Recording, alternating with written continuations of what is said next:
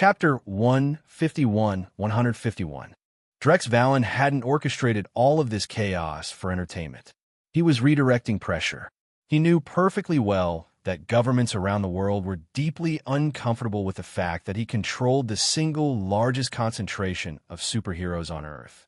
Behind closed doors, countless officials and intelligence agencies had already discussed ways to replace him, undermine him, or seize control of the Hero Bureau entirely. Drex didn't particularly care about their schemes, but he did understand one thing. Internal conflict was wasteful. So why not give humanity a larger enemy? Once survival itself became the priority, political hostility naturally shifted toward the immediate threat. And it worked. After the Monster Association's assault, governments temporarily abandoned their attempts to interfere with the Hero Bureau, experiencing firsthand what a coordinated global monster invasion looked like had forced humanity into a very uncomfortable realization. Without the Hero Bureau, civilization would already be collapsing. That outcome also aligned nicely with another of Drex's concerns. Politicians and billionaires in worlds like Marvel, DC, and countless other universes all shared the same suicidal habit. They constantly tried to put leashes on beings capable of leveling cities or killing gods. And they never truly understood the consequences if those beings stopped cooperating. Sooner or later, some superheroes resisted control. Then another group of heroes inevitably sided with governments and public order, convincing themselves they were defending freedom and stability. The result? Superheroes tearing each other apart while humanity watched from the sidelines. A political trick so primitive it should never have worked, and yet always did. Manipulate idealists, exploit morality, turn heroes against heroes. Again and again, superhuman conflicts left both sides broken while the people in power maintained control from a safe distance. Drex had seen the pattern too many times. During the original Infinity War timeline, when Thanos invaded Earth with an alien army, what did the world's governments accomplish? Nothing. Absolutely nothing. Humanity's leaders could only stand there praying that the superheroes would save them. Then, once the crisis ended, those same governments immediately returned to demanding regulations, oversight, and obedience from the very people who had saved the planet. Over time, the heroes changed. By the later eras of the Avengers timeline, many of Earth's greatest defenders had stopped seeing themselves as guardians of ordinary people. Their perspective expanded outward toward cosmic order, galactic balance, and multiversal stability. Compared to the scale of the universe, human lives began feeling smaller, colder, distant. Millions dying became statistics instead of tragedies. At one point in a future timeline, the Illuminati rose as Earth's true hidden rulers while the Avengers themselves gradually evolved into the planet's unofficial overlords. There had even been a crisis involving the Lord of Nothingness and the Abyss invading Mars before turning Earth into an experimental playground. Entire cities were annihilated. Millions died. The Avengers fought the entity to a standstill. Then, after negotiations and ideological debates, the Cosmic Destroyer joined the Avengers. Its genocide against humanity was quietly swept aside, because by then, the Avengers no longer viewed themselves as representatives of mankind. From a cosmic perspective, the death of a few million ordinary humans simply didn't outweigh the value of a higher-dimensional superbeing. Drex had no intention of allowing that kind of future to happen here. Politicians and corporations could handle politics and business. Superheroes should focus on saving lives and enforcing justice. Simple. As for who should serve as humanity's ideal superhero, Drex had actually given that a lot of thought. In the end, his answer was surprisingly straightforward. Iron Man Tony Stark was flawed in all the right ways. Arrogant, brilliant, self-destructive, sharp-tongued enough to offend half the planet without even trying. There was a running joke that most Marvel villains existed because Tony Stark had annoyed them personally at some point. And yet, when everything truly mattered, Tony never failed to stand up. That humanity mattered to Drex, unlike a certain star-spangled icon. If Captain America had remained completely unwavering, Drex might have chosen him instead. But Steve was still human. He had biases, personal loyalties, emotional blind spots, and those flaws had helped ignite the Civil War. Realistic flaws, yes, but flaws that made him less reliable as a universal symbol. Of course, Drex himself benefited enormously from the Monster Association crisis. The Hero Bureau's authority and influence had skyrocketed overnight. And then there were the orders. Endless orders. War machine platforms. Ironmongers. Military drones. Weapons systems. Blade Tech Industries had effectively turned a global catastrophe into the greatest advertising campaign in modern history. The entire world had watched Drex's technology hold the line against monsters while conventional militaries crumbled. Now the orders came flooding in from every direction. Governments, financial conglomerates, private military groups, corporate dynasties powerful enough to influence entire national economies. And the quantities being requested were insane. Not small security contracts anymore. Not symbolic purchases. These people were trying to build armies. Real armies. Drex muttered, frowning at the latest procurement reports. He enjoyed making money as much as anyone. But mass orders involving tens of thousands of war machine units started looking less like defense, spending, and more like preparation for global conflict. Yes, the Monster Association was terrifying, but not terrifying enough to justify purchasing enough armored combat suits to start a world war. The urgency made it even more suspicious. Fortunately, Drex had an easy excuse.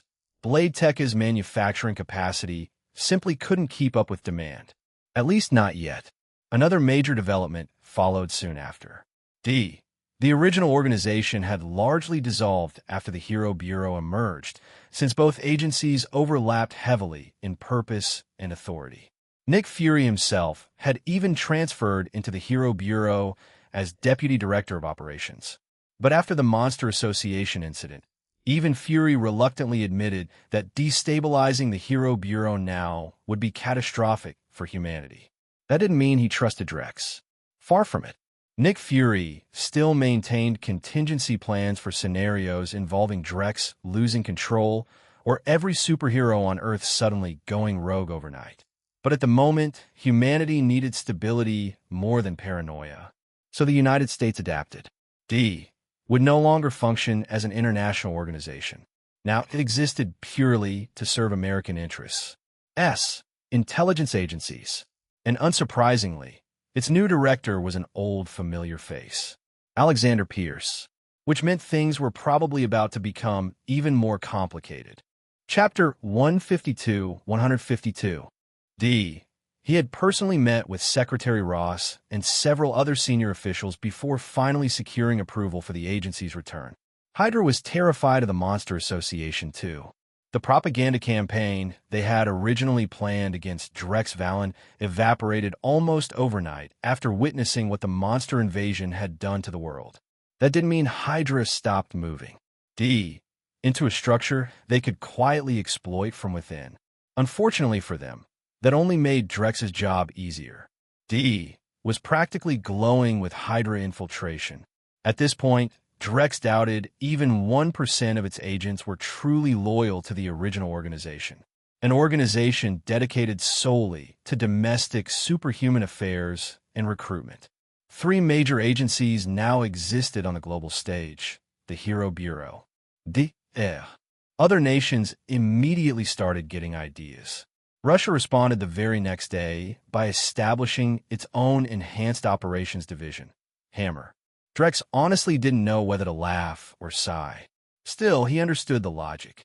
The Monster Association attack had scared everyone badly, and the Hero Bureau's manpower shortage during the invasion exposed a dangerous reality. If another global attack happened tomorrow, humanity might not survive it. So governments creating their own superhero organizations made sense, as long as those agencies didn't spiral completely out of control.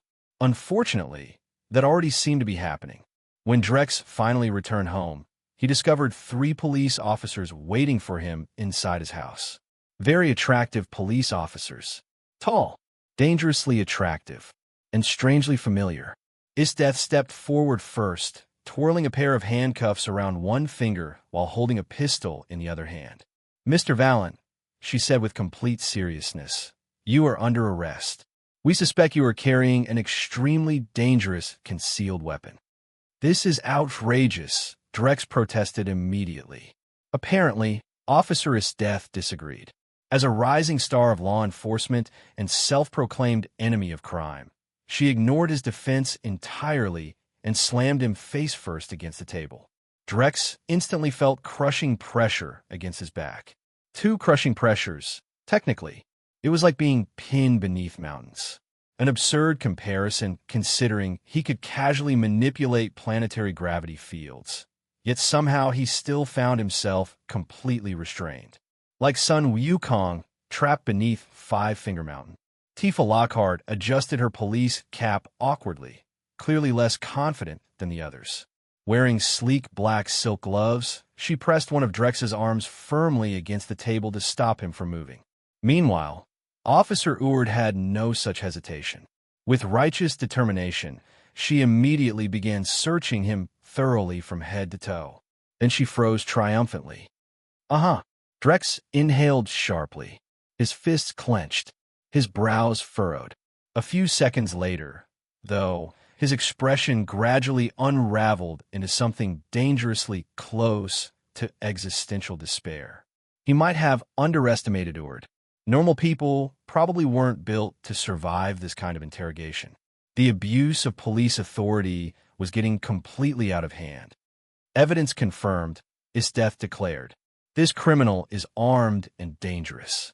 She pinned Drex onto the floor and launched a brutal assault that rapidly escalated into complete chaos. Clothing tore apart. Furniture suffered catastrophic structural damage. Even Death's own uniform ended up partially destroyed in the struggle. Naturally, Drex refused to surrender quietly. A fierce battle erupted between one dangerously overpowered man and three wildly irresponsible police officers abusing their authority. Unfortunately for Drex, her hands were hard enough to deal with. 6 was impossible. The battle continued all night. Only by dawn did Drex finally manage to subdue the exhausted officers. Drex asked afterward. He sat on the couch holding Tifa in his arms while idly playing with her gloved hands. He genuinely liked the look of those black silk gloves on her. Death leaned back lazily, long ice blue hair hanging in complete disarray. That was also one of the reasons Drex avoided skin-tight superhero suits. If he ever wore one publicly, half the male population on Earth would probably develop self-esteem issues overnight.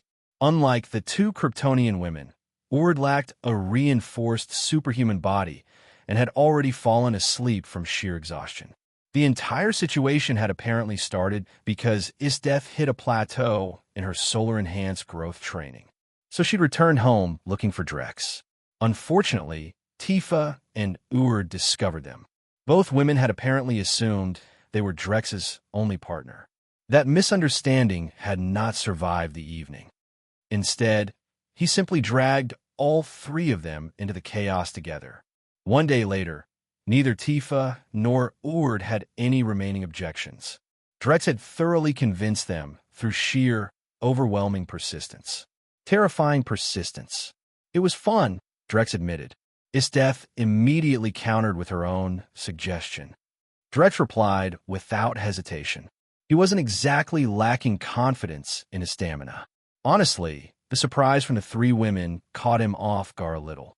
But at the same time, it made perfect sense. They weren't dolls. They weren't mindless creations. They had personalities, emotions, instincts, and independent thoughts. Which led Drex toward a surprisingly philosophical question. Did artificial humans possess souls? As director of the Hero Bureau, he had a lot on his mind. The Black Queen's emotional fluctuations remained subtle, but Drex still noticed them easily. A Sentinel robot approached carrying fresh clothing. Drex accepted the outfit casually. The Black Queen answered immediately. Drex blinked. I do not lie. Mister, hopefully you haven't learned how yet, Drex said dryly. He walked to the refrigerator, grabbed an ice-cold cola, and drained it in one long pull. Yes, the the Black Queen replied. A brief pause. Drex closed the refrigerator slowly. That somehow sounded more dangerous than fighting dragon-level monsters. Chapter 153. Alexander Pierce was developing a migraine. He hadn't expected Nick Fury to leave behind such a spectacular collection of problems before disappearing into the Hero Bureau. Now Pierce had inherited all of it. D had effectively become America's latest privileged intelligence authority, which was dangerous, very dangerous. Everyone knew the United States' three major intelligence agencies were vicious territorial predators. D overlapping authority was like tossing a fourth shark into blood-filled water. Pierce genuinely wondered whether the new president had lost his mind. Then again, maybe not. Pierce still vividly remembered the president discovering that one rival political faction had deep ties to Eastern European oil interests. The man had charged forward eagerly, convinced he'd uncovered a career-ending scandal. Right up until he learned that members of his own faction and several close aides were tangled up in it too. The expression on his face had been unforgettable, like someone trying to swallow broken glass while smiling for cameras. Pierce had no doubt that if the president kept digging deeper, eventually a national security official would quietly visit him late at night and explain, in very calm detail, how certain powerful American families had once dominated politics before abruptly collapsing overnight. Entire bloodlines erased, careers annihilated, heirs mysteriously dying before adulthood. History had a way of teaching lessons to ambitious puppets who forgot who actually held the strings. Pierce even remembered hearing that the final surviving heir of one particularly famous political dynasty had died in a car accident barely a week before turning 18. Convenient. The old families were remarkably committed people. If they decided your bloodline ended, they tended to follow through. And they never forgot. Not after decades. Not ever. The slow, methodical destruction wasn't just punishment. It was a warning. A reminder to everyone in power that presidents, senators, and officials were often far less important than they imagined. Even as one of Hydra's senior leaders, Pierce felt constrained now. Hydra might have been one of the most dangerous organizations on Earth, but the rise of Drex Valen and the Hero Bureau had changed the game completely. Pierce had no idea how effective Drex's intelligence network truly was, but he had absolutely no intention of underestimating a man like that. Most geniuses specialized in narrow fields. Science, engineering, strategy. People like that often struggled with leadership or interpersonal control. But occasionally, monsters appeared. People who combined terrifying intelligence with equally terrifying social instincts. The kind of person who could revolutionize science in the morning and reorganize a global institution by evening. Natural rulers. Drex Valen was that kind of anomaly, which was exactly why Hydra had drastically reduced most visible activity. Nobody wanted the director of the Hero Bureau noticing patterns. Unfortunately, that left Pierce fighting America's intelligence agencies, using mostly his own political leverage instead of Hydra's hidden resources. Still, even organizations like the FBI and CIA had weaknesses. Pierce knew that firsthand. Years ago, the FBI had arrested a state governor over a $5,000 bribery charge. Publicly, the media focused obsessively on the absurdly low amount. Late-night comedians mocked it. News networks turned it into political entertainment. What almost nobody talked about was what the investigation uncovered afterward. A massive organ trafficking network stretching across much of the United States. The deeper the FBI dug, the uglier things became. The trail eventually started leading toward both the CIA and members of Congress. At that point, the investigation effectively committed suicide. High-profile prisoners somehow killed themselves inside facilities specifically designed to prevent suicide. Funding for the FBI mysteriously suffered again shortly afterward, and every other agency involved quietly decided they'd seen enough. That was how America really worked beneath the surface. Pierce intended to exploit that reality. The United States only had so much power to distribute. 4 intelligence agencies competing over the same territory inevitably created friction. Officially, the CIA lacked domestic law enforcement authority. Unofficially, CIA operatives impersonated FBI agents constantly. At this point, half the complaints sent to the FBI involved crimes committed by someone pretending to be FBI personnel. Naturally, the FBI retaliated by impersonating the CIA and NSA whenever convenient. The entire intelligence community resembled a pack of wolves wearing each other's skins. Pierce sighed. Then his expression hardened. Don't blame me for moving first, because if you waited too long in this game, you died. Pierce immediately began arranging his next moves. Exactly the kind of outcome Drex had worried about when privileged superhuman agencies started spreading worldwide. At that exact moment, Drex Valen stood inside the Hero Bureau Academy. The students gathered there represented the absolute peak of global talent. Future operatives, military prodigies, enhanced candidates. Among them were elite trainees originally prepared by Leviathan as future Russian intelligence assets. Others came from American Black Ops programs designed to produce the next generation of super agents. Every nation had sent monsters in human form. Drex looked down calmly at the assembled recruits. His voice echoed across the enormous training hall. You will have no names, no public identities, no records. The room remained completely silent. A few students visibly stiffened. Drex continued without pause. One letter. That alone would become their identity. He scanned the crowd slowly. Nobody moved. Not a single one. Because every person in that room already understood something terrifying. They weren't enrolling in a school. They were volunteering to become weapons. Chapter 154. Not a single recruit walked out. Of course they didn't. Everyone there understood what the Hero Bureau represented now. It was the most powerful and influential organization on the planet.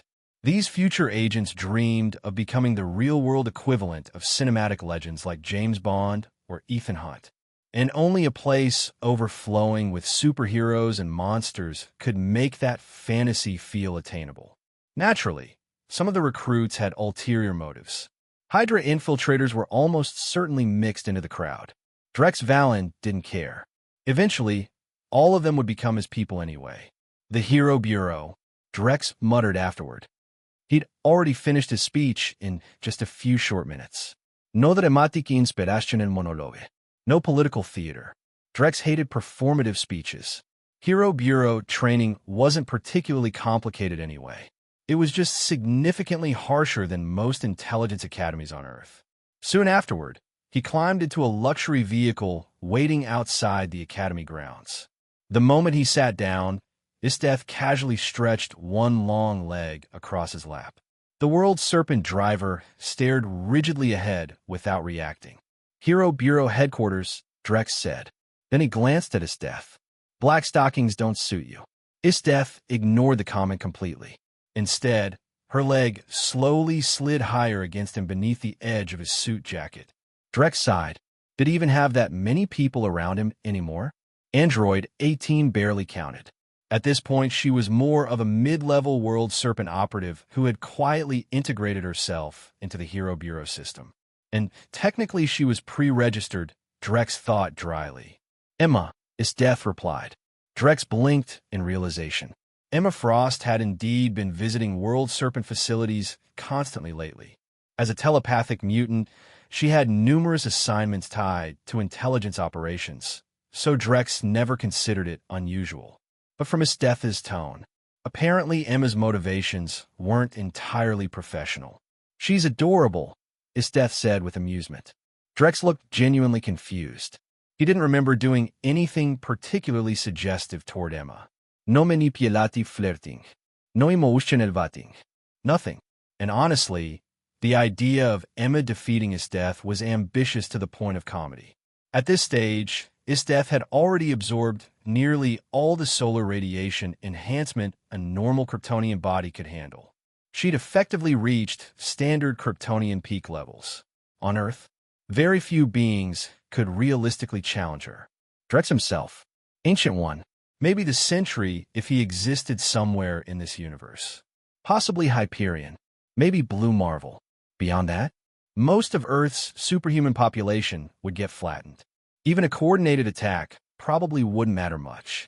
The only real wildcard Drex could think of was Mr. Fantastic somehow inventing a miracle solution at the last second.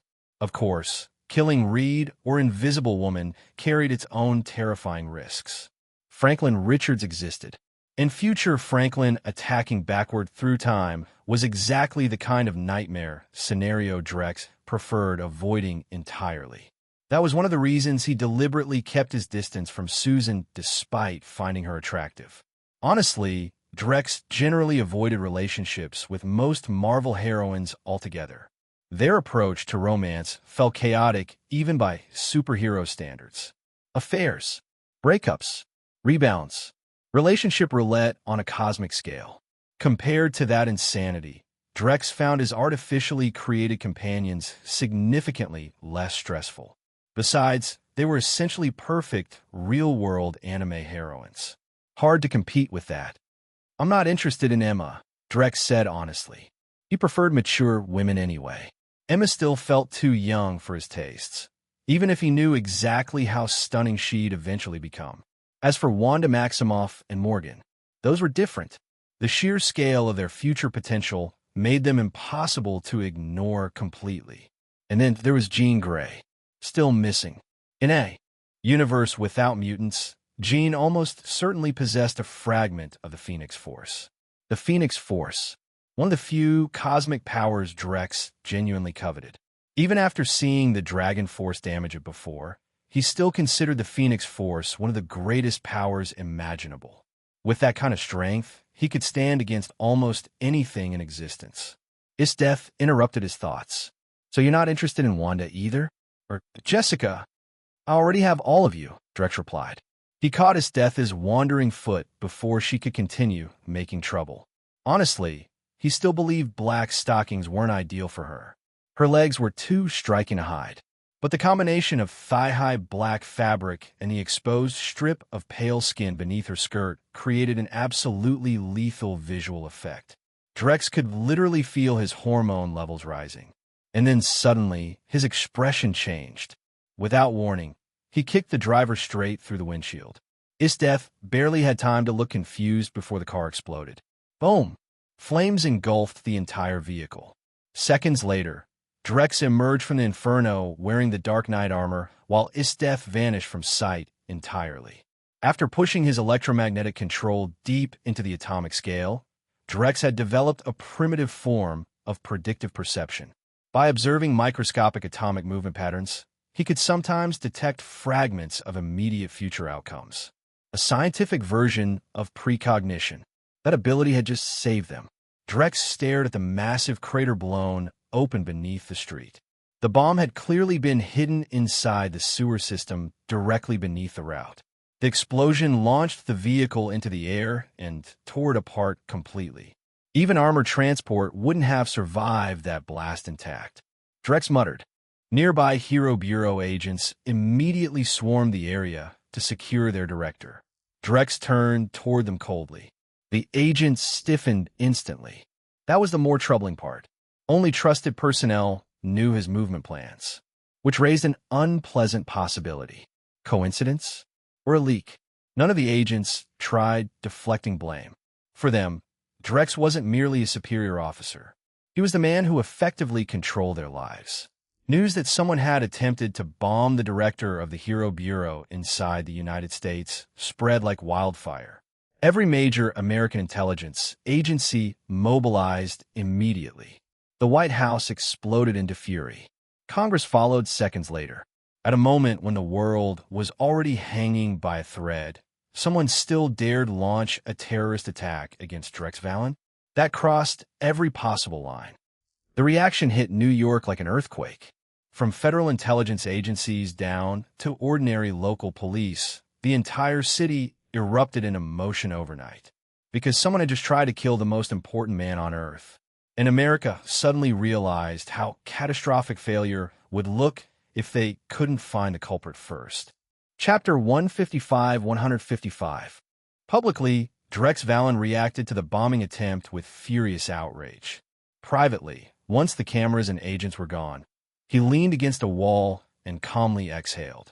Not even slightly angry. The rage had been an act, a performance, because the attack itself made no sense. The bomb had been far too weak. Drex wasn't imagining conspiracies out of paranoia. Based on everything the world believed he could do, that explosion should never have been expected to kill him. Realistically, it probably wouldn't even injure him. And the placement bothered him even more. The bomb had detonated inside the sewer system beneath the road. Under normal circumstances, a blast of that scale should have ripped apart multiple streets and collapsed surrounding infrastructure. Instead, it had only created a crater. Too controlled. Too convenient. If I could fully map atomic motion instead of only fragments. Drex muttered, frowning slightly. Unfortunately, his predictive perception still wasn't perfect, which meant he had to rely on the Black Queen. D suddenly stepped into the spotlight. They publicly announced that they had identified the masterminds behind the attack. Supposedly, the evidence led toward both the CIA and FBI. D claimed it lacked jurisdiction to continue investigating further. D inserted itself into the situation. Drex understood exactly who was behind the scheme. Hydra. D trying to frame the FBI and CIA. Ironically, even the Hydra agents involved apparently didn't realize they were setting a trap targeting Drex himself. Otherwise, the information would have eventually reached him through his own embedded channels.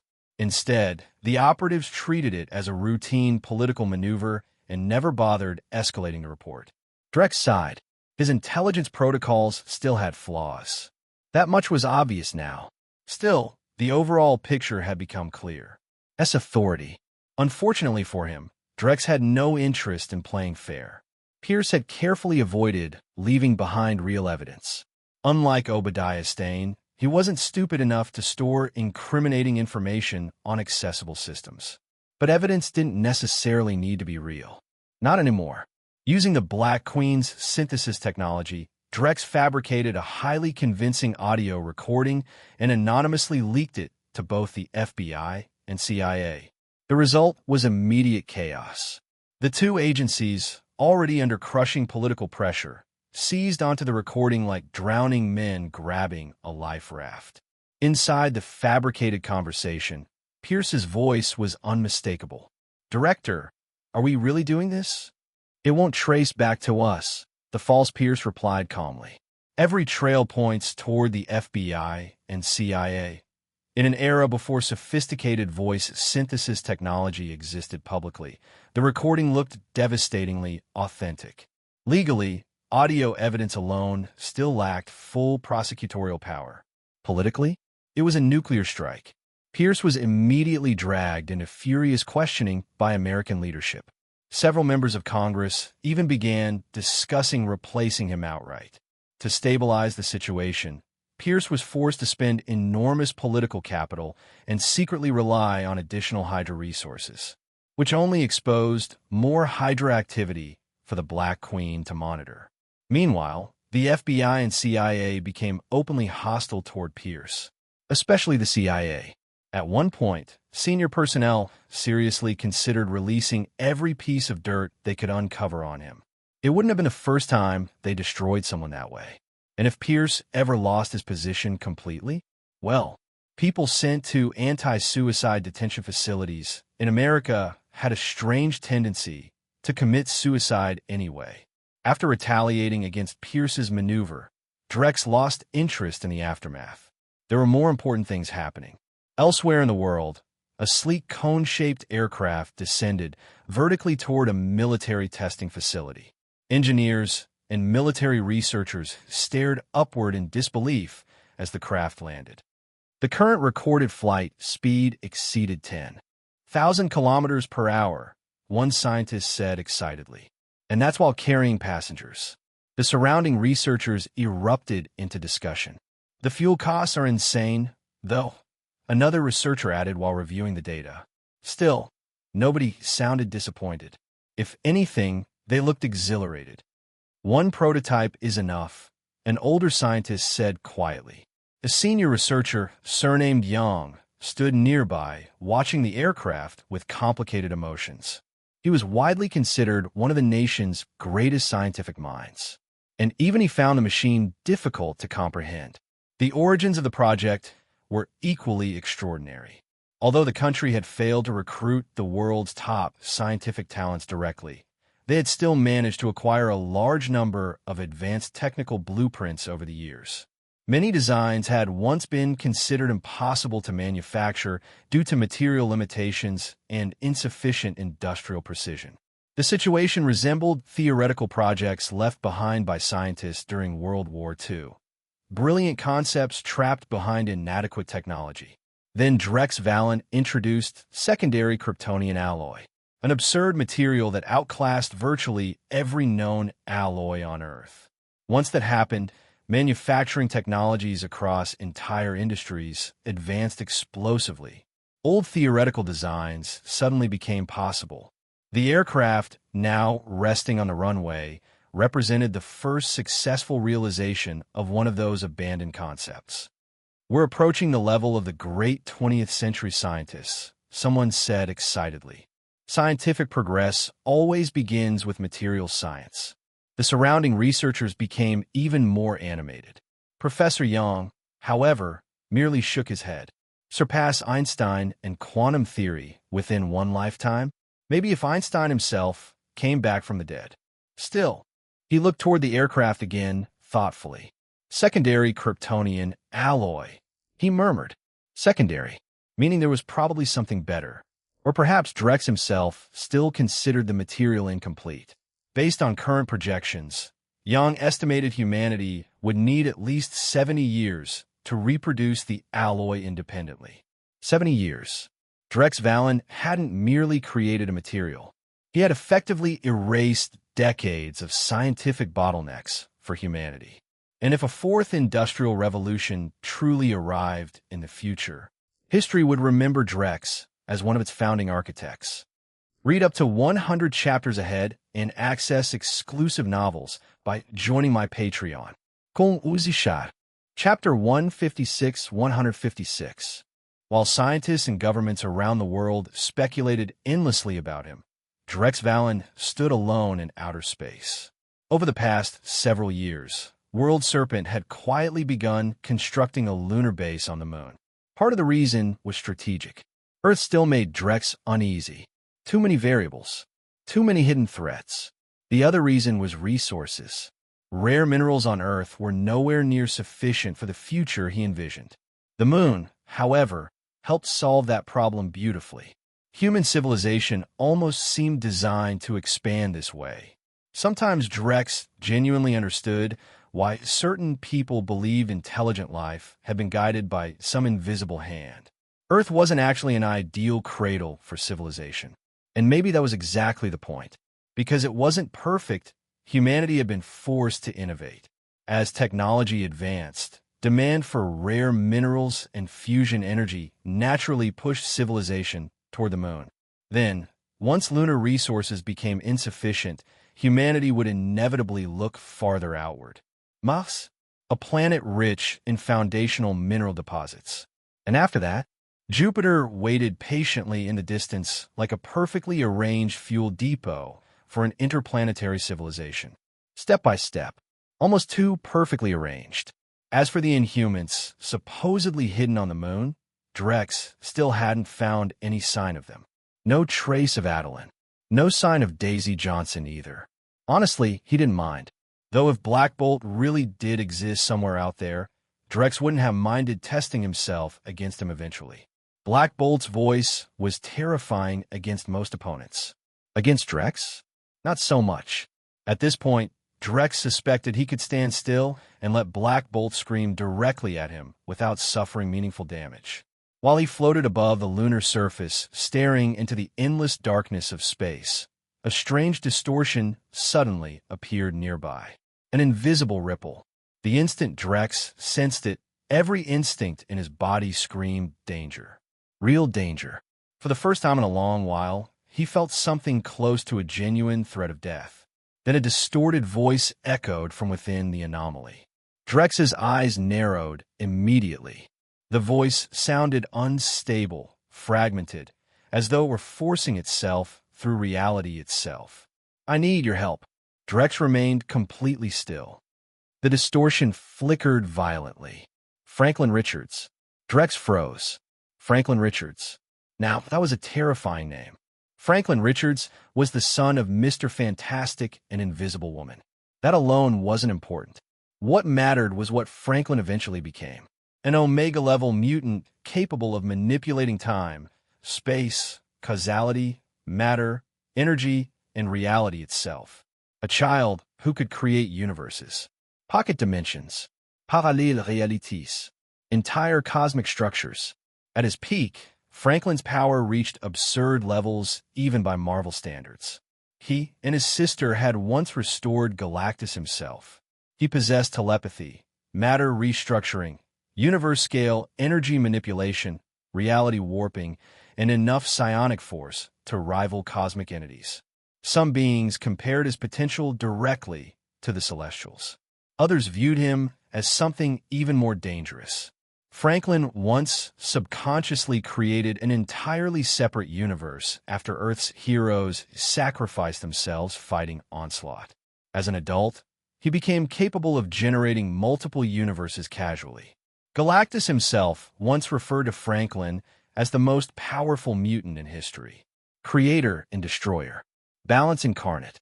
Drex still remembered one detail from the comics that had always disturbed him slightly. Neither Reed nor Susan were mutants. Franklin became one because of the cosmic radiation lingering within their bodies. The implications behind that were deeply unsettling. Drex asked slowly. Franklin's distorted voice crackled through the anomaly. Drex immediately understood. Something had altered Reed and Susan's relationship badly enough that Franklin might never be born. Honestly, that sounded fantastic from Drex's perspective. A universe without Franklin Richards was objectively safer. Wait, Drex said suddenly. He looked genuinely shocked. Why? Reed's emotionally oblivious, socially dysfunctional, selfish, paranoid, manipulative, and occasionally kind of terrifying, but Drex stopped. Fair enough. Still, he remained completely calm afterward. He asked. Franklin Richards was one of the few beings Drex truly did not want to face someday. If destiny offered a convenient loophole to erase that problem preemptively, why refuse? But Franklin didn't panic. Instead, his tone suddenly changed. Drex's eyes sharpened instantly. Interesting. Franklin continued calmly. Drex went silent. That hit harder than Franklin probably realized. The Phoenix Force mattered to Drex for one major reason. It could counter forms of mystical and conceptual power he still lacked effective resistance against, especially threats tied to souls, minds, and temporal manipulation. The Infinity Stones alone made that issue dangerous. The Mind Stone, the Soul Stone, the Time Stone. Without suitable defenses, those powers remained troublesome. The Phoenix Force wasn't irreplaceable, but alternatives were extraordinarily difficult to obtain. Finally, Drex exhaled slowly. On the other side of the distortion, Franklin sounded almost delighted. The future version of Drex Valen, the near-omnipotent figure countless beings revered and feared, was actually speaking to him politely. That alone apparently made Franklin very happy. Chapter 157-157. According to Franklin, Reed and Susan had once been inevitable. No matter the crisis, no matter the timeline, they always found their way back to each other. Their relationship had been one of those fixed points reality seemed determined to preserve. Then Drex Valen appeared, and suddenly, nothing was fixed anymore. Franklin's distorted voice echoed through the ripple in space. Different enough that the universe itself changed around you. In this reality, destiny stopped behaving the way it was supposed to. Futures became unstable. Drex remained silent. Franklin continued. You broke the pattern. Before you appeared, everyone's lives followed predictable trajectories. His tone darkened slightly. They thought they were free. Most of them probably never even realized it. Drex narrowed his eyes. That was unexpectedly insightful coming from Child. You changed too many variables, Franklin said. The moment you arrived, the future stopped being stable. Drex crossed his arms. Franklin answered immediately. There was strange certainty in the boy's voice now. In Eastern philosophy, there's a concept called the first cause. Drex almost laughed at that. Almost. Instead, he thought about the problem seriously. Getting Reed Richards and Susan Storm back on a stable ground would not be easy.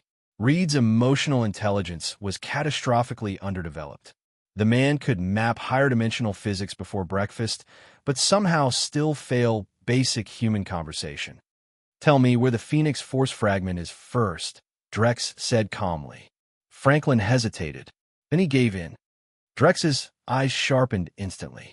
Astrophone. The Iron Fist who had once detonated the Phoenix Force itself with a strike empowered by Sholao's dragon chi. Even now, the idea sounded absurd. But it had happened. When the Phoenix Force broke apart, Franklin explained, some fragments stayed on Earth. The ripple in space flickered weakly as Franklin continued. The Phoenix Force prefers powerful psychic hosts. Jean Grey, Madeline Pryor, Rachel Summers, Emma Frost. Drex understood immediately. It already would have, Franklin said. The Phoenix Force was ancient beyond comprehension. One of the oldest primal forces in the multiverse. Creation and destruction wrapped together in living cosmic fire. Even Drex treated it cautiously. Its raw power wasn't what interested him most. It was what the Phoenix represented. A counterbalance. Something capable of resisting mystical corruption, soul-based attacks, psychic domination, and even several infinity stones. Against threats tied to the Soul Stone, Mind Stone, or high-tier mystic entities, the Phoenix Force would be invaluable. Drex asked. Franklin sounded almost embarrassed. Drex stared at him flatly.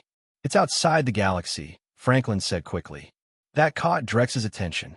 Franklin's voice became more stable for a moment. A long fight. Drex frowned. Who could force him into a prolonged psychic battle? There weren't many possibilities. The Mind Stone was one. Maybe a cosmic telepath. Maybe something worse. Before Drex could ask another question, the distortion began collapsing. Wait, Drex said. Some things are better discovered naturally, Franklin replied weakly. Then the ripple vanished. Silence returned to space. Drex floated above the lunar surface, staring into the dark. He didn't fully trust Franklin. The kid was absurdly powerful, even as a child. Someone capable of manipulating reality itself could absolutely lie when necessary. Still, the information about the Phoenix Force felt believable, which meant there was no reason to rush into fixing Reed and Susan's relationship yet.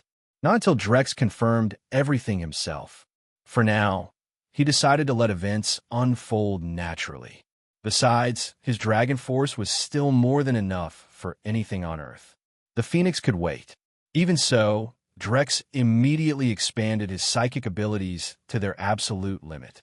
Invisible waves spread outward from Earth, across continents, across oceans, past the atmosphere itself.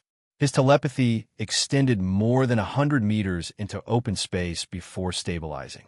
Professor Xavier amplified by Cerebro wouldn't even qualify as competition anymore. Drex's psychic power had already reached terrifying levels, strong enough that, in raw output alone, he could probably contend briefly with a rampaging Dark Phoenix, which made Franklin's warning far more concerning. Whoever Drex fought in the future had forced him to rely heavily on psychic combat. That meant the enemy was dangerous enough to threaten him directly. Good, Drex murmured. Deep space, far beyond the Milky Way. A blazing cosmic entity drifted silently through the void. A fragment of the Phoenix Force, one of the larger surviving shards. After Astra foam shattered the original Phoenix manifestation, scattered remnants had fled Earth in search of suitable hosts. Over time, this fragment had gathered smaller pieces into itself and escaped beyond the galaxy. It had nearly succeeded. Then it sensed something, a psychic signal, massive, bright enough to pierce interstellar darkness like a beacon. The Phoenix fragment hesitated. Earth, that planet still existed, which meant Astrophone might still exist too. The memory of that devastating punch remained burned into its cosmic instincts. For 10 full days, the fragment lingered in uncertainty. Then Drex's psychic presence flared again. Immense, dominant, irresistible. At last, the phoenix spread wings of living fire and turned back toward the Milky Way.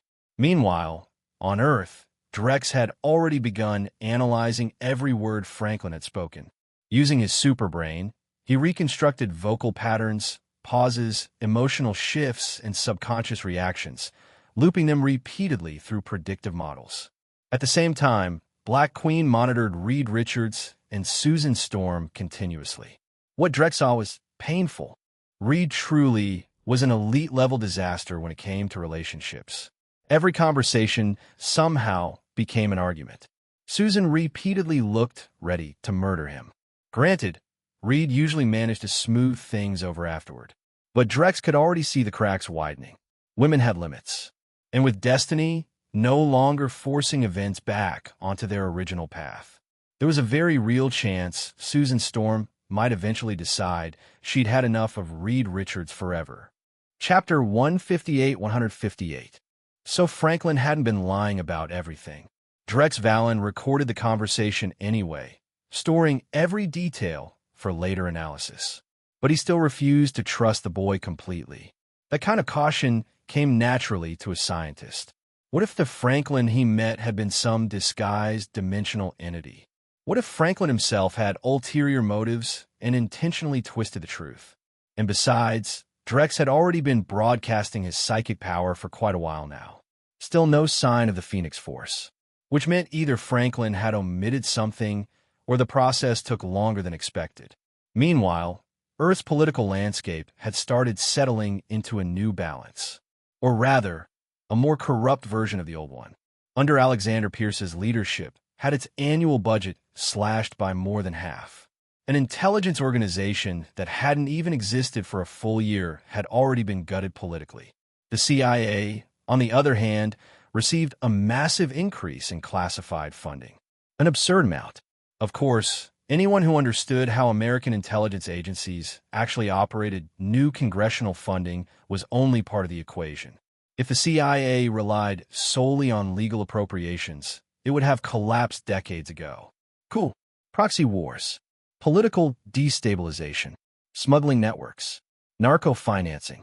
The global drug trade had long since become one of the hidden arteries feeding modern intelligence operations. Afghanistan alone was proof enough. Invasion in 2001, opium production exploded. Within just a few years, Afghanistan became the world's largest heroin supplier. Entire regions turned into industrial-scale poppy farms, feeding markets across Europe and North America. Officially, everyone condemned narcotics. Unofficially, too many people profited from them. Cartels, banks, intelligence agencies, warlords, private military contractors, politicians. Entire economic ecosystems had rooted themselves around the drug trade. And where there was narcotics money, there was money laundering. Major banks had already been caught processing cartel money before. The fines they paid were laughable compared to the profits involved. Nobody truly wanted the system destroyed. Not completely. Even a global defense bureau operated on a budget exceeding $100 billion annually. Officially, it came from United Nations funding. Unofficially, Drex could make a few educated guesses. The narcotics economy had wormed itself too deeply into global infrastructure to erase cleanly. And technically, dismantling it wasn't even within the Bureau's jurisdiction. But that didn't mean Drex intended to leave it untouched. Drugs weakened humanity, blunted ambition, destroyed potential. From his perspective, that made narcotics just another threat to human evolution, which meant the monster association could be very useful. After all, monsters didn't distinguish between good humans and bad humans. If they happened to destroy drug production facilities and destabilize narcotics networks, the resulting chaos would ignite hatred from criminal organizations, corrupt financiers, and the people making fortunes off the trade. At the same time, It would make the Global Defense Bureau look even more necessary. Two birds, one very large stone. Afghanistan, Mexico, Latin America, even regions that publicly claimed to have replaced narcotics crops with legitimate agriculture were still producing drugs in secret. And the locations Drex didn't already know about? Black Queen could uncover them easily enough. Afghanistan, territory controlled by the Ten Rings. Fields of blooming poppies stretched endlessly across the mountainside. Waves of pale pink flowers swaying beneath the wind like clouds spilled onto the earth. Women, elderly workers, and children moved silently through the fields harvesting opium bulbs by hand. Only those who turned over enough raw product received food from the Ten Rings. If the crop failed, they starved. That was the system. Under Ten Rings' control, the Pashtun settlements in the region cultivated tens of thousands of acres of poppies. And this was only one of dozens of such farms scattered throughout Afghanistan. Everyone grew poppies here. The Taliban, the Ten Rings, local tribes, warlords. The entire country had become chained to narcotics production. Without drug money, they couldn't buy weapons. Without weapons, they couldn't survive. The cycle fed itself endlessly. Clusters of filthy children sat near the fields in eerie silence. Most had rotten teeth. Some parents fed their children small amounts of opium to keep them quiet while they worked. Crying stopped quickly once the drug took hold. None of them understood addiction. To them, it was simply survival. Several workers were missing hands. Punishment from the Ten Rings. Anyone caught hiding product for themselves lost a limb. This land was already dying. It didn't need Iron Man. It didn't need Captain America. And it certainly didn't need gods. What it needed was destruction. Whether anything better could rise afterward depended entirely on the people left standing in the ashes. Then the sky split open. A gigantic figure crashed down from above. Ha ha, humans. I am the ice cream monster, born from eating too much ice cream. The monster slammed both hands into the ground. A tidal wave of frozen cream exploded outward. The substance looked harmless at first glance, colorful and soft like melting dessert, but its temperature was catastrophically low. Flesh froze solid on contact. Skin blackened. Muscle tissue shattered apart moments later. Before it could reach the workers, the poppy fields were swallowed first. Endless rows of flowers vanished beneath expanding layers of supernatural frost. The women, elderly workers, and children stared blankly. The poppies were gone, which meant the food was gone too. In the distance, alarms erupted across Ten Rings territory. The destruction had been impossible to miss. And what truly drove the Ten Rings into a frenzy wasn't the monster itself. It was the fact that their poppy fields had just been annihilated. Chapter 159. The Ten Rings recognized the threat immediately. Even in Afghanistan, people had seen the international coverage of the Monster Association attacks. Entire cities had nearly collapsed under the first wave of invasions. Monster sightings weren't some distant rumor anymore. They were real. And now, one had landed directly on top of their poppy fields. Damn it! The local Ten Rings commander hesitated for half a second before barking the order. The Bureau's emergency hotline operated more like a global disaster response service than a covert intelligence agency. Their entire purpose was fighting monsters and protecting civilization. There was no point hiding in shadows like the CIA, FBI, or NSA. The operator who received the distress call remained calm and professional. Then came the bad news. Because Afghanistan had previously refused permanent Bureau deployment within its borders, any available superheroes would need at least 20 hours to arrive. The commander exploded into furious curses. 20 hours? At this rate, there wouldn't be anything left to save. He roared at his men. So far, the ice cream monster had already wiped out more than 100 tons of unharvested poppy resin. The Ten Rings commander felt physical pain just thinking about the money disappearing beneath all that supernatural frost. His men were terrified. Everyone understood what fighting a monster meant now. But after the commander publicly shot two cowards trying to retreat, the others had no choice except to charge forward. The Ten Rings possessed unusually advanced firepower for a terrorist organization. That wasn't an accident. Forces. Survival demanded military-grade weaponry. Much of that equipment had quietly flowed through CIA channels over the years. The CIA had long viewed the Ten Rings as a useful counterbalance against Taliban influence and growing Eastern interests in the region. Weapons pipelines, black market logistics, covert transport routes. None of it could have functioned at that scale without powerful intelligence support behind the scenes. The Ten Rings also maintain alliances with Pashtun tribes throughout the region. The tribe supplied manpower, funding, recruits, and territory. In return, the Ten Rings protected them from Taliban raids and exploitation. The arrangement had worked extremely well. It allowed the organization to root itself deeply inside Afghanistan and expand at alarming speed. Now those same fighters charged toward the ice cream monster in a chemically fueled frenzy. Most of them were high on combat stimulants and narcotics, fearless to the point of insanity. The ice cream monster burst into laughter. Hey, the Monster Association had sent him here specifically to destroy narcotics production. Apparently, these drug networks formed a major piece of humanity's strongest economies.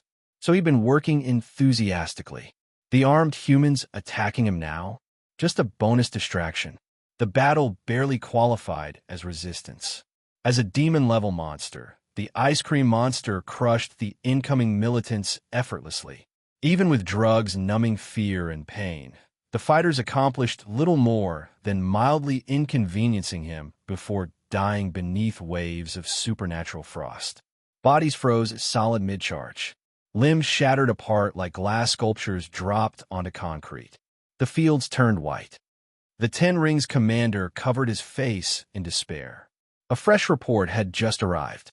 1,000 tons of poppy resin had been destroyed. 1,000 tons. Dozens of millions of dollars gone. Maybe more. Heroin production. Weapons funding. Bribes. Trade routes. Payroll. Everything connected to that harvest. The commander could already imagine what would happen once the organization realized how catastrophic the losses were. This wasn't a setback. It was a broken spine. Then another subordinate rushed over with even worse news. The Americans are attacking our territory. The commander nearly blacked out from rage. Those vultures, the United States military had spent years trying to dismantle. Taliban and Ten Rings' influence across rural Afghanistan. Instead of controlling entire provinces outright, American forces embedded small special forces teams into key villages, gradually building local security, infrastructure, and loyalty outward from those isolated footholds.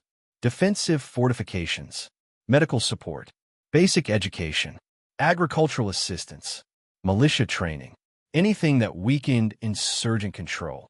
Slowly, methodically, they expanded their influence village by village. And tonight, the chaos surrounding the monster attack created a perfect opening. Commanders realized the Ten Rings were under attack. They launched immediate operations against nearby territories. The Taliban saw gunfire erupting across the region and assumed a major conflict had started. Naturally, they joined in, because in Afghanistan, everyone shot at everyone eventually. An American soldier shouted orders while firing simultaneously. His 11 Malawian Quaches Mod 0 sniper rifle cracked across the night. 62mm rounds punched straight through unarmored Ten Rings fighters, tearing bloody holes through torsos and skulls alike. Nearby, another soldier unleashed suppressive fire from a 416 Hong Kong dollars assault rifle. Muzzle flashes strobed through the darkness.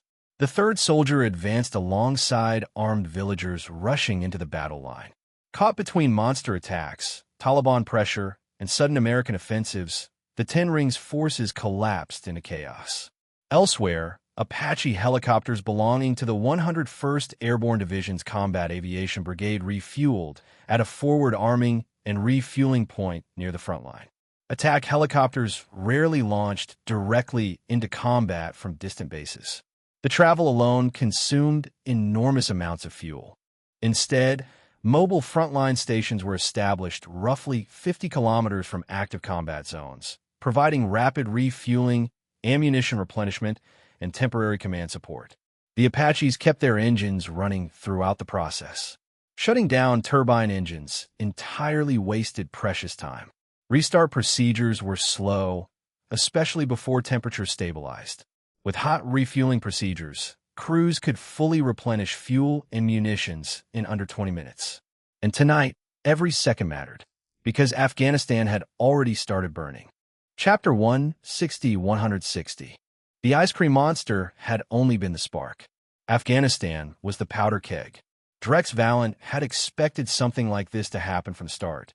The region's political landscape was already stretched tight enough to snap at the slightest pressure. Add the 10 rings into the mix, and the entire country became a live grenade with the pin halfway out. Now it had finally exploded. Forces decided to press the advantage. An armored mechanized task force rolled deeper into hostile territory, while Apache gunships prepared to provide air support overhead. The helicopters finished refueling at the forward operating station and immediately lifted off again, moving toward designated holding positions roughly 20 kilometers from the target zone. Once the recon helicopters and Global Hawk drones confirmed enemy coordinates, the Apaches would move in and begin strike operations immediately. Meanwhile, 3M1A2 Abrams main battle tanks locked onto targets 2 kilometers away. Their fire control systems were terrifyingly efficient. Unlike older targeting systems, the Abrams used independently stabilized optics separated from the gun assembly itself. Once the gunner aligned the reticle using the control grips, onboard computers automatically calculated ballistic corrections using wind speed, shell temperature, distance, angular velocity, elevation, and terrain slope. A firing solution appeared. The tanks opened fire almost simultaneously. Boom! Boom! Boom! The massive recoil shook the armored vehicles violently. Through the targeting optics, the gunners watched 3 flashes streak across the battlefield before slamming directly into their targets. Inside 10 Rings territory, the situation had already become total chaos. On one side, they faced the ice cream monster, an unstoppable horror casually destroying massive poppy fields while ignoring conventional gunfire. On another, American mechanized forces advanced with overwhelming firepower. And now Taliban fighters, drugged out of their minds and fearless to the point of insanity, were attacking as well. 3 fronts, 3 disasters. Without the massive support they'd received from the CIA over the years, the 10 Rings would have already collapsed entirely. Mechanized assaults backed by Apache helicopters, their resistance was pitifully weak. So far, the Americans had only lost a single Apache gunship. And even that happened because someone fired one of Stark Industries' older advanced RPG launchers. The rocket moved far faster than standard RPG systems, fast enough that evasion became nearly impossible at close range. Still, one helicopter wasn't enough to stop the offensive. Then everything changed. A missile slammed directly into one of the Abrams tanks. The explosion tore the armored vehicle apart instantly. And from the 10 Ring side of the battlefield, a gigantic steel machine emerged through smoke and flame. Son of a bitch. Several American soldiers nearly lost their minds. How the hell did the 10 Rings get their hands on an ironmonger? Had Drex Valen actually sold military exosuits to terrorists? The ironmonger charged forward like a steel beast. American troops scattered in panic. Nobody wanted to stand in front of that thing. Its armor plating alone looked thicker than a human torso, layered with reinforced alloys that ordinary rifles might as well have been throwing pebbles against. Inside the suit, the 10 Rings commander roared in fury as he unleashed the rotary cannon mounted on the ironmonger's right arm. The weapon was 20 millimeters of pure industrial slaughter. When it opened fire, reinforced concrete fortifications 5 centimeters thick could be shredded apart under sustained firepower.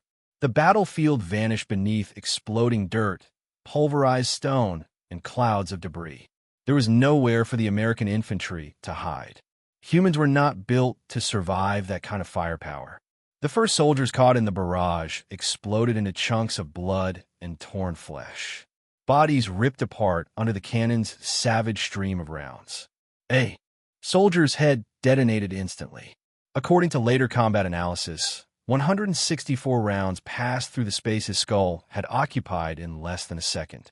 Another soldier looked down in horror after being hit and realized his lower body was simply gone. The incoming barrage cut men apart like an invisible guillotine. Blood, organs, bone fragments, detached limbs. The Ironmonger trampled forward through all of it while the Ten Rings commander laughed like a madman. Then a tank shell hit him square in the chest. Boom! The Ironmonger staggered backward several meters. Its armor crumpled inward from the impact, forming a deep dent roughly the size of a fist, but the shell failed to penetrate completely. Inside the Abrams, the tank commander reacted instantly. Reload! The muscular black loader grabbed an M829A2 armor-piercing round from storage and slammed it into the breach.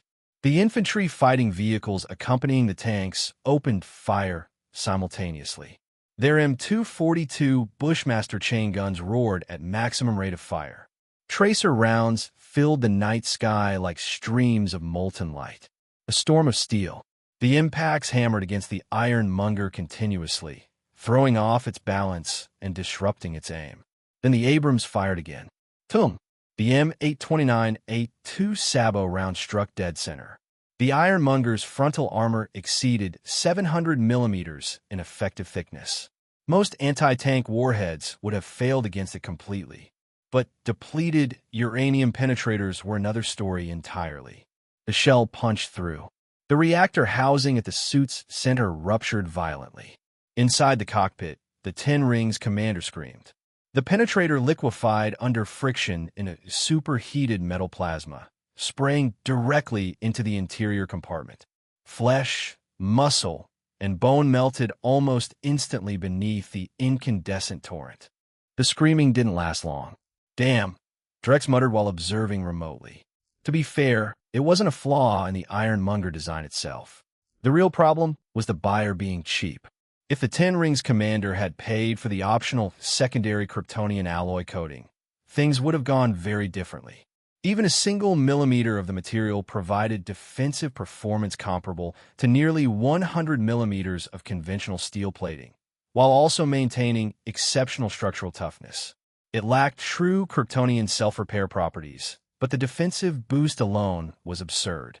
Unfortunately, secondary Kryptonian alloy cost $10,000 per gram.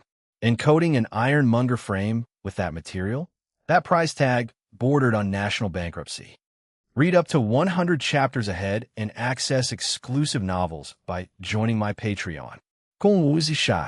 Chapter 161. An anti-tank squad established a firing position on the roof of a half-collapsed restaurant. Their target was the ice cream monster rampaging through the poppy field below. Military response this time had been absurdly fast. Faster than usual. Superhumans could arrive. If they succeeded, there would be no need to let superheroes interfere at all. Heroes had already reached Afghanistan. They just weren't being allowed through. Compared to the economic value of the poppy harvest, civilian casualties barely registered to the people making decisions behind closed doors. If the entire crop was destroyed, though, America's hidden revenue streams would take a catastrophic hit. That was unacceptable. Outside of the annual $200 billion donations from vampire interests buying political protection for their underground empire, Afghan narcotics remained one of the largest sources of black budget income in existence. Money laundering barely even compared. The first wave of troops sent against the monster had already been annihilated. The second wave fared little better. Their unit was the third deployment. The Falcon anti-tank missile system rested across the squad's shoulders in two separate components: the launcher tube and targeting unit. The launcher's internal cooling and power modules supplied energy to the missile electronics while refrigerating the infrared guidance system before launch. The missile used a high-resolution mercury-cadmium telluride infrared focal plane array. Without proper cooling, the seeker lost all ability to maintain a target lock. Even with Stark Industries technology behind it, the compact cooling module could only function for 4 minutes. If the missile wasn't fired within that window, the weapon became scrap metal. A luxury sports car's worth of scrap metal. Stay calm. The squad leader wiped sweat from his forehead. Easy words, hard reality. They were hunting a creature that ripped infantry fighting vehicles apart with its bare hands. Most of the other anti-tank teams had already abandoned their positions and run. Only the squad had stayed. Boom! The ice cream monster slammed down between 2 armored vehicles hard enough to flip both of them onto their sides. The monster grinned, clutching several crushed poppy pods in one massive hand.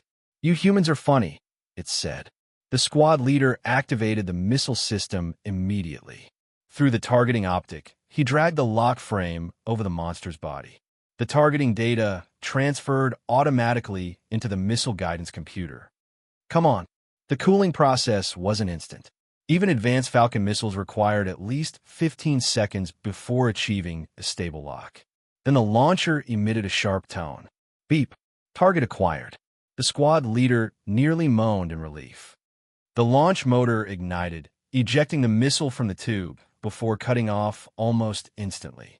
A few meters later, the primary flight engine roared to life. Bright exhaust erupted from the rear as the missile accelerated violently skyward. Under guidance from its onboard computer, the missile climbed at an 18-degree angle before reaching attack altitude. The infrared seeker activated, comparing real-time imaging data against stored target profiles until it isolated the ice cream monster from countless surrounding heat signatures. The control fins adjusted. The missile curved downward like a falling star. Then it hit. Boom! The explosion engulfed both overturned infantry vehicles and a massive section of surrounding terrain.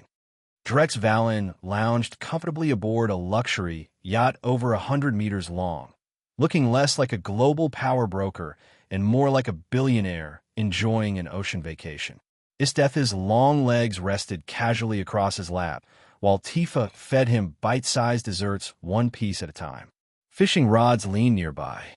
The contrast with the battlefield in Afghanistan was almost surreal.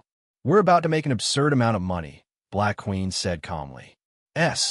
Army's performance has finally convinced the President and Congress to approve large-scale modernization funding. As senior executive assistant for a corporate empire dealing in weapons, pharmaceuticals, advanced materials, and energy, Ward had immediately recognized the signs of an impending military escalation. She followed the breadcrumbs fast enough to uncover the larger operation. Connections helped. A lot of people were willing to share information with her. Pepper Potts had also left behind an enormous network of contacts from her old career, though Tony Stark apparently still hadn't given up trying to lure her back. Forces in Afghanistan formally requested reinforcement support. Black Queen monitored virtually all American communications infrastructure. The moment orders moved, Drex knew. "They won't last much longer," he said. His fishing float twitched. In a blur, he pulled back the rod and hauled a massive fish clear out of the water. Heroes were currently being delayed through bureaucratic excuses and political interference. Unfortunately for the people stalling them, they were about to discover something ugly. Even demon-level monsters were beyond what modern military forces could reliably handle. Meanwhile, under Drex's instructions, the ice cream monster had already destroyed a cannabis plantation hidden deep in the desert. $5 billion. The Taliban completely lost their minds. That plantation belonged to them. Now even they were forced to redirect forces toward the monster. If the creature kept rampaging unchecked, everyone involved in the region's narcotics economy would bleed money. And without money, Taliban leaders tended to suffer unfortunate accidents remarkably quickly. A massive frozen sphere of ice cream suddenly blasted through the battlefield. It struck an advancing AMX-VCI infantry fighting vehicle head-on. The projectile punched through the front armor effortlessly before detonating inside the hull. The old vehicle exploded apart like a tin can. Stored ammunition cooked off immediately, spraying burning rounds in every direction like fireworks while black smoke poured upward from the wreckage. Soldiers switched their rifles to full auto and unleashed everything they had. Machine guns rattled. Tracer rounds screamed across the battlefield. A 19 Hong Kong dollars grenade launcher thumped heavily as high-explosive grenades arced through the air. Boom! Chapter 162. Boom! The grenade blast kicked up a massive cloud of dust and smoke. It accomplished absolutely nothing. Bullets striking the ice cream monster felt less like gunfire and more like mosquitoes bouncing off concrete. Even the explosive grenades failed to melt the creature's glossy surface. The monster looked like it had been sculpted from frozen dessert, yet neither heat nor impact left so much as a drip running down its body. Two gigantic ice cream spheres shot forward. They punched straight through the top armor of nearby infantry fighting vehicles and detonated inside. Boom! Boom! The armored vehicles exploded apart instantly. Steel plating tore outward in flaming chunks, leaving behind craters in the road that looked like direct artillery strikes. Jesus Christ. Fuck this. A few American soldiers forced nervous jokes through clenched teeth, trying desperately to hold themselves together. Fear had already sunk into their bones. The ice cream monster suddenly lunged forward and punched an infantry vehicle head-on before the driver could react. The entire vehicle launched into the air. The force behind the punch ripped it apart mid-flight, shredding the armored hull into a rainstorm of burning metal fragments. The surviving soldiers stared numbly as wreckage crashed down around them. Their morale shattered completely. This wasn't combat anymore. It was slaughter. This is completely one-sided. A soldier screamed into the comms channel, his voice cracking. Destroyed infantry vehicles littered the streets like broken toys. Fuel still burned inside twisted hulls while sparks spat through the smoke. Entire sections of steel glowed red-hot beneath the flames. Afghanistan looked like the end of the world. And despite all of this, the men in Congress still refused to back down. At this point, it wasn't even about the poppy fields or cannabis plantations anymore. America wanted an answer. More importantly, it wanted proof. If even its most advanced military hardware couldn't kill a single demon-level monster, then humanity's survival truly rested in the hands of superheroes. That realization terrified people in power. The battlefield fell eerily quiet. Only crackling fire remained. The Taliban and Ten Rings forces had already collapsed and retreated from the area entirely. Civilians had either fled or barricaded themselves indoors. Nobody wanted to be outside with that thing. Military airfield in Afghanistan. Gigantic C-17 transport aircraft landed one after another under tower guidance. Massive 70-ton armored vehicles rolled out from the cargo bays beneath the roar of turbine engines before forming up outside the base. The Big Red One had arrived. America's legendary 1st Infantry Division. Their M1A2 SEP V3 Abrams tanks represented the latest modernization package available, upgraded with Stark Industries ammunition systems, including M829A4 Sabo rounds and programmable airburst shells. New thermal imaging systems, data-linked targeting systems, remote weapon stations. $20 million per tank. Beside them rolled M2A3 Bradley infantry fighting vehicles layered with explosive reactive armor. Disciplined infantry moved among the armor columns, heavily armed and professionally trained. This was the military power America had built its global dominance upon. But ever since monsters and superheroes appeared, even that overwhelming military might had started to feel outdated. Forces in Afghanistan practically screamed into the phone. I don't want tanks and Apaches. The man on the other end stayed calm. Easy, General. The Big Red One has more than enough firepower. Don't get blinded by hype surrounding war machines and ironmongers. The commander snapped. Ever since the Monster Association nearly overran Wall Street during the global attacks, America had massively expanded purchases of war machines and ironmongers. At the same time, all overseas deployment authorizations for those units had quietly disappeared. Territory. Of course, other nations that purchased units from Blade. Technologies could still deploy theirs internationally. At this point, nobody really had the leverage to control Drex Valen anymore. Click. The line disconnected. The commander nearly crushed the phone in his hand. Sending the big red one against that monster felt suicidal. Even the attack helicopter battalion dreaded incoming frontline support requests. The armored crews had already learned their lesson. The ice cream monster didn't care whether someone was American, Afghan, Taliban, or 10 Rings. Its mission was simple: destroy drugs, kill humans for fun. The Taliban and 10 Rings had already suffered catastrophic losses. Huge portions of territory now sat empty, waiting for whoever survived long enough to seize them. Assuming anyone survived at all. The monst. Pilots listened to desperate frontline transmissions while muttering prayers under their breath before lifting off toward the combat zone. Apache gunships swept across the battlefield alongside other heavily armed helicopters.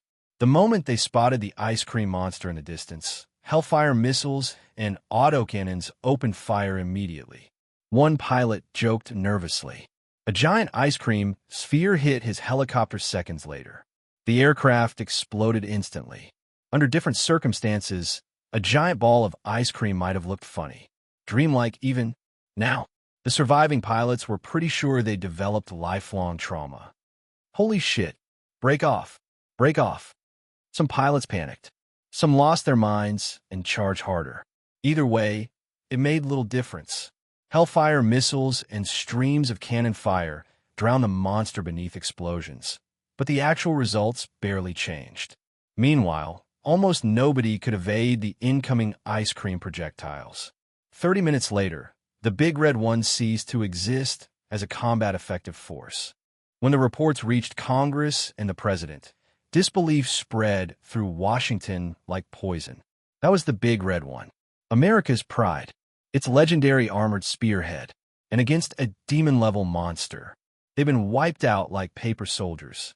Chapter 163. D. Bureau for Help. The superheroes who had been stalled by endless bureaucracy and political interference were finally cleared to move. D. Deployed a special operations unit equipped with war machine armor. Drex Valen had done it openly, too. D. To purchase war machines and ironmongers directly from his own companies without the slightest attempt to hide it. Inside the troop transport, the squad commander's voice thundered through the cabin. We are the blade hidden in the dark. We control. We protect. Behind him, armored soldiers stood shoulder to shoulder in matte black war machine suits. Humanity stands behind us.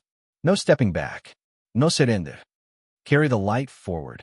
The greatest weapon weak men possess against monsters is sacrifice. The atmosphere inside the aircraft ignited instantly. Every member of the task force roared in unison. The commander nodded. Good. The rear hatch opened. One after another, armored figures jumped from the aircraft into the darkness below. War machine thrusters flared blue beneath them as they descended safely toward the battlefield.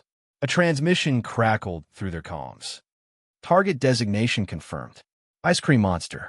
Several squad members instinctively tightened their grips on their weapons. A demon-level monster. Even hearing the classification felt heavy. Far away from battlefield, Drex watched the deployment through a live feed alongside the Black Queen. Drex rolled a coin slowly across his knuckles while watching armored troops descend into Afghanistan. The Black Queen remained silent. Drex continued calmly. I didn't come to this world just to sit around and follow the script. The coin stopped spinning. What I want.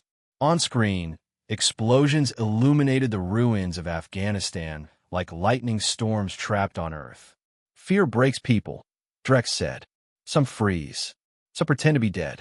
But others go insane and charge straight into the nightmare. His gaze remained fixed on the battlefield. There was a cold edge in his voice now.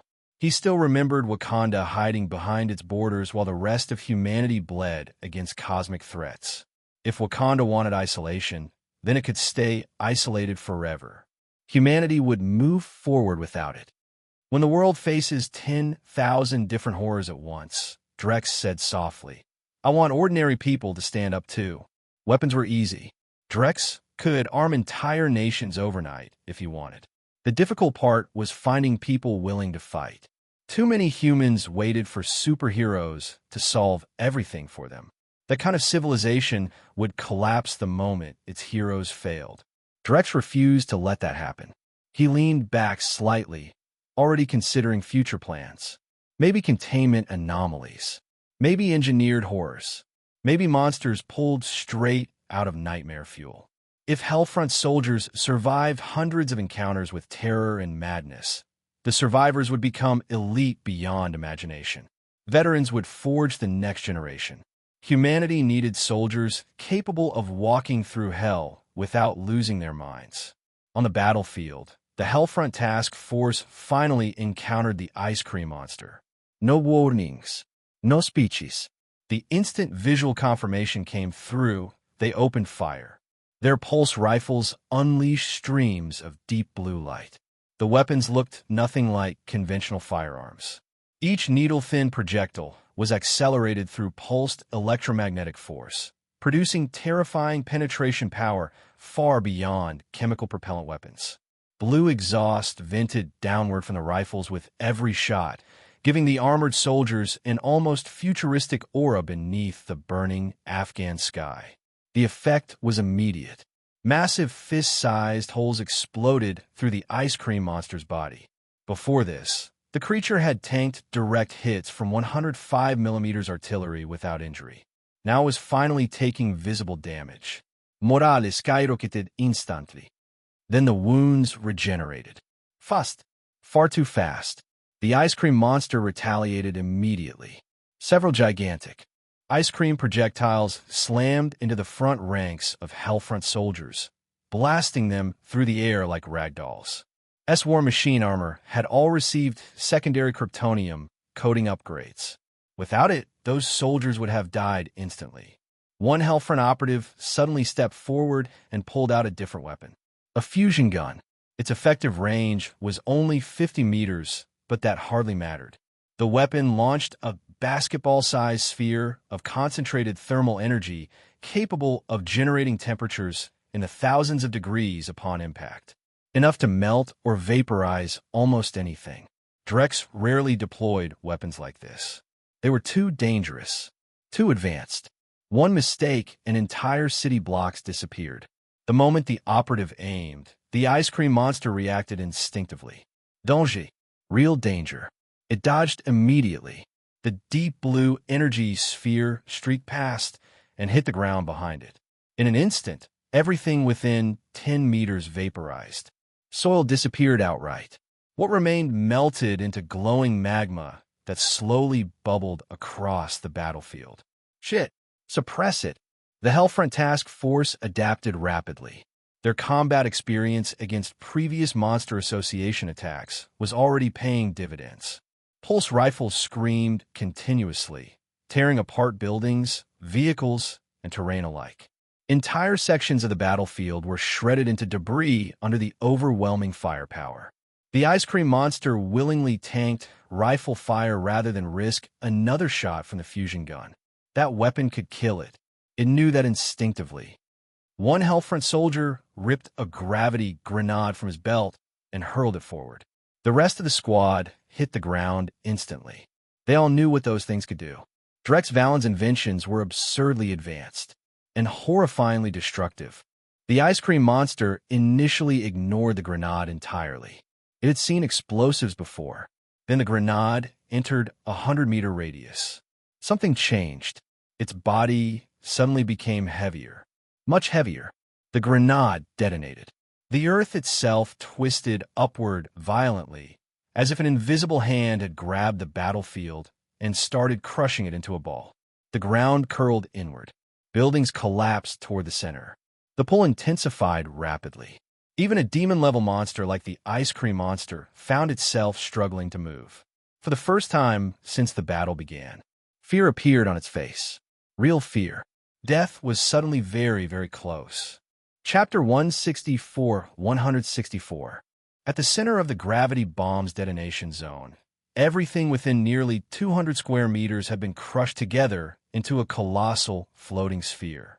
Concrete, steel, partículas, fragments of buildings, human remains.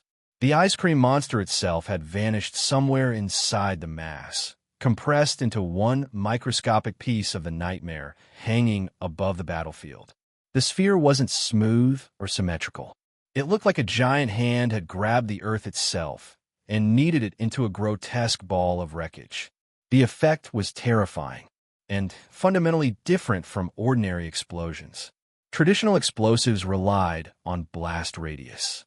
Most people outside the immediate kill zone survived with injuries, shock waves, or burns. True instant lethality zones were usually measured in meters. This was different. Anything caught inside the gravity field simply died. No exceptions. Armor, fortifications, vehicles, reinforced bunkers, it didn't matter. The gravitational distortion tore everything apart indiscriminately. For someone like Drex Valen, who had already dissected the principles of gravity itself, manufacturing gravity bombs wasn't difficult. The only reason he limited production was because even he considered them dangerous. The Dark Elves' black hole grenades worked on a similar principle, although those were even more absurd. After all, those things were capable of killing a curse. Several minutes later, members of the Hellfront Task Force slowly climbed back to their feet. The squad's communication channel stayed silent for a moment before someone finally spoke. Another operative stared at the floating sphere. We probably did. Even he sounded stunned by how effective the weapon had been. Originally, Hellfront plan had only been to immobilize the ice cream monster for a few seconds so they could finish it with the fusion gun. Instead, the gravity bomb had apparently erased the problem outright. No cleanup shot required. D. Agents arrived in an armored transport convoy. D. Research facility for study. Alongside them came hazmat teams in sealed biohazard suits, carefully scanning the surrounding environment for contamination. So far, no virus-based monsters had appeared. That didn't mean they wouldn't eventually. D. Treated every battlefield like the opening scene of an apocalypse movie now. One oversight was all it would take. Security forces moved through the area as well. D. Rapid Response Security Division wore black combat uniforms, Blade Tech ballistic helmets, tactical vests, and reinforced boots. Most had respirator masks fitted with integrated communication systems. Their weapons were noticeably heavier than standard military rifles, oversized assault platforms firing high-pressure ammunition specifically designed for anti-monster combat. Every soldier radiated the same message: we are not here to negotiate. Watching the operation remotely, Drex leaned back with visible satisfaction. D. Won this round, he said calmly. The ice cream monster incident had accomplished everything he wanted. It crippled portions of the global narcotics economy. It demonstrated that conventional militaries could not reliably defeat demon-level monsters. D. As humanity's only dependable answer to uncontrollable superhuman disasters. Fear opened doors faster than diplomacy ever could. Several international representatives contacted Drex before the battlefield had even cooled. Every conversation sounded roughly the same. De permanent base. Urban deployment rights. Rapid response stations in major cities. No more resistance. No more political delays. Drex wasn't surprised. Afghanistan alone had lost over 3,000 tons of poppy harvest during the ice cream monster incident. Nobody even knew the full scale of the marijuana losses yet. Entire nations quietly depended on the drug trade to survive economically. Now, those economies were collapsing under monster attacks. Governments that once dragged their feet suddenly became extremely enthusiastic about anti-monster operations. Exactly as planned. Then Drex announced something else, something that confused almost everyone. Blade Tech Industries was officially being renamed Umbrella Corporation. The old company logo disappeared overnight, replaced by a clean red and white umbrella emblem. The public reaction was immediate confusion. Blade Tech Industries had already become one of the largest corporations on Earth. Renaming a corporate titan of that size meant contract revisions, legal restructuring, international documentation nightmares, and billions in logistical complications. Some companies even considered exploiting the transition to demand penalties or renegotiations. Not that anyone seriously believed Drex Valen cared about a few lawsuits. Still, the decision felt bizarre. Nobody understood why he would suddenly throw away one of the most recognizable corporate names on the planet. But Drex simply looked at the red and white logo and smiled faintly. Perfect. He had considered several alternatives. The SCP Foundation, Shinra, Blackwatch, but none of them carried the same iconic flavor. And unlike the original Umbrella Corporation from fiction, his version was vastly more powerful. Umbrella Corporation had become a true global monopoly monster. Pharmaceuticals, military hardware, new energy development, defense systems, biotechnology, advanced materials. Its influence already shaped the direction of entire technological sectors. Politically and economically, the corporation held enough leverage to influence nations directly while still maintaining an almost spotless public image. As for how much money Drex actually possessed, nobody knew. Private megacorporations at that scale were financial labyrinths. After absorbing the Stav Consortium, Drex had effectively multiplied Blade Tech's previous capital foundation by 10. Now, he truly possessed wealth comparable to entire nations. The United States collected more than $10 trillion annually in government revenue. Umbrella Corporation's yearly income had already surpassed $1 trillion, and it was still climbing at a terrifying speed. That number didn't even include assets, liquid capital, subsidiaries, patents, or hidden holdings. D began mass purchasing war machines and ironmongers through international funding programs. Projections suggested Umbrella Corporation's annual revenue could exceed $3 trillion within the next fiscal cycle. At that point, the company would become something unprecedented. Not merely powerful, not merely rich, a civilization-scale entity. And the orders kept coming. The United States government formally requested that Drex develop an even more advanced generation of war machines specifically designed for anti-monster warfare. The battlefield results spoke for themselves. Compared to tanks, helicopters, and fighter jets, war machines and ironmongers had demonstrated vastly superior performance against monsters. The rest of the world noticed too. Military revolution was no longer theoretical. It was already happening. And any nation unwilling to modernize would eventually discover the same truth as the burning wreckage in Afghanistan. Obsolescence could kill entire armies. Chapter 165, 165. Drex Valen had no intention of refusing the request to develop a more advanced generation of war machines. There were simply too many possibilities. Watching Hellfront soldiers charging into battle inside powered armor had reminded him of Spartan super soldiers from old science fiction. And then another thought hit him. Gunfire alone lacked a certain brutality, a certain glorious madness. Modern weapons had become so advanced that combat was starting to feel detached. Clinical, efficient. Maybe the aesthetic needed to shift towards something closer to Gantz. Ordinary humans armed with absurdly advanced technology, hurling themselves at godlike monsters with horrifying casualty rates. Desperate, violent, heroic. Still, compared to the SCP Foundation, Gantz practically looked merciful. At least Gantz operatives had futuristic weapons. Foundation task forces fought eldritch nightmares with modern military equipment and blind optimism. Against entities capable of warping universal laws, survival rates bordered on mathematical impossibility. Drex suddenly found himself oddly tempted. An immortal reptile? As a scientist, the idea of containment anomalies fascinated him endlessly. Besides, this was the Marvel Universe. Surely reality here could survive a few extra horrors. And if humanity could endure that level of terror, then Earth would become the most dangerous planet in existence. After all, if people survived the impossible enough times, fear itself eventually lost meaning. With those thoughts in mind, Drex began designing a new war machine model. This version abandoned the traditional heavy armor philosophy entirely. Too slow, too bulky, too focused on range firepower. He had more than enough fictional inspirations to pull from anyway. The final design was called Ripper.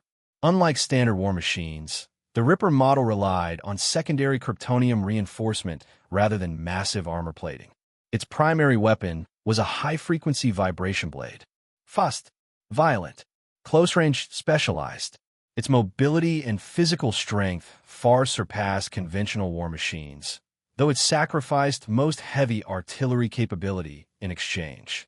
Long-range combat options were limited to palm-mounted energy cannons. But once it got close, even ironmongers could be carved apart effortlessly. The high-frequency blade could cut through virtually anything. Vibranium, adamantium, neither mattered. A normal human wearing a Ripper suit could potentially overpower heroes like Iron Man or Black Panther in direct combat. Umbrella Corporation released the specifications publicly almost immediately, and the internet collectively lost its mind. That was the universal reaction. The technology wasn't the issue. The problem was that Drex's products were catastrophically expensive. Still, with monster disasters escalating across the globe and the Ripper's combat demonstrations looking horrifyingly effective, governments and private buyers alike became very interested. Especially the arms dealers who had spent years tracking Drex Valen's every move. $50 billion suddenly didn't sound so unreasonable anymore. Money meant nothing if a monster flattened your city overnight. Rescue teams meant surviving long enough for them to arrive. That realization triggered a wave of emergency orders. Meanwhile, Nick Fury had become unexpectedly idle. Originally existed to limit Drex's authority and quietly wrest control away from him over time. Then the monster disasters began spiraling out of control. Now, the politicians backing Fury no longer cared about power struggles. At this point, surviving the apocalypse mattered more. Nick Fury understood priorities well enough not to play games during an actual global crisis. Unfortunately, that left him with almost nothing to do. Employees around him worked themselves half to death while Fury sat in his office eating donuts and drinking coffee. Honestly, he had predicted this outcome months ago. At this rate, he'd probably coast into retirement unless monsters somehow disappeared first. Then, Natasha Romanoff walked into his office carrying a file. Fury looked mildly surprised. He genuinely hadn't expected Drex to assign him field work anymore. Natasha nodded. There have been reports of monster activity. Director Valen wants you to investigate personally. Despite everything, Natasha still retained some old loyalty toward her former boss. Not much, but some. To be fair, both Fury and Drex worked people brutally hard. The difference was that Drex at least gave raises. That alone had done wonders for morale. Mission. Fighting monsters felt cleaner somehow. More honest. Maybe even redemptive. Though whether redemption was truly possible for someone like her remained another question entirely. Fury stood immediately. No Josetastion. No implants. Dedicated transport aircraft were absurdly advanced. Faster than the world's best fighter jets. Yet smooth enough that passengers barely felt acceleration at all. Which meant Fury arrived in Arizona very quickly. Prosperity Town. A forgotten mining settlement buried in the Arizona desert. Compared to Phoenix, the Grand Canyon, or Hoover Dam, Prosperity Town was invisible to the rest of the world. 300 households. Less than 1,000 residents. Most of the younger generation had already left years ago, leaving behind an aging population and a dying local economy. The town existed because of the mine, and like countless mining towns before it, once the resources dried up, decline became inevitable. Agents had already established containment procedures, though calling it a cordon barely did the scene justice. This wasn't police tape. A massive concrete wall surrounded nearly the entire town. 10 meters high, 2 meters thick, rapid dry cement reinforced with steel supports.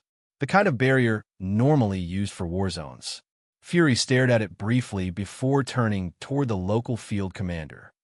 The agent snapped into a salute before answering. Fury noticed the man's identification number immediately. 2 digits. An old operative. Experienced. That alone made Fury take the situation more seriously. The agent nodded grimly. According to the locals, read up to 100 chapters ahead and access exclusive novels by joining my Patreon. Chapter 166, 166. Nick Fury frowned. Agent beside him nodded and handed over a file. Decades of excavation had nearly drained the surrounding veins dry. One by one, the miners left after work dried up. McCormick Mining had only managed to stay afloat by selling off old stockpiles. According to financial projections, the company had maybe 3 months left before total collapse unless they discovered a new deposit. Fury's single eye narrowed instantly. His instincts leaned toward conspiracy before anything else. Insurance fraud. That was his first thought. Monster disaster insurance had exploded in popularity recently. If McCormick Mining had purchased a large enough policy beforehand, staging an incident wasn't impossible.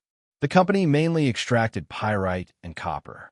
No associated gold deposits had ever been discovered. The United States' decentralized law enforcement system complicated things further.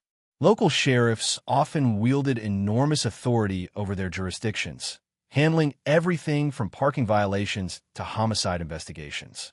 But when monsters were involved, bulldozed through bureaucracy like a tank through drywall. The governor of Arizona had personally ordered every agency to cooperate fully. Honestly, the efficiency shocked Fury. Days, even with all their influence, evacuating civilians and establishing a containment perimeter for something like this would have taken nearly a week. Had done it in under 24 hours. The local police had even organized evacuation efforts themselves. Times had changed. First, then gunfire erupted inside the quarantine zone. Screams followed immediately after. Fury drew his weapon without hesitation. The operative, his sidearm, wasn't some outdated ballistic handgun. Traditional firearms were practically worthless against serious monster threats. Instead, he carried one of Drex Valen's newest inventions, an atomic gun. According to Drex, the weapon utilized miniature nuclear fission principles. Each shot carried enough destructive power to obliterate a tank. Only agents with clearance codes below 3 digits were authorized to carry one into the field. Fury still had concerns about long-term radiation exposure, but after witnessing the thing vaporize armored targets during testing, he had reluctantly admitted something to himself. Having a genius psychopath running your organization felt surprisingly reassuring. Fury barked. The nearby agent touched his earpiece, listened briefly, then paled. Both men sprinted through the containment line, and then Fury saw them. Spiders. Hundreds of them. Human-sized spiders poured across the desert terrain in a chittering tidal wave. Fury stopped dead for half a second. Some were the size of large dogs. Others were bigger than motorcycles. Their legs hammered against the dirt like sharpened spears. One agent shouted, "Hell no!" Another snapped. Fury immediately called for reinforcements. The personnel stationed here weren't enough. Not even close. Then he saw one of the giant spiders lunging toward a little girl. Fury fired instantly. The atomic gun released a pale blue beam with almost no recoil. It looked like concentrated light, though technically it wasn't. The projectile traveled at supersonic velocity, tearing through the air with a shriek. The beam hit the spider center mass. The creature exploded. Not metaphorically, actually exploded. The blast shredded the spider into burning fragments, while superheated energy flash vaporized most of its bodily fluids. What little remained hit the ground, already on fire. The surrounding civilians screamed and scattered in panic. Fury shouted at the nearby agent before charging forward himself. Nick Fury had seen aliens, assassins, rogue super soldiers, gods, and enough classified nightmares to fill a graveyard.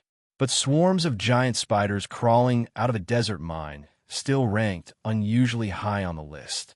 The spiders moved faster than humans despite their massive size. Gravity clearly limited them somewhat, but not enough. Several civilians trying to fight back were dragged, screaming, into the swarm. Fury kept firing while covering the evacuation. The timing couldn't have been worse. Another hour and the town would have been fully evacuated. Instead, chaos erupted halfway through the operation. Above them, 5 Black Hawk helicopters spread out across the sky. Originally, they'd only been deployed to monitor the perimeter and prevent any monsters from escaping. Now, they had permission to engage. 5 trails of fire streaked downward. El Fiomicide. Boom! Explosions rolled across the desert in waves of heat and smoke. Spiders near the impact zones were either vaporized outright or hurled through the air by the shockwaves. The mounted M134 miniguns mounted on the Black Hawks opened fire next. The Vulcan cannons tore through the air like industrial shredders. From above, streams of tracer fire rained downward, ripping apart the ground and everything crawling across it. Spider bodies burst apart in sprays of green fluid. Chunks of legs and shattered carapaces flew everywhere.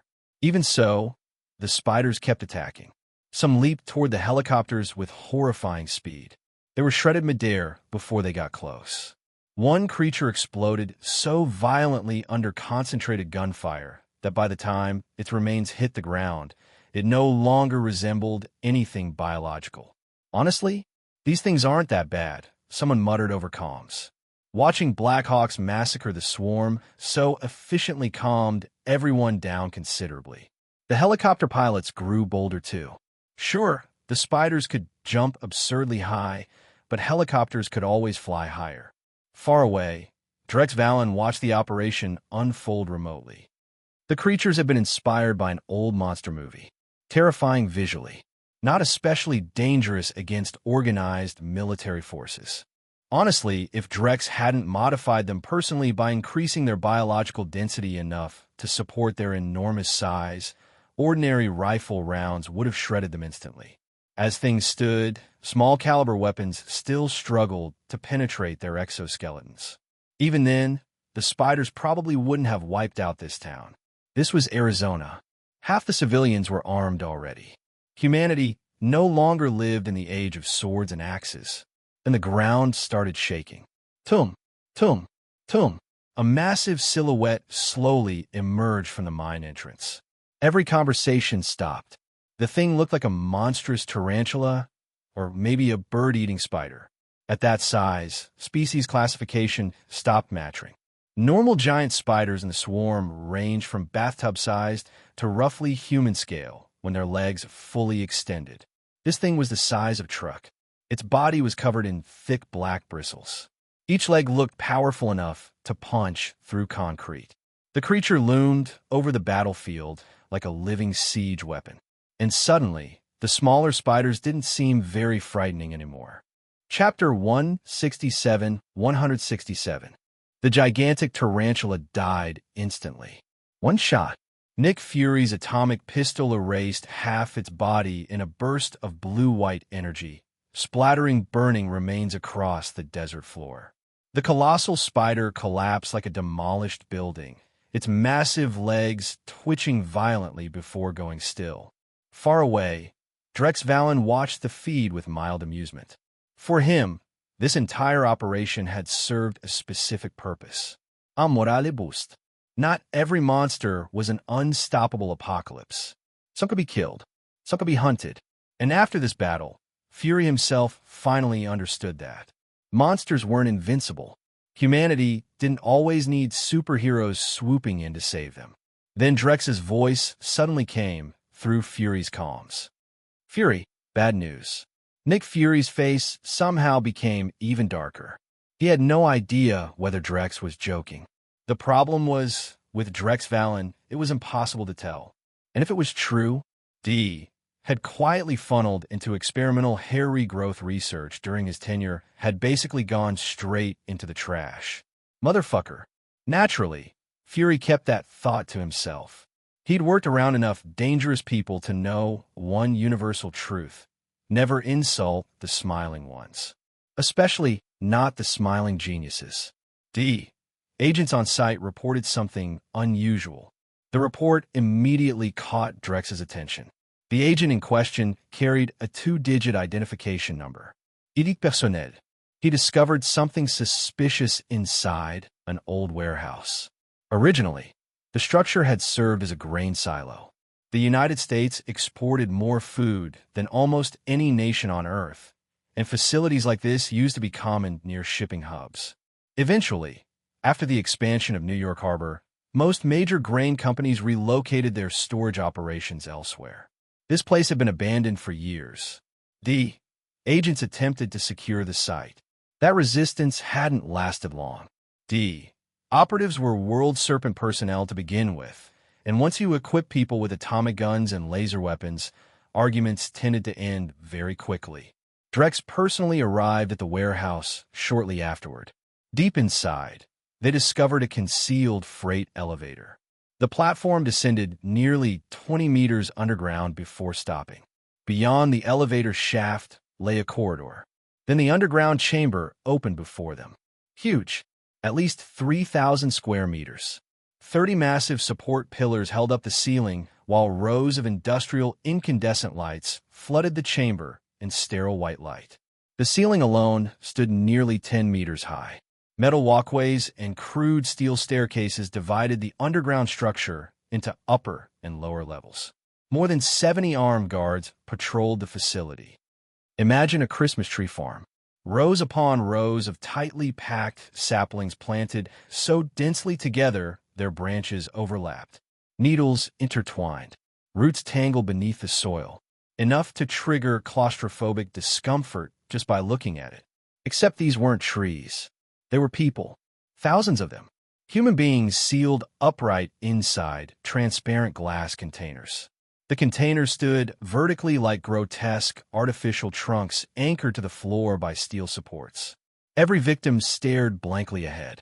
No focus in their eyes. No emotion. No resistance.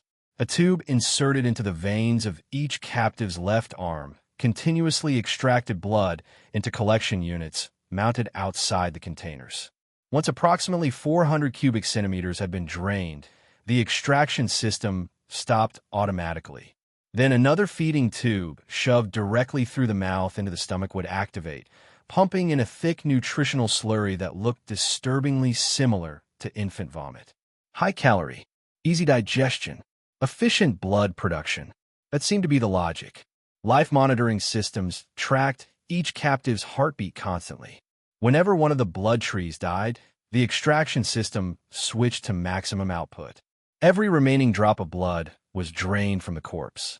The body visibly collapsed, inward like a puncture balloon. Veins flattened, skin turned deathly pale within seconds. When the final drop had been harvested, automated machinery removed the corpse and replaced it with a fresh victim. The process never stopped. An assembly line, industrialized horror. And that was only the first level. The second floor held fewer captives, mostly women and children. Different blood types had different value. Adult male blood occupied the bottom tier. Women ranked higher, children higher still. And at the very top, virgin blood, young blood. The entire underground structure functioned like a factory optimized for one purpose: blood production. No one needed to ask who the customers were.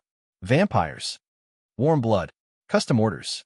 A single phone call anywhere in Greater New York apparently brought same-day service. Party orders included. The facility generated millions every day. A true blood and money factory.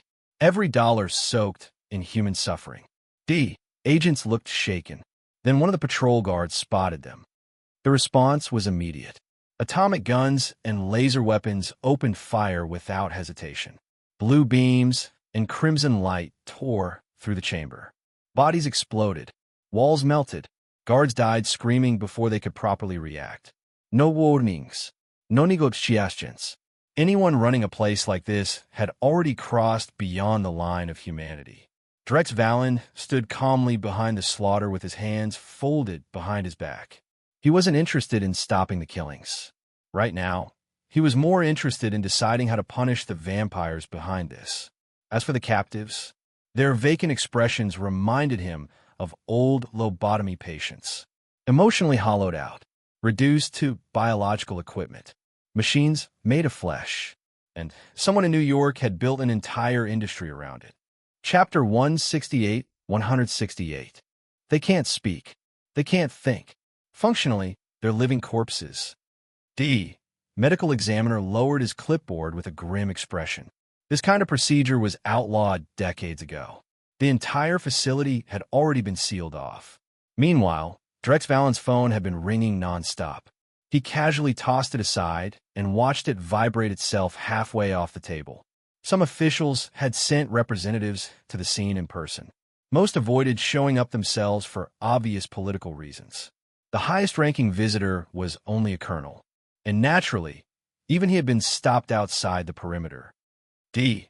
Agents spoke with genuine fury burning in their eyes. It doesn't matter who owns this place. These weren't brainwashed operatives. D. Right now, outrage had overridden self-interest completely. Or maybe something deeper was surfacing. Drex suspected it had more to do with instinct. Predators recognizing another predator encroaching on humanity's place in the food chain.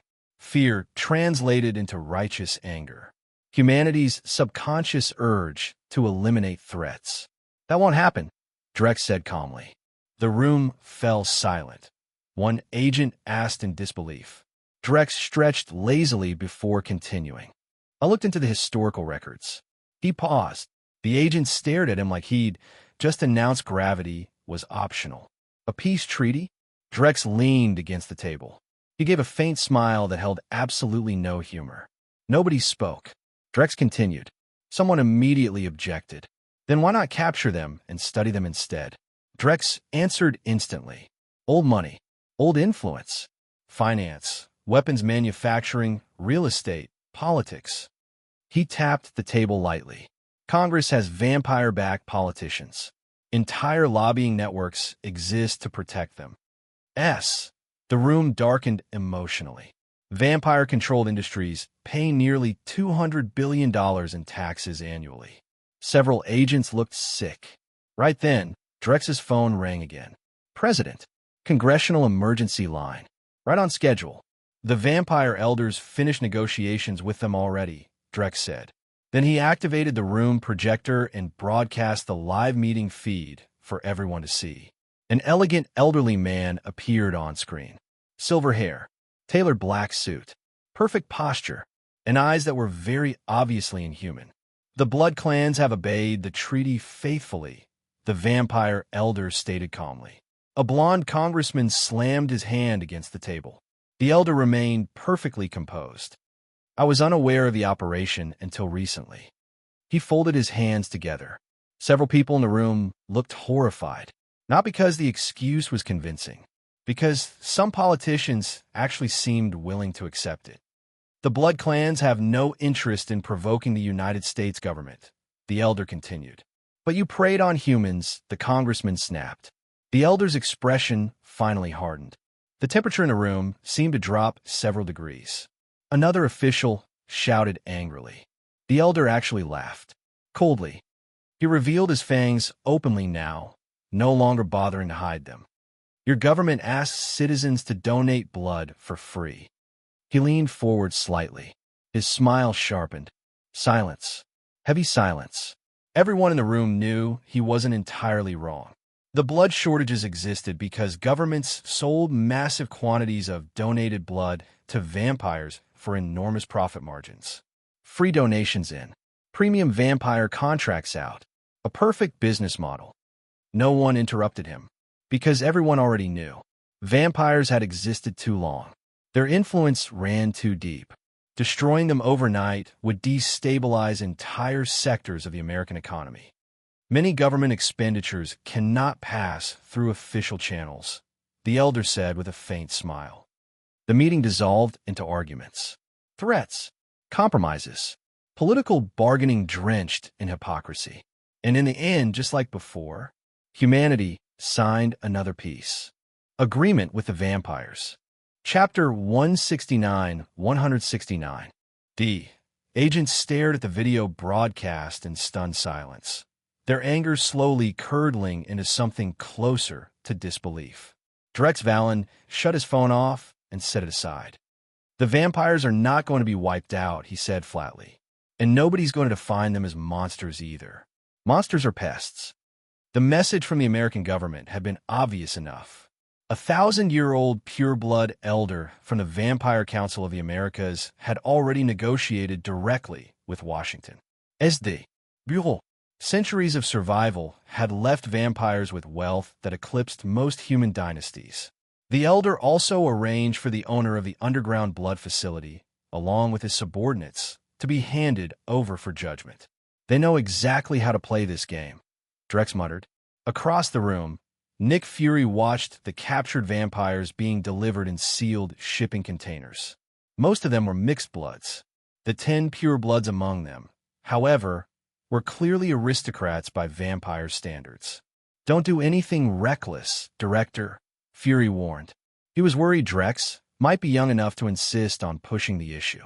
Vampires were tied to too many of America's hidden financial channels. Nobody in power wanted that system torn apart. Drex glanced at him and shrugged. I know Fury. Fury said nothing. That, at least, felt reasonable. Drex tapped his fingers against the table with a faint, knowing smile. He needed to make a show of force. If he didn't, his entire image as a ruthless, brilliant man who solved problems however he pleased would start to crack. So he would give the vampires a message. And then, after that, he would let a monster do the rest. Operatives raided more than a dozen vampire hideouts without mercy. Thousands of mixed-blood vampires were wiped out in the process. Had done. They didn't protest. They didn't retaliate. Instead, the pureblood leadership quietly told their own people to leave New York. If possible, leave the United States entirely. Nobody knew how far Drex Valen would take this. Nobody wanted to find out. The mixed-blood vampires noticed something else too. The purebloods did not care whether they lived or died. The only things that mattered were bloodlines, wealth, and status. That realization lit a fuse. A lot of mixed-blood vampires began talking about resistance. Drex said, reading over the intelligence reports with interest. The Blood Clan was fractured. Not exactly a unified nation then, more like a state slipping towards civil instability. The younger vampires are being pulled in from everywhere, Black Widow reported. Money is flowing into the city, along with political pressure from the upper tiers of their hierarchy. S intelligence network had become absurdly efficient. Vampire movement patterns were identified almost as soon as they shifted.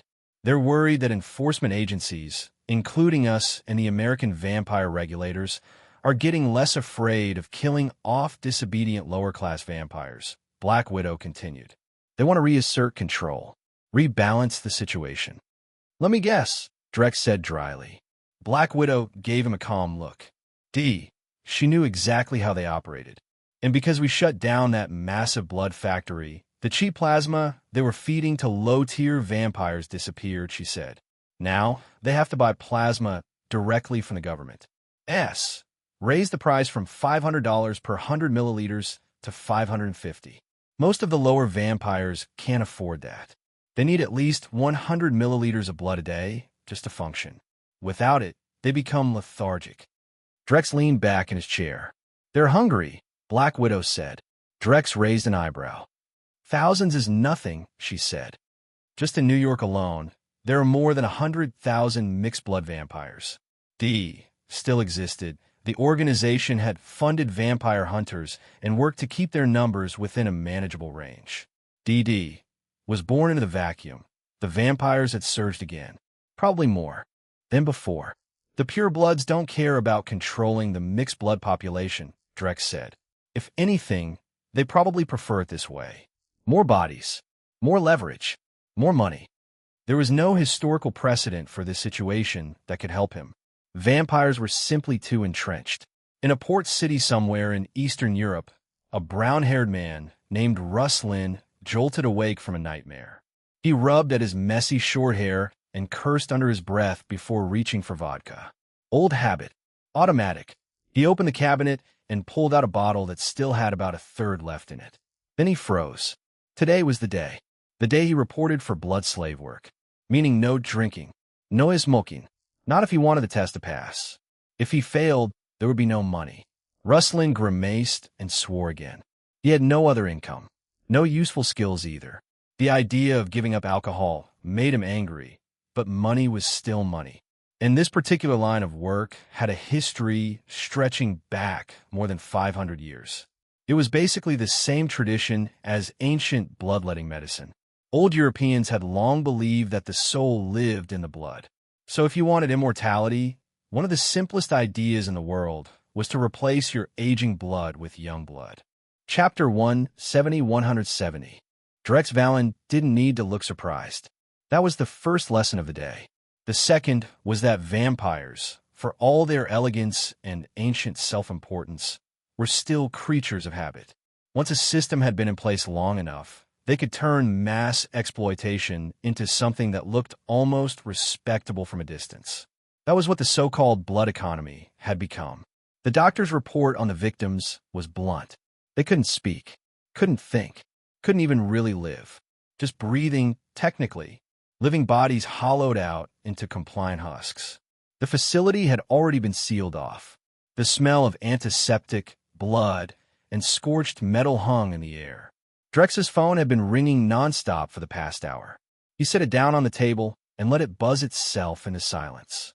"Looks like a lot of people don't want me doing something stupid," he said.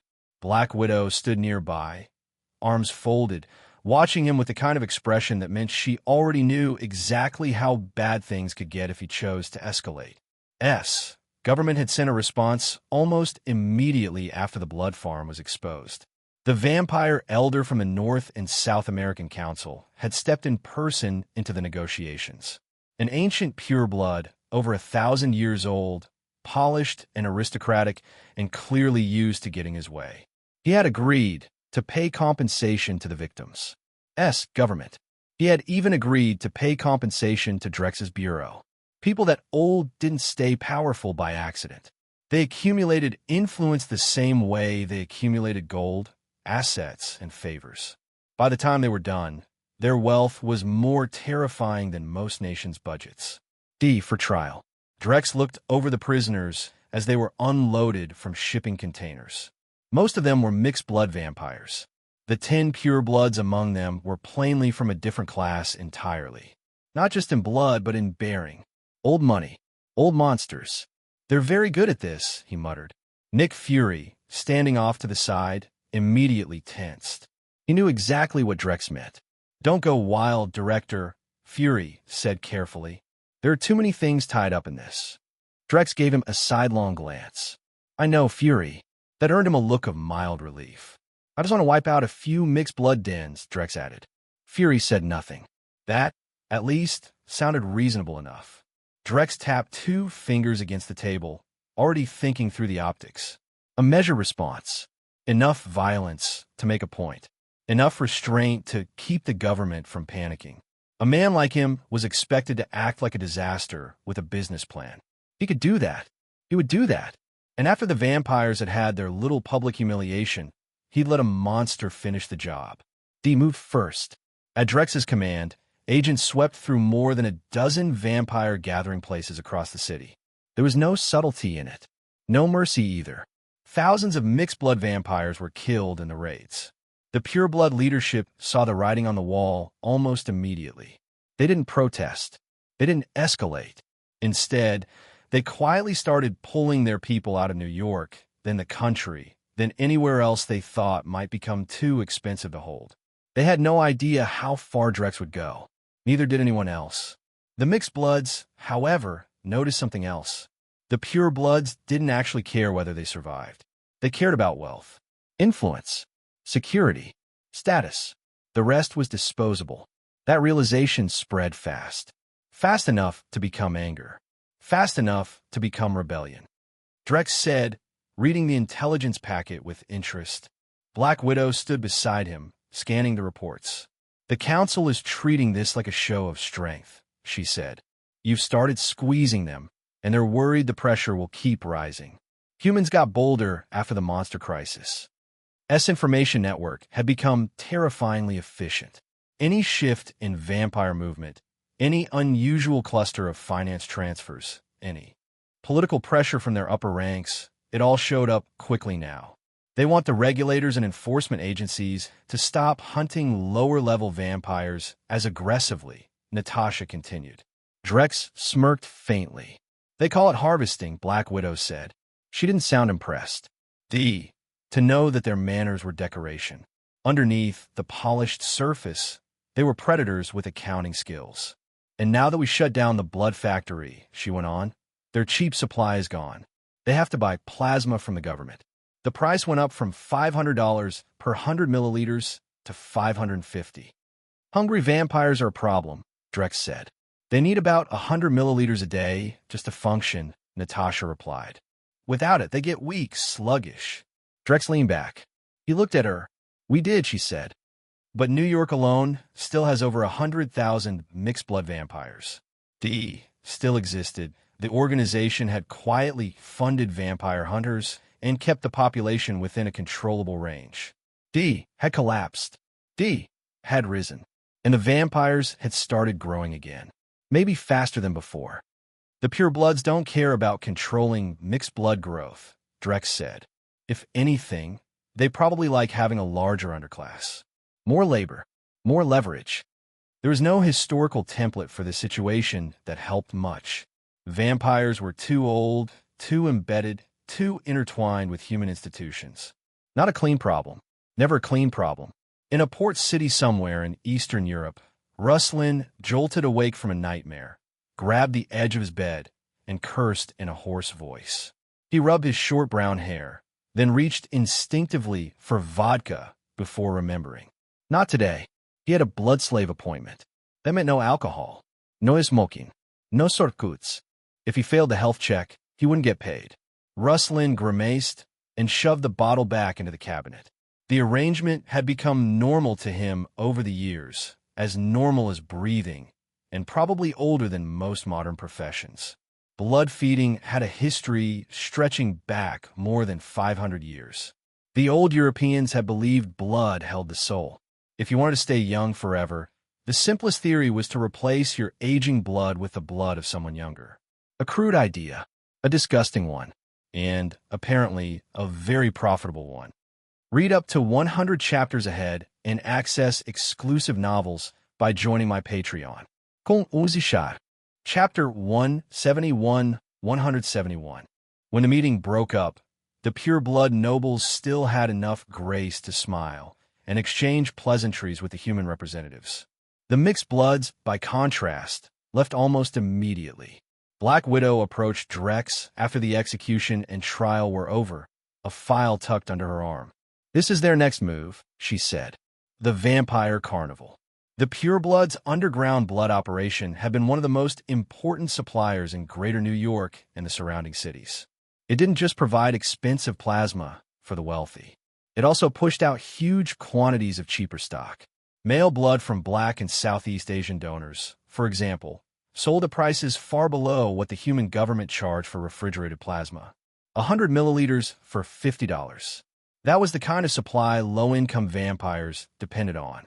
And yes, vampire society had its own racism. That was what made it so absurdly human. The bitter irony was that the factory had also kept a lot of poor, frightened vampires fed. Without that cheap supply, they wouldn't need to hunt humans. In a way, the operation had helped stabilize New York and a few nearby regions. Now that it was gone, the city was entering a dangerous vacuum. More vampire attacks were inevitable. Government then let out a faint breath. The reports were ugly. Since the factory's destruction, vampire attacks on civilians had been climbing day by day. And now vampires from all 50 states were converging on New York. This was no random gathering. It was the traditional vampire carnival. Except this year, there would be no blood factory to provide the usual feast. Drex had also confiscated the plasma reserves from the raid, partly to test whether any of it contained X-gene traces he hadn't seen before. Either way, the vampires coming into the city were hungry. Drex folded the file shut. Tell them Hellfront is more than willing to treat vampires like monsters, he said. I don't care how many of them there are, or how many connections they have. Black Widow nodded. Unlike the vampire-adjacent elites in Washington, there were still plenty of human officials who were disgusted by what the system had become. A lot of them had long since lost patience with sacrificing the weak just to preserve a fragile peace with predators. Headquarters, mixed-blood vampire leader Lawrence Dan sat in his office with one of his closest lieutenants, Jesse. Jesse asked uneasily. Lawrence reclined in his chair, one hand supporting his chin. Food from the Middle East won't arrive for another week. He looked tired, but his voice stayed level. For a week now, New York's cheap plasma supply has been cut off. He gave a bitter smile. The human blood banks raised prices again, too. He didn't need to say the rest. They both knew it. A lot of vampires had already gone hungry for an entire week. And a hungry vampire, 1 week from lack of blood, wasn't even guaranteed to beat an ordinary human anymore. They don't care about mixed bloods like us. Officially, we're part of the Empire. He sighed. Stage its trial. Watching the pure bloods act like sacrificial martyrs had convinced him of one thing. The pure bloods were not reliable. Jesse understood the pressure his boss was under. Whatever path Lawrence chose, the risks were enormous. The council had clearly used this crisis to restrain his growing influence, maybe even to cut down a few mixed bloods under the excuse of restoring order. Did those ancient bloodsuckers really not understand who was keeping their crumbling empire together? Drex Valen and a growing number of superheroes standing against them. In Lawrence's view, the greatest threat to vampire society was Drex himself, a genius who had outgrown both century and country. If anyone could invent a way to exterminate vampires outright, it was him. Lawrence had even tried to turn Drex into one of them. It hadn't worked. No matter how many beautiful vampire women he sent, none of them had been able to get close to Drex Valen. Headquarters at Umbrella Corporations, central facility, or simply vanish from the map entirely. When he did appear, he did so like a ghost. And even when he stayed visible, he wasn't easy prey. He was a superhuman in nanotech armor. Dark Knight's own evaluation placed Drex's armor on a level where it could fight 10 armored units at once on its own.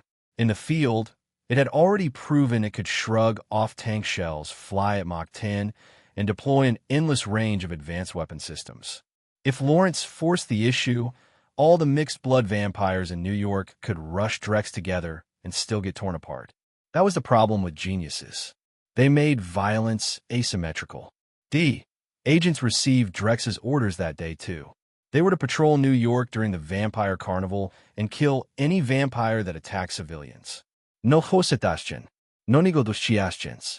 Drex had even prepared high-powered ultraviolet floodlights.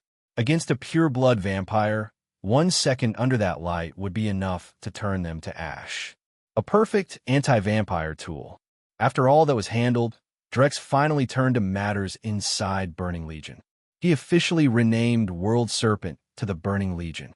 At the same time, he completed development of a new enhancement drug, a Superman drug. Unlike the one from the Injustice comics, this version was far more potent. It didn't just boost physical performance. It rewrote the body completely. The drug represented the peak of biological engineering. The downside was brutal. If a user's physiology didn't match the formula perfectly, they would die. No exceptions. Sorry about the delay. Seems like the timer bugged again. Chapter 172. Drex Valen already understood the biggest flaw in the Superman drug. Most people died, but thanks to his microscopic observational abilities, he could identify which candidates had bodies compatible with the formula before administering it. Back when the organization was still called World Serpent, only a handful of people had successfully taken the drug. Drex classified them as tank-class superhumans. Then there were the special candidates, Blonsky, Bucky, Rumlow, Grant Ward. Blonsky refused the Superman drug outright. As far as he was concerned, becoming the Abomination had already made him unique enough. Besides, even the tank-class superhumans weren't a threat to him. After thinking it over, Drex accepted the reasoning. Blonsky wanted to preserve what made him different. Unfortunately, he still hadn't managed to capture Zemo. But through Grant Ward, Drex had confirmed one important thing. This universe probably wasn't the MCU. Not the movie continuity, at least. As for what version of Marvel reality he was actually in, That was another question entirely. Bucky had previously undergone hyper-zoonoid modification using the Azura Kabuto model. But for Drex, who could now manipulate atoms well enough to regenerate flesh from bone, reversing the transformation wasn't difficult anymore. So he restored Bucky's body to normal before giving him the Superman drug. The process was agony beyond human imagination. The Superman drug rewrote the body from the genetic chain upward. Every cell, every strand of DNA, every biological function was reconstructed. The pain made childbirth look merciful. Ordinary people would die screaming long before the process completed. Only someone with monstrous willpower could survive it. Bucky did. When the transformation ended, he emerged with a body tougher than steel, overwhelming physical strength, and the ability to project energy blasts. Ordinary Superman drug users were significantly weaker and lacked energy projection entirely. Because of that, Drex created a second classification: Battleship Class Superhuman. A battleship class could kill a tank class effortlessly. After Bucky's success, Rumlow and Grant Ward underwent the procedure as well. Both survived. Both became battleship class superhumans. The Superman drug is a lot more appealing than zoonoids or Hulk serum, Drex said as he studied the three men standing before him. They wore the new uniforms of the Burning Legion.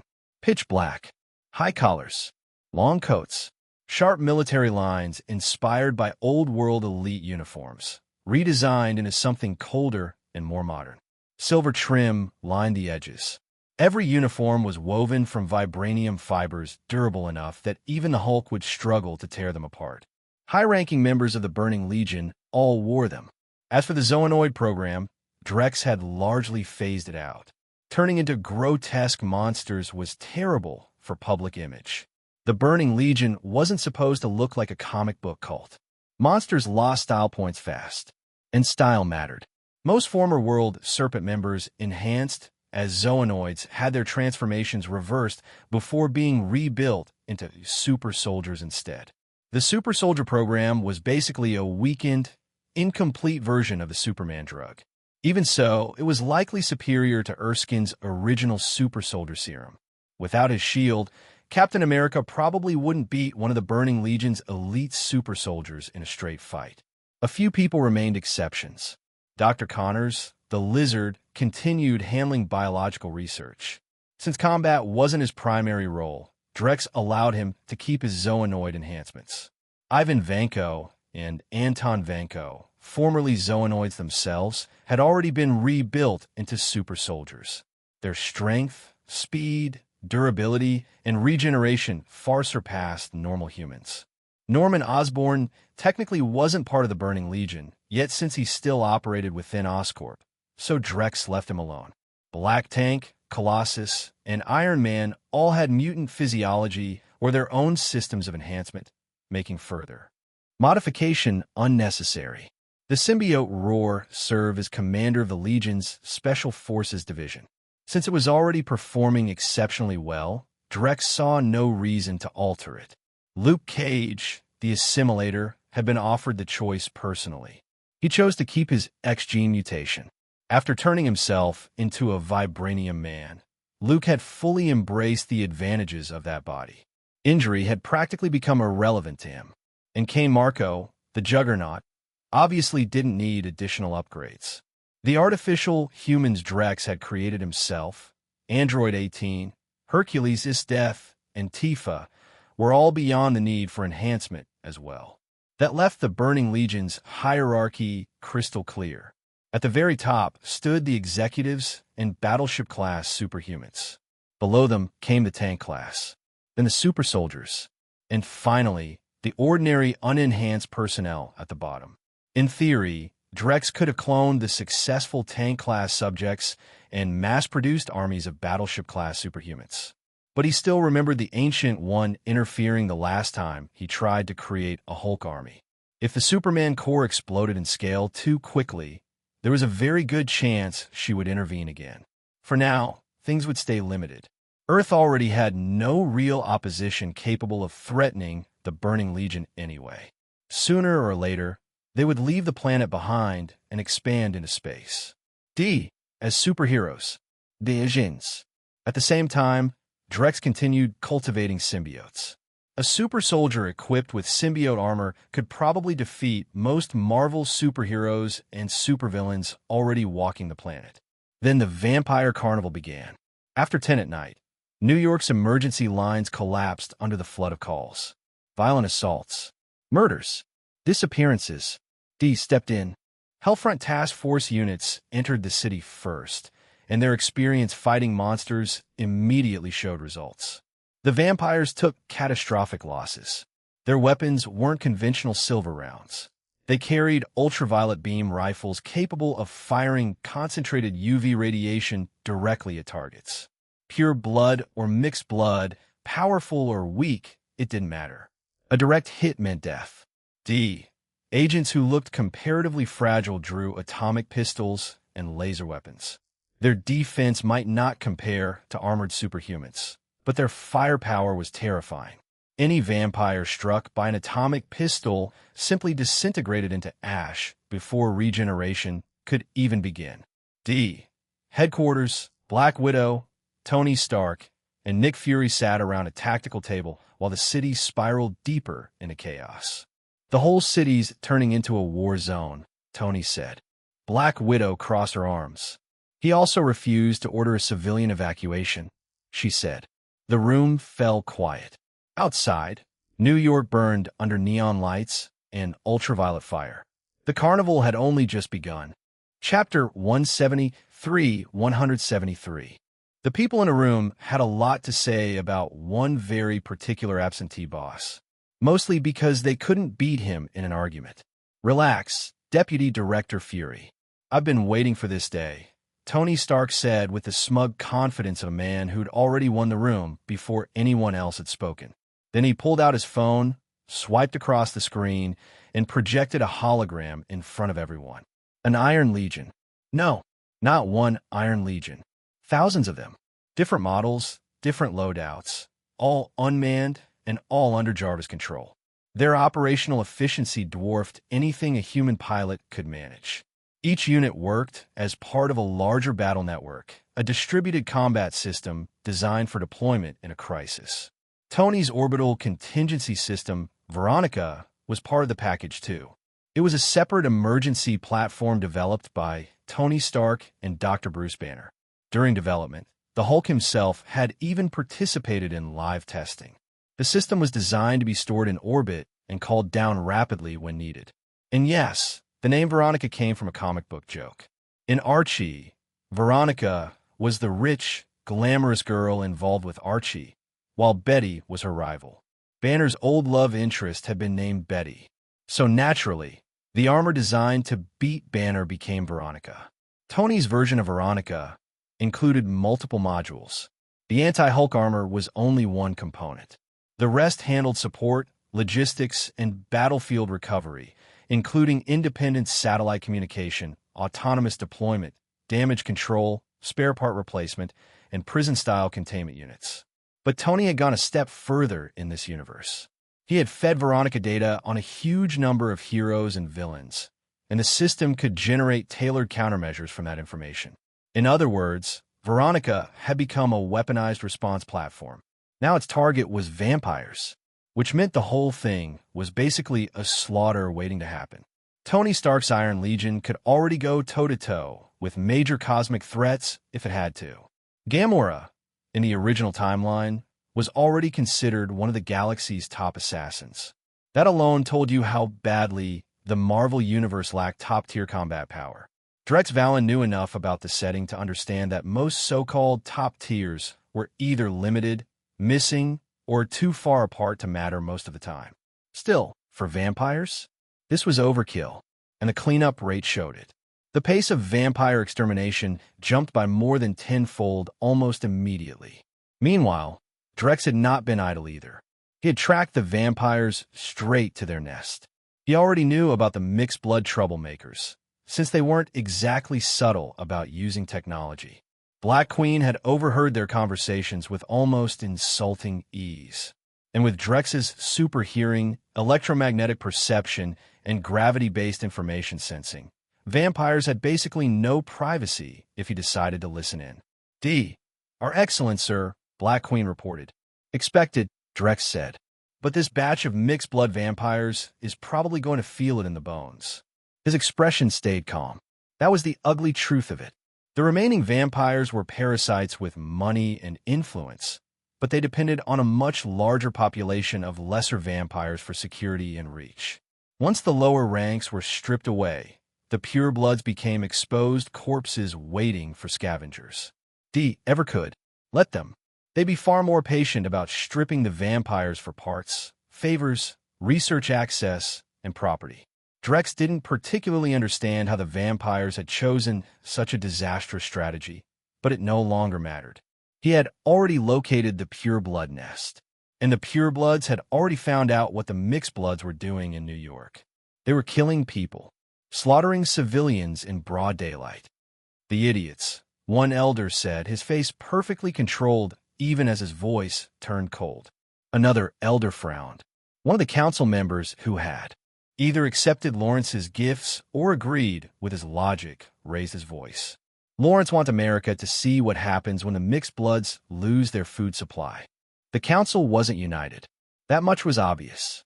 Human politics weren't the only place where factions split over principle, greed, and survival.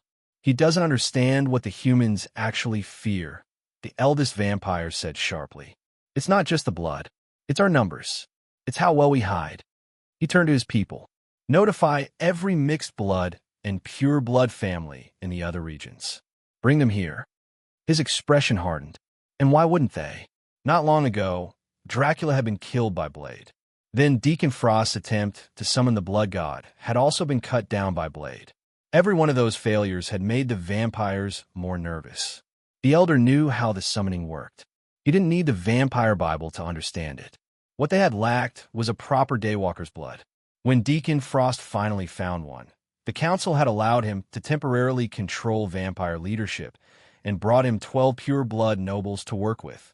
They wanted to know whether he could truly summon the blood god. Then Frost got cut apart by Blade. If the summoning had worked, the blood god would have swept across the world like a storm and turned every living human into a vampire. No more human threat. No more need to fear extinction. Then a loud explosion shook the building. One elder shot to his feet. Damn it. If that was the case, humans had prepared this far in advance. Then the house exploded too.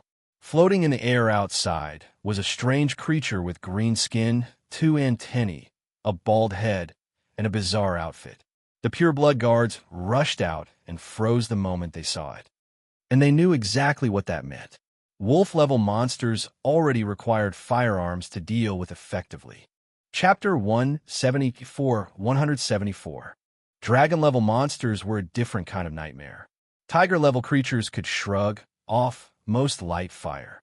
They were basically tanks with teeth. Demon-level monsters were worse. Human weapons alone usually couldn't stop them at all.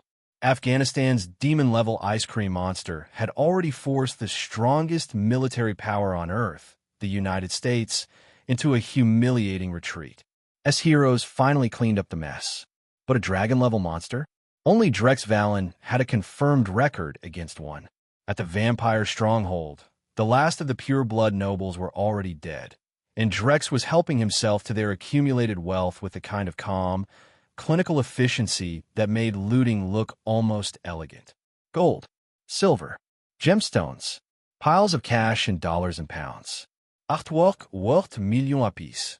Van Gogh paintings, the Venus de Milo, Chinese antiques, even a bronze dragon head. The treasure room was obscene.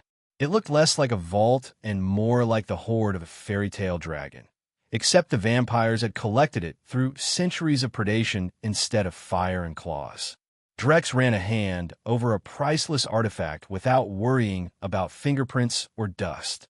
A biophysical field shielded him from contact, keeping his skin oils and stray debris away from the centuries-old objects. Vampires really do know how to live, he muttered. The destruction caused by Demon King Piccolo didn't take long to be reported. quickly ran the data through Drex's monster classification system and issued the verdict. Dragon level. That meant a serious disaster. The governor was shocked.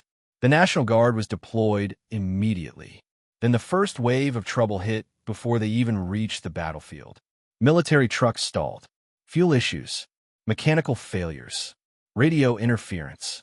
One by one, the convoys started falling apart on the road. The temporary commander stared at the dead radio in his hand, then lost his temper and shot it. Dragon-level monster, he snapped. Everyone on the guard knew the classification system by now. Wolf level.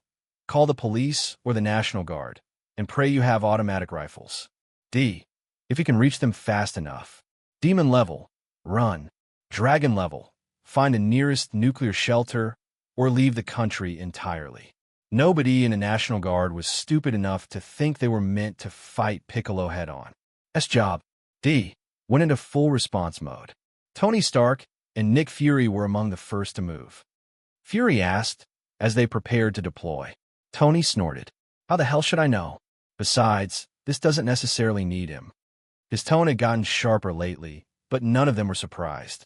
He understood dragon-level monsters better than most. One of them had once killed him instantly. The Beansprout monster had taken Tony apart in a single exchange, and he'd spent a lot of time after that building countermeasures. This time he had them. On the battlefield, Piccolo let out a savage laugh and spat a giant energy blast from his mouth. Ho ho ho. Humans, I am Demon King Piccolo. The attack never even touched the ground. It detonated in the air instead, erupting across several hundred meters and ripping through the landscape like a miniature catastrophe. Pureblood guards scattered in panic. Move! Piccolo clicked his tongue and clenched his fist. My body's old, he said in disgust. He remembered exactly what had happened. The Mafuba, the ceiling, the long decay at the bottom of the sea inside a rusting electric rice cooker. He'd been trapped too long. His body had aged. His strength had withered. Not enough to matter. Not yet. Piccolo bared his teeth in a cold grin and started wiping out the purebloods one wave of energy at a time.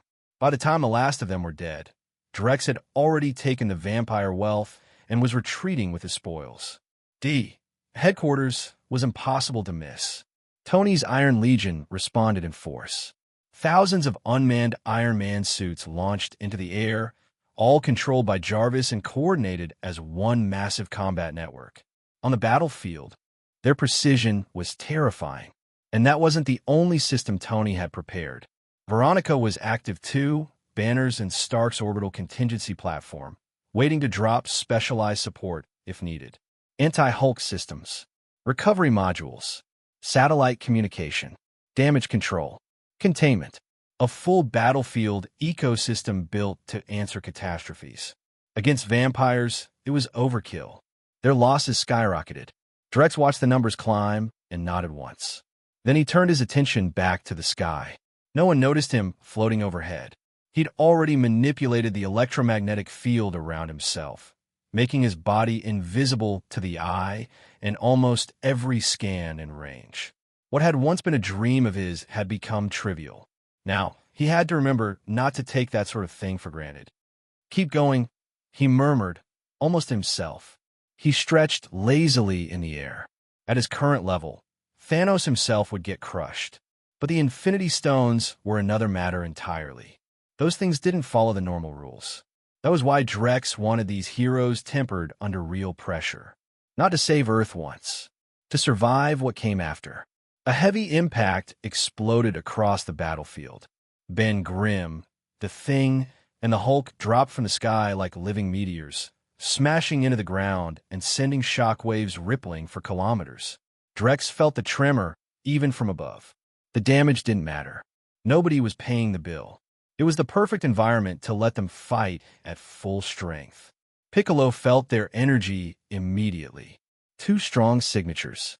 He looked up and saw Ben Grimm and the Hulk closing fast. The Hulk launched first, leaping high into the air and driving a fist down toward Piccolo's face. Piccolo sneered and answered with a blast of raw energy from one hand, aiming to erase the green brute from existence. The Hulk didn't react like the soft-bodied humans or martial artist Piccolo, was used to. He raised both hands and covered his face. No fear. He meant to take the blast head-on. Then a metal claw dropped from above, caught the Hulk, and yanked him out of the line of fire. "Nice try," Tony called. He whipped the claw around and hurled the Hulk back into the fight. The Hulk didn't care who had thrown him. He just roared and drove a fist straight forward. Piccolo met him with his own fist. Boom! The impact detonated the air around them. The pressure wave cracked outward with the force of supersonic flight, slamming across both fighters and driving them apart for a moment before they landed again. Chapter 175. Demon King Piccolo was genuinely surprised. For the first time since his release, he had met opponents who could actually stand toe-to-toe with him. None of the people he had faced before the seal had ever possessed this kind of power. Had humanity changed that much while he was gone? The Hulk didn't care about any of that. Under Drex Valen's deliberate tutoring and repeated exposure to danger, Hulk's mind had become far more mature than before. More importantly, Hulk knew Drex was his friend. Drex built him a playground. Drex bought him good food. Drex gave him a place where he could be happy. So if Drex had a monster to fight, Hulk would fight it.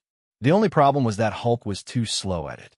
A whole day could pass without him defeating a single enemy, and he had already started feeling like his effort wasn't equal to Drex's. Now, at last, a real monster had appeared. Hulk was thrilled. The moment he realized this fight might actually be even, something inside him lit up. Ben Grimm moved in as support, while Tony Stark joined the field in his anti-Hulk armor, forged from secondary Kryptonian alloy. The other heroes held position and waited, watching for any sign that more of the monster association might appear. Piccolo clenched his fist and started forward. Then he noticed something above him. A huge slab of debris came crashing down from the sky. Tony had shoved it into place and launched it at him. Boom!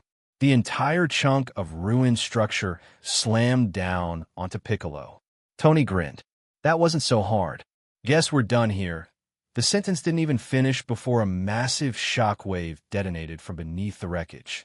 The impact blew the debris apart in a violent blast. Stone, concrete, and twisted metal burst outward in every direction. And there, standing untouched in the center of the ruin, was Demon King Piccolo.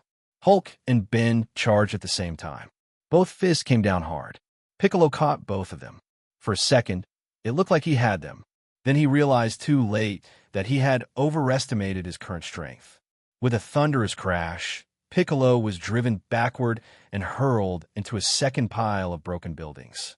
The impact tore through the already shattered structure, toppling the entire mass sideways in a collapse of dust and steel.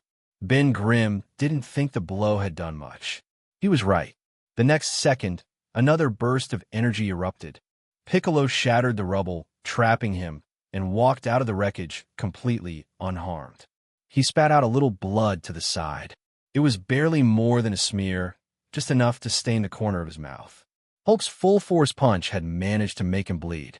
Nothing serious, nothing dangerous, but it was blood, and that was enough. Piccolo's face twisted with rage. That was the last thing he wanted. His body was already aging. His strength had already declined. Now, these puny creatures had drawn blood from him too. He raised one hand and snapped it forward in a violent sweep.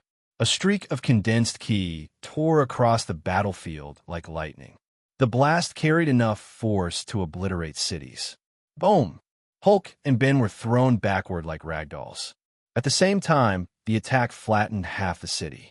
When the smoke finally cleared, the buildings were gone. The ruins were gone. What remained was scorched earth and molten rock. Tony stared in horror from the air. Around the world, the officials and observers watching the battle were silent. Not because they were calm, because they were terrified. Dragon level had just been moved up several categories in everyone's minds. That was a walking nuclear weapon. And thank God the city had already been evacuated. With Sentinel robots helping, evacuation had gone far faster than it ever would have in the old movies or news reports.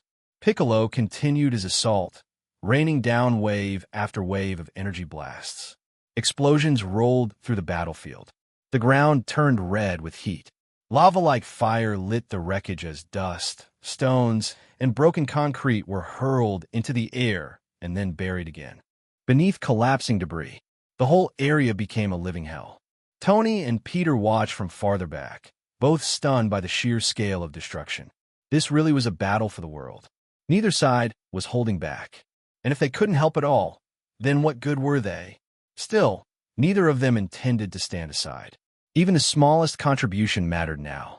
That was how serious this was. Green light flared across Hulk's body as he surged back into the fight. Ben Grimm lay nearby, battered and cracked across his stone skin.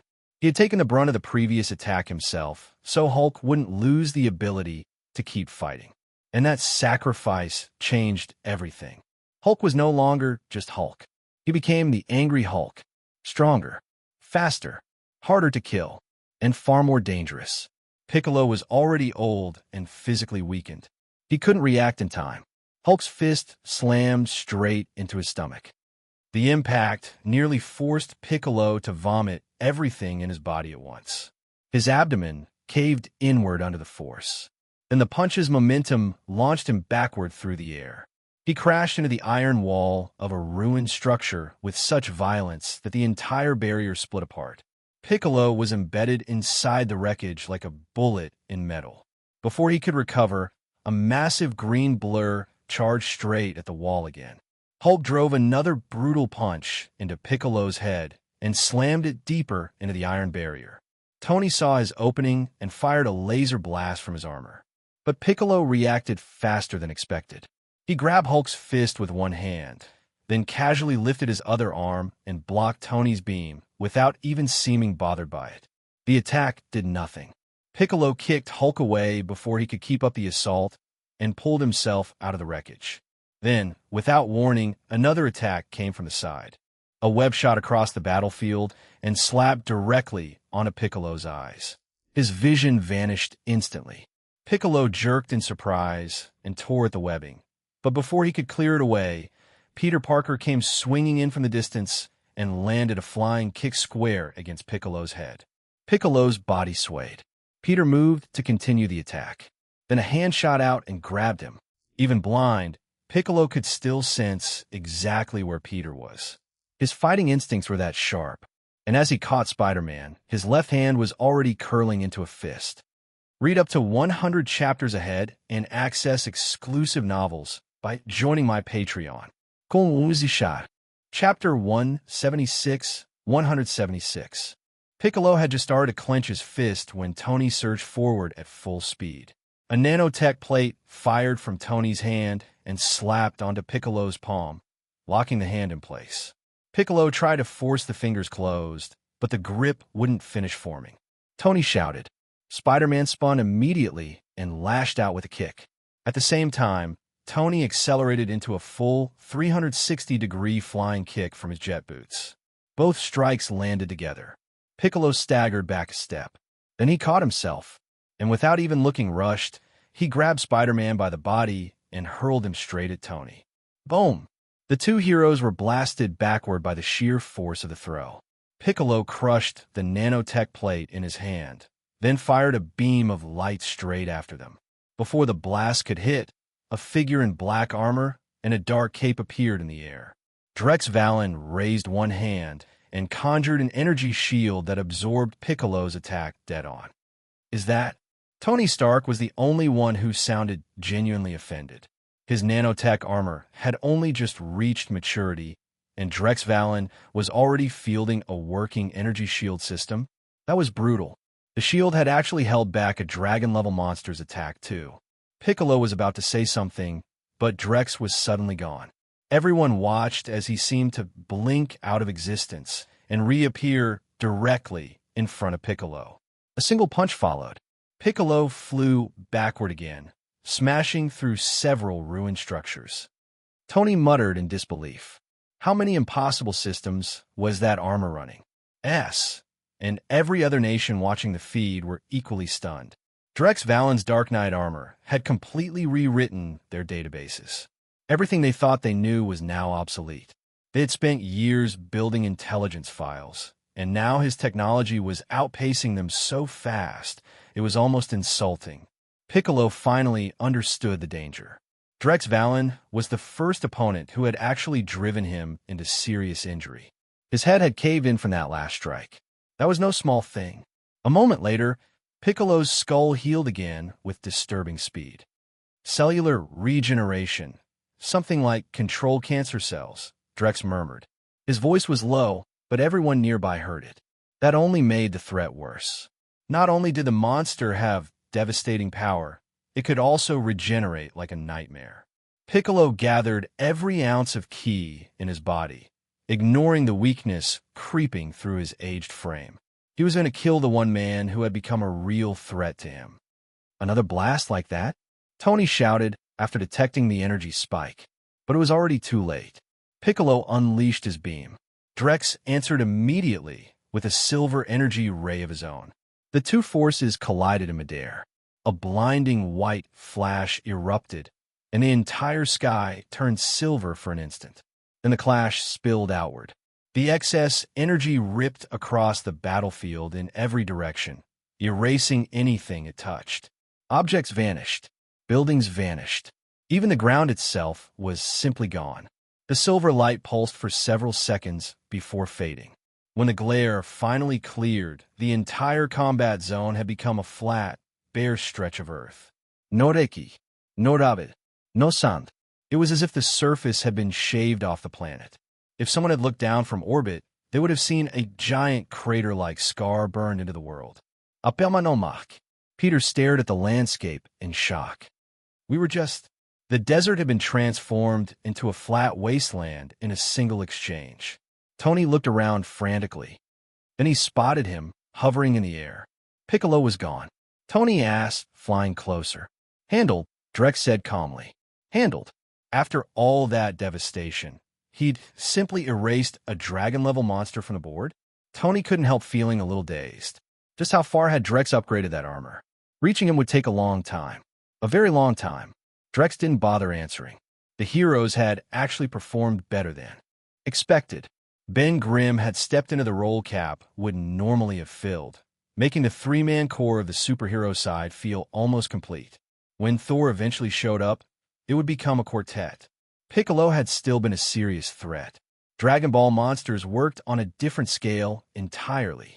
Even Master Roshi, with only a few hundred battle power, could push the moon around. A fully realized Piccolo probably could have destroyed Earth without much trouble. Drex himself could do the same now. He gave the heroes present a brief, satisfied nod. They had mostly been supporting players, but they hadn't run. They hadn't broken. That mattered. Not bad, Drex said. The group visibly straightened under the praise. It was funny, really. He'd gone from being a solo anomaly to something that looked suspiciously like Superman with a bunch of heroic sidekicks hanging off the side. The Avengers fighting the Justice League, he thought with mild amusement, would probably be a disaster. Batman, Wonder Woman, and Flash alone could probably take the Avengers without taking a scratch. Add Superman, Martian Manhunter, and Shazam, and the fight wouldn't even be close. So he still needed to find more heavy hitters. Maybe this universe had a Blue Marvel. Maybe a Sentry. Maybe a Hyperion. The whole reason he was still watching these heroes so closely was because Earth needed stronger defenders before the next cosmic nightmare arrived. The encouragement did its job. Most of the assembled heroes were energized, almost glowing with pride. Drex Valen had become a symbol to a lot of people now. The second great superhero after Captain America. A man with enough power, presence, and mystery to make almost anyone pay attention. If he ever ran for president, he'd probably win 50 states with 80% of the vote. The only person who might beat him would be Captain America himself, rising from the grave to campaign. Which reminded Drex of something else. Steve Rogers had already been recovered and moved into Umbrella Corporation custody. Once Drex finished modifying his memory, Rogers would become Umbrella Captain. Drex was confident Steve could become a battleship-class superhuman. That would make 4 battleship-class assets under his control. Not a bad start. Chapter 177, 177. With the dragon-level monster crisis resolved, Demon King Piccolo's corpse did what monster corpses always seem to do in this world. It degraded. Naturally, quietly, as if the universe itself had decided the matter was over. From talking, though, a few of them had already started wondering whether monsters were some kind of cleansing agent the Earth itself produced, with humanity as the infection that needed to be removed. Drex Valen didn't care much for that theory. With billions of people on the planet, of course a few idiots were going to exist.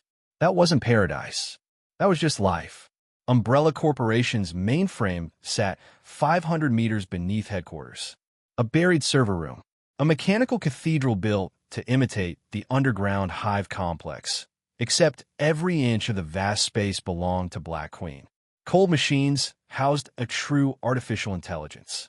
No one in the modern world could even begin to calculate the value of that. Black Queen could coordinate multiple top-tier scientists at once, analyze massive streams of data, suggest optimal solutions, estimate the probability of success for different research paths, and merge human intuition with the brute force of machine computation. She could cut development cycles down dramatically, eliminating wasted effort before it ever became expensive.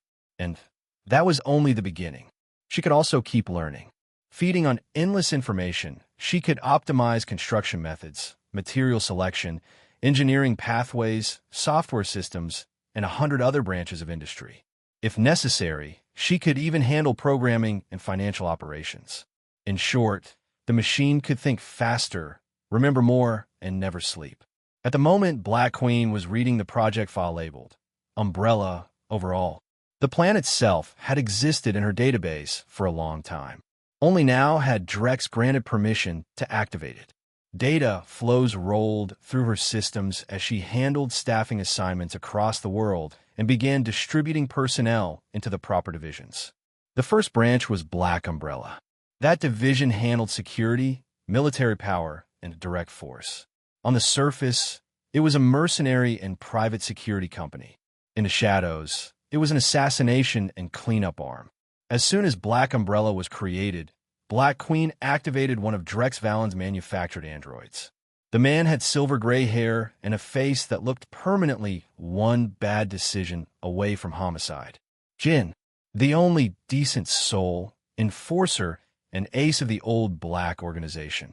Drex decided he was perfect for heading Black Umbrella. Jin woke up with the memory package already inside his head.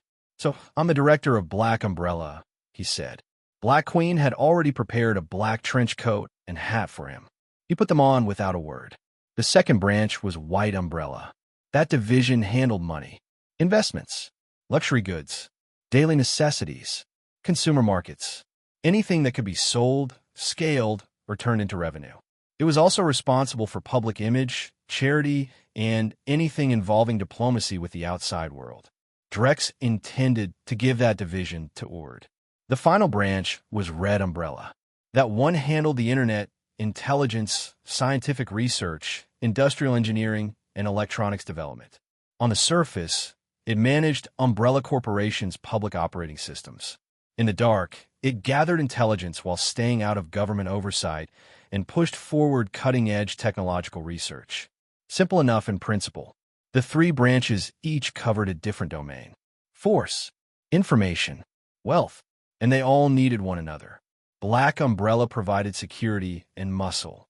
Red Umbrella supplied intelligence, advanced devices, and the technology Black Umbrella used in the field. Anything Red Umbrella discarded as obsolete would be thrown to White Umbrella, so it could be sold and monetized. White Umbrella had the messiest workload. It had to move Red Umbrella's products, manage profitable civilian businesses, and keep generating more and more revenue to feed the other two divisions. If necessary, it would also handle charity work and all public-facing diplomacy. If the three branches coordinated properly, the entire corporation would grow like a snowball rolling downhill. A corporate monster. Black Umbrella could be built by founding a security firm, buying an existing one, recruiting retired soldiers, pulling talent out of the dark corners of the internet, or even throwing money at countries that allowed private armies until a legal identity could be established. A training base could be built there too. As long as the money existed, all of that could happen at once. After that, Drex would pick the best candidates and pull them into Black Umbrella's real core. Because Black Umbrella's true job was simple: eliminate anyone who learned secrets they were never supposed to know. Deal with traitors. Remove leaks. Clean up the kind of problems that could destroy a company if the wrong outsiders ever found out. Given Umbrella Corporation's current power and Drex Valen's reputation, recruitment was the least of his worries. The same went for Red Umbrella and White Umbrella. Jin reported for duty on his first day and immediately asked Black Queen for all the company personnel files so he could start reviewing them. At the same time, Black Queen contacted a group of mercenaries she had been watching for a long time. The project file included the very best operatives from the world's 3 top mercenary organizations. Even before the plan formally launched, Black Queen had been collecting data on them and tracking their movements. Over time, some had been cut from the list as the model changed. Some had died, but more than 100 still remained. In the Marvel world, becoming a top mercenary meant standing near the peak of human capability. Of course, people like Captain America, who had been enhanced by the super soldier serum, didn't count. Black Queen ran the numbers. Among mercenaries, the strongest physical profiles tend to come from black recruits, she said. Their natural athletic advantages are measurable. If we buy them out permanently, the cost is too high. A 1-year contract is more reasonable. We can buy them out later in stages. 100 top mercenaries at current market rates would cost about $130 million each per year. Drex didn't even blink. He approved the funds instantly. He had no intention of brainwashing mercenaries. They were mercenaries. That was the point. Everyone knew they worked for money. What many people didn't understand was that a lot of elite corporate bodyguards had started as mercenaries too. Mercenaries understood one thing better than anyone else. If the price was right, they would take the bullet for you. The best ones were like that. Once they accepted a mission, they would finish it unless they were all dead. No retreat, no surrender.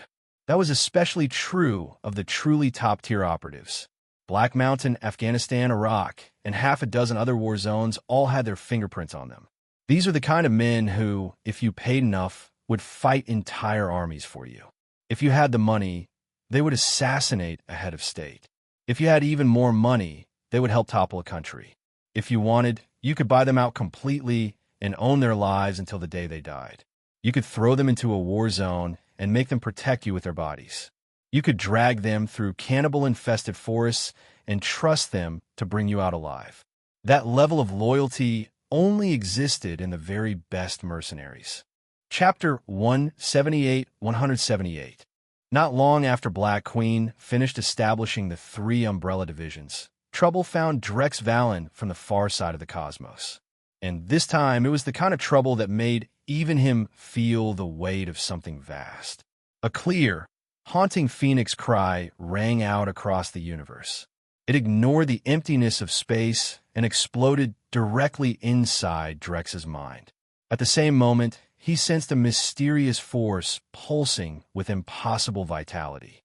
It was terrifyingly powerful, a force carrying both creation and destruction, as if it were the living concept of life itself. A red glow soared upward. The flame brightened. Then massive wings spread open, one impossible span after another, until they seemed to cover the sky itself. Light burst outward through the void. The wings unfurled fully. Energy rolled across everything around it in a vast, crushing tide. Wherever that power passed, space itself trembled. The darkness was swept away. Destruction gave way to rebirth. It was as if an entirely new world was being born. Only then did Drex fully understand what he was looking at. A phoenix-shaped manifestation of unknown energy. Not ordinary fire magic. Not a simple cosmic flame. This was something deeper, something closer to a law of reality.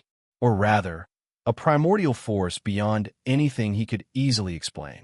Drex recognized it immediately. The Phoenix Force. I didn't expect you to attract the Phoenix Force, Ancient One said from behind him.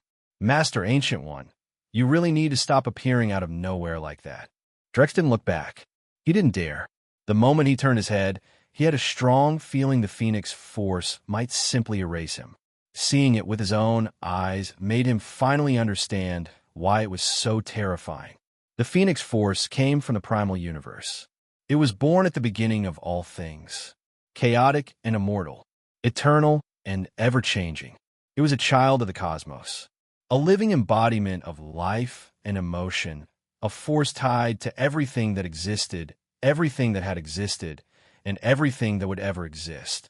It was the spiritual and mental link between all life across the infinite multiverse, the source and creator of psychic power, the reservoir and ruler of emotional and life energy for generations yet to come. It could create and manipulate coordinates across space and time, moving through any point in the universe, in any era. It could also erase those coordinates entirely. It could destroy timelines, sever dimensions, and delete entire parallel universes from a given reality. The Phoenix Force was one of the most feared entities in all of existence. Its passion could become the Phoenix's judgment, burning away sin, desire, and corruption to remake or annihilate anything in the universe, including the universe itself. But it had weaknesses too. If Phoenix drew on too much of its power, it would consume the energy reserved for the continuation of life and future generations. As an incarnation of life and emotion, it possessed supreme cosmic awareness and intuition. It could perceive the past, the present, and the future at the same time. As the nexus point of all minds across the multiverse, it also wielded immense psychic power. Telepathy, telekinesis, multiversal mind arts, all of it. With a power like that, the Mind Stone became a much smaller concern. In fact, the Mind Stone might not have been able to stand against the Phoenix Force at all. And because it also governed the energy stored for future generations, it could draw upon that reserve and thereby deny the existence of those future lives altogether. That ability made its destructive potential even more absurd.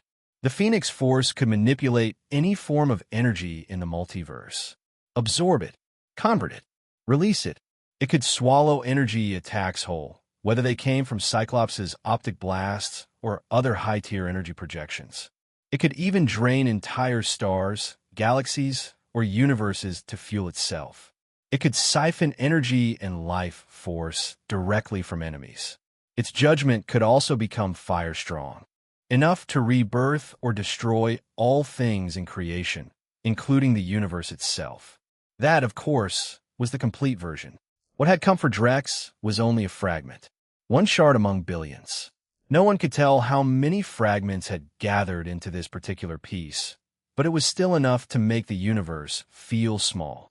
As the fragment locked onto Drex, the dragon force inside him suddenly responded. Hundreds of dragon souls awakened across his body. They had been sleeping until the Phoenix Force provoked them. Then they opened their eyes, and Drex felt his strength begin to surge at a terrifying rate. These dragon souls all have their own strengths, Ancient One said quietly. Drex could feel it too. Each dragon soul carried something different. Some gave him wisdom, some gave him power, some gave him speed, and some simply gave him more power, a great deal more. Even as a Kryptonian, he could feel the difference immediately. His strength was climbing. His body was changing. His capacity was expanding. One dragon soul after another fused into him, and the cumulative effect became obvious in seconds. Drex Valen was getting stronger, much stronger. Chapter 179, 179. The Dragon Force had gone far beyond simple enhancement. Speed. Every aspect of Drex Valen's movement had been amplified. Reaction speed, combat speed, flight speed, processing speed, everything. Endurance. His body no longer required sleep or food in any conventional sense. He could survive for absurd lengths of time without eating or drinking. Though honestly, that benefit meant very little to him now. Ever since mastering atomic-level electromagnetic manipulation, Drex had already become effectively immortal. Ageless, deathless, nearly indestructible. Durability. His body became even harder to damage than before. Bullets and blades meant even less now, and the enhancement extended beyond the physical world.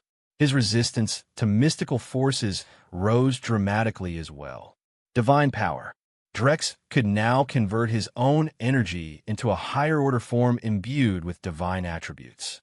It carried overwhelming effectiveness against supernatural and mystical entities. The blessings of hundreds of dragon souls surged through him simultaneously. The increase was so absurd that Drex could feel himself crossing another threshold entirely. He had already reached the level of cosmic gods long ago, but now his strength climbed even further.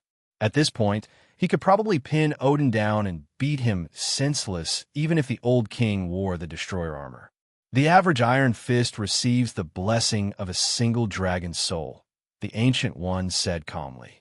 She showed no regret. After all, she had already known this outcome was possible when she guided him toward Kunlun's power. The title of Kunlun's strongest Iron Fist probably no longer belonged to Astrophone. Now it belonged to Drex Valen, though Kunlun itself would almost certainly refuse to acknowledge him. Daniel had only recently inherited the mantle of Iron Fist, after all, the fragment of the Phoenix Force sensed the dragon souls protecting Drex. And then something changed. Ancient instinct, ancient memory. Long ago, the Phoenix Force had once been shattered by dragon souls like these. That memory ignited immediate hostility. The Phoenix Force abruptly abandoned caution and rushed straight into Drex's body. If the dragon souls wanted this host, then it would claim him first. Drex frowned slightly. Now the Phoenix Force was inside him too. At this rate, his body was becoming a cosmic junk drawer stuffed with absurd powers. Oddly enough, though, the Phoenix Force and the dragon souls didn't immediately clash. Instead, they kept their distance from each other, almost like two predators silently occupying the same territory. The Phoenix Force has been damaged too severely, the Ancient One explained. It won't fight the dragon's souls yet. She looked at him seriously. For me, being powerless is the real danger, Drex replied calmly. He could already feel the Phoenix Force responding to his will. The fragment was weak, far weaker than even a single dragon soul, but it was still unimaginably valuable. And if it truly could attract more fragments over time, then strength wouldn't remain a problem forever. Besides, both the Dragon Force and the Phoenix Force mainly served one purpose for him, dealing with the mystical side of the universe. Against most ordinary threats, he barely needed either power. The Ancient One merely nodded. She had already said what she came to say. Once she confirmed Drex had stabilized the Phoenix fragment successfully, she disappeared. Drex teleported back to Umbrella Corporation headquarters. Headquarters barely required his attention anymore. Use.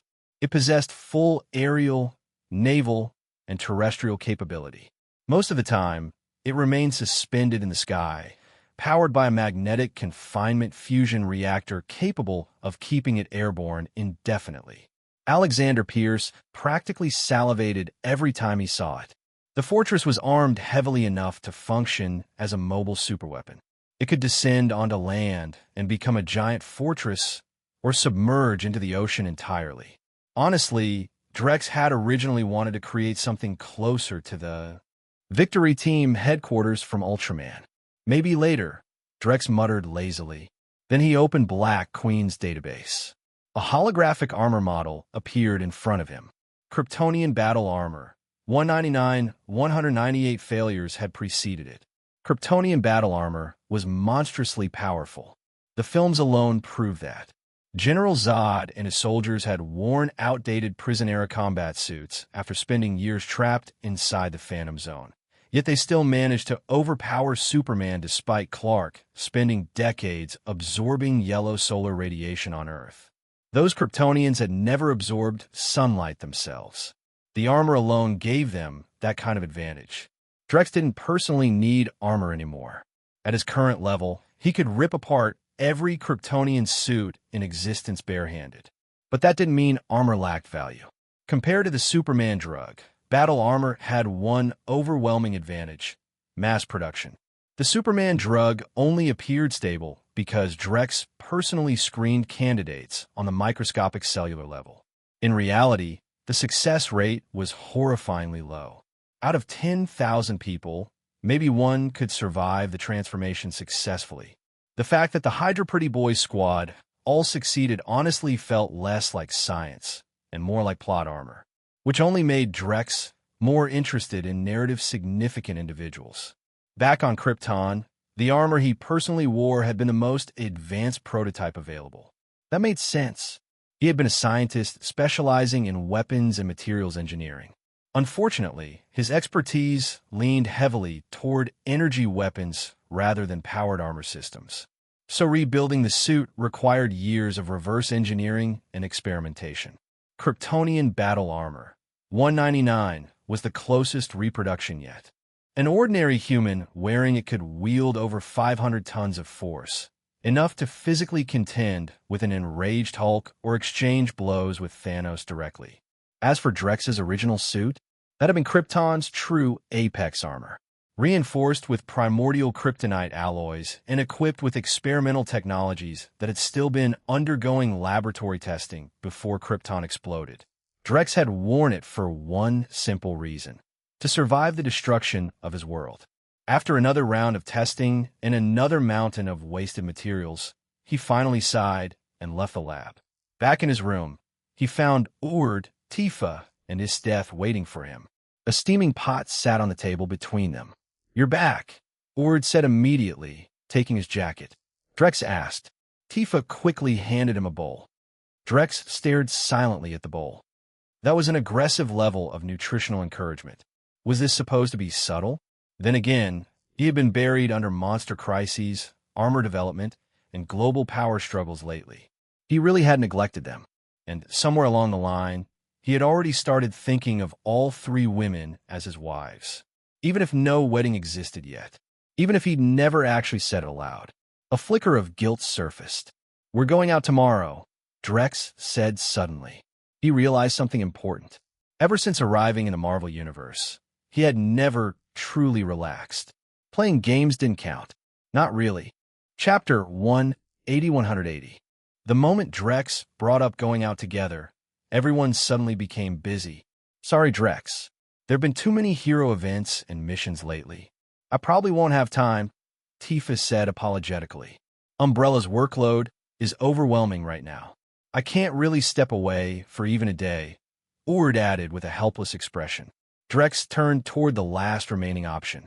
Compared to vacations, she was far more interested in the virtual combat space Black Queen had recently developed for Black Umbrella's mercenary training program. The simulation environment operated at nearly 100% realism. Any terrain, any battlefield, any weather condition, anything could be recreated. Isdeth had become completely addicted to it. Drex sighed. Apparently, everyone already had their own entertainment. The virtual space had originally been designed as a training tool. After all, combat experience was priceless, and the simulation reproduced even death with horrifying realism. A normal person who survived hundreds of simulated deaths without suffering a mental collapse could be transformed into a terrifying veteran soldier. More importantly, repeated exposure to death gradually stripped away fear itself. And during the process, Black Queen could subtly implant loyalty conditioning toward Umbrella Corporation. By the end of training, 99% of the survivors became absolutely loyal soldiers. The rest either went insane or died. The first batch of mercenaries whose lives had been fully bought out were already undergoing this training. Black Queen was continuously recording their data to construct a large-scale predictive combat model. After finishing the soup, Drex abruptly decided he'd been patient enough. With his super speed, he practically attacked all three women at once. From Drex's perspective, he moved between them repeatedly at impossible speed. From Isdeth, Tifa, and Urd's perspective, it felt like he had somehow overwhelmed all three simultaneously. And for Drex, it wasn't even tiring. If anything, it was effortless. Actually, it was amazing. So amazing, in fact, that a dangerous idea suddenly appeared in his head. Maybe he should make more figures. A million words later, Isdeth, Tifa, and Urd lay collapsed on the bed, too exhausted to move. Meanwhile, Drex stretched lazily by himself. Electromagnetic force stripped all dust and impurities from his body instantly, saving him the trouble of showering. He didn't sleep anymore. Compared to ordinary people, he effectively gained an extra 10 hours every single day. At first, he'd worried that abandoning sleep entirely might eventually lead to psychological instability. Sleep wasn't just physical recovery. It was important for the human mind too. But he'd already gone an entire year without sleeping and still felt perfectly energetic. So it was probably fine. Then his earlier thought resurfaced. Figures. Drex immediately became interested again. How could Umbrella Corporation possibly exist without Albert Wesker? With the aid of the Phoenix Force, Drex's material manipulation had already reached subatomic precision. The Wesker he created looked almost identical to the game version. Golden slick-back hair, black trench coat, sunglasses, the full classic look. "Boss," Wesker said calmly. Drex nodded in satisfaction. Then, while he was at it, he created Ada Wong too. Not because he was personally interested in her type. She wasn't really his preference. But having a female operative who could rival Black Widow certainly had practical value. Among all the artificial humans Drex had created so far, Wesker and Ada Wong were probably among the weakest physically. At the same time, they might also be among the most useful. Jin was different. Jin existed primarily to deal with traitors. As for Leon and Chris, Drex strongly suspected those two possessed some kind of teammate-killing aura, so he decided not to create them for now. The more Drex looked at his new figures, the more satisfied he became. Satisfied enough that he almost wanted to throw Blonsky, Bucky, and the others out of the Burning Legion entirely and replace everyone with figure-based personnel instead. But after thinking about it carefully, he reconsidered. If he kept abandoning old subordinates every time something new caught his interest, wouldn't the figures themselves eventually notice? That seemed like a good way to destroy morale. Wait! Drex suddenly clapped his hands together. Beside him, Black Queen immediately activated the Mars colonization plan and began generating virtual rocket construction blueprints automatically. "I was joking," Drex said speechlessly. "I'm not actually doing that. The plan can remain archived," Black Queen replied calmly. Reach his limit? Was he really that kind of person? Although, when he thought about his death, Tifa, and the possibility of creating even more figures, he suddenly understood the meaning of inevitable temptation. Seriously, the fun of making figures was dangerously addictive. Someone opened the laboratory door. Drex immediately shut down the Mars rocket project display. He looked genuinely surprised.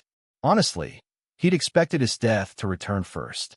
She was the strongest, recovered the fastest, and had an intensely competitive personality. Ada showing up instead was unexpected.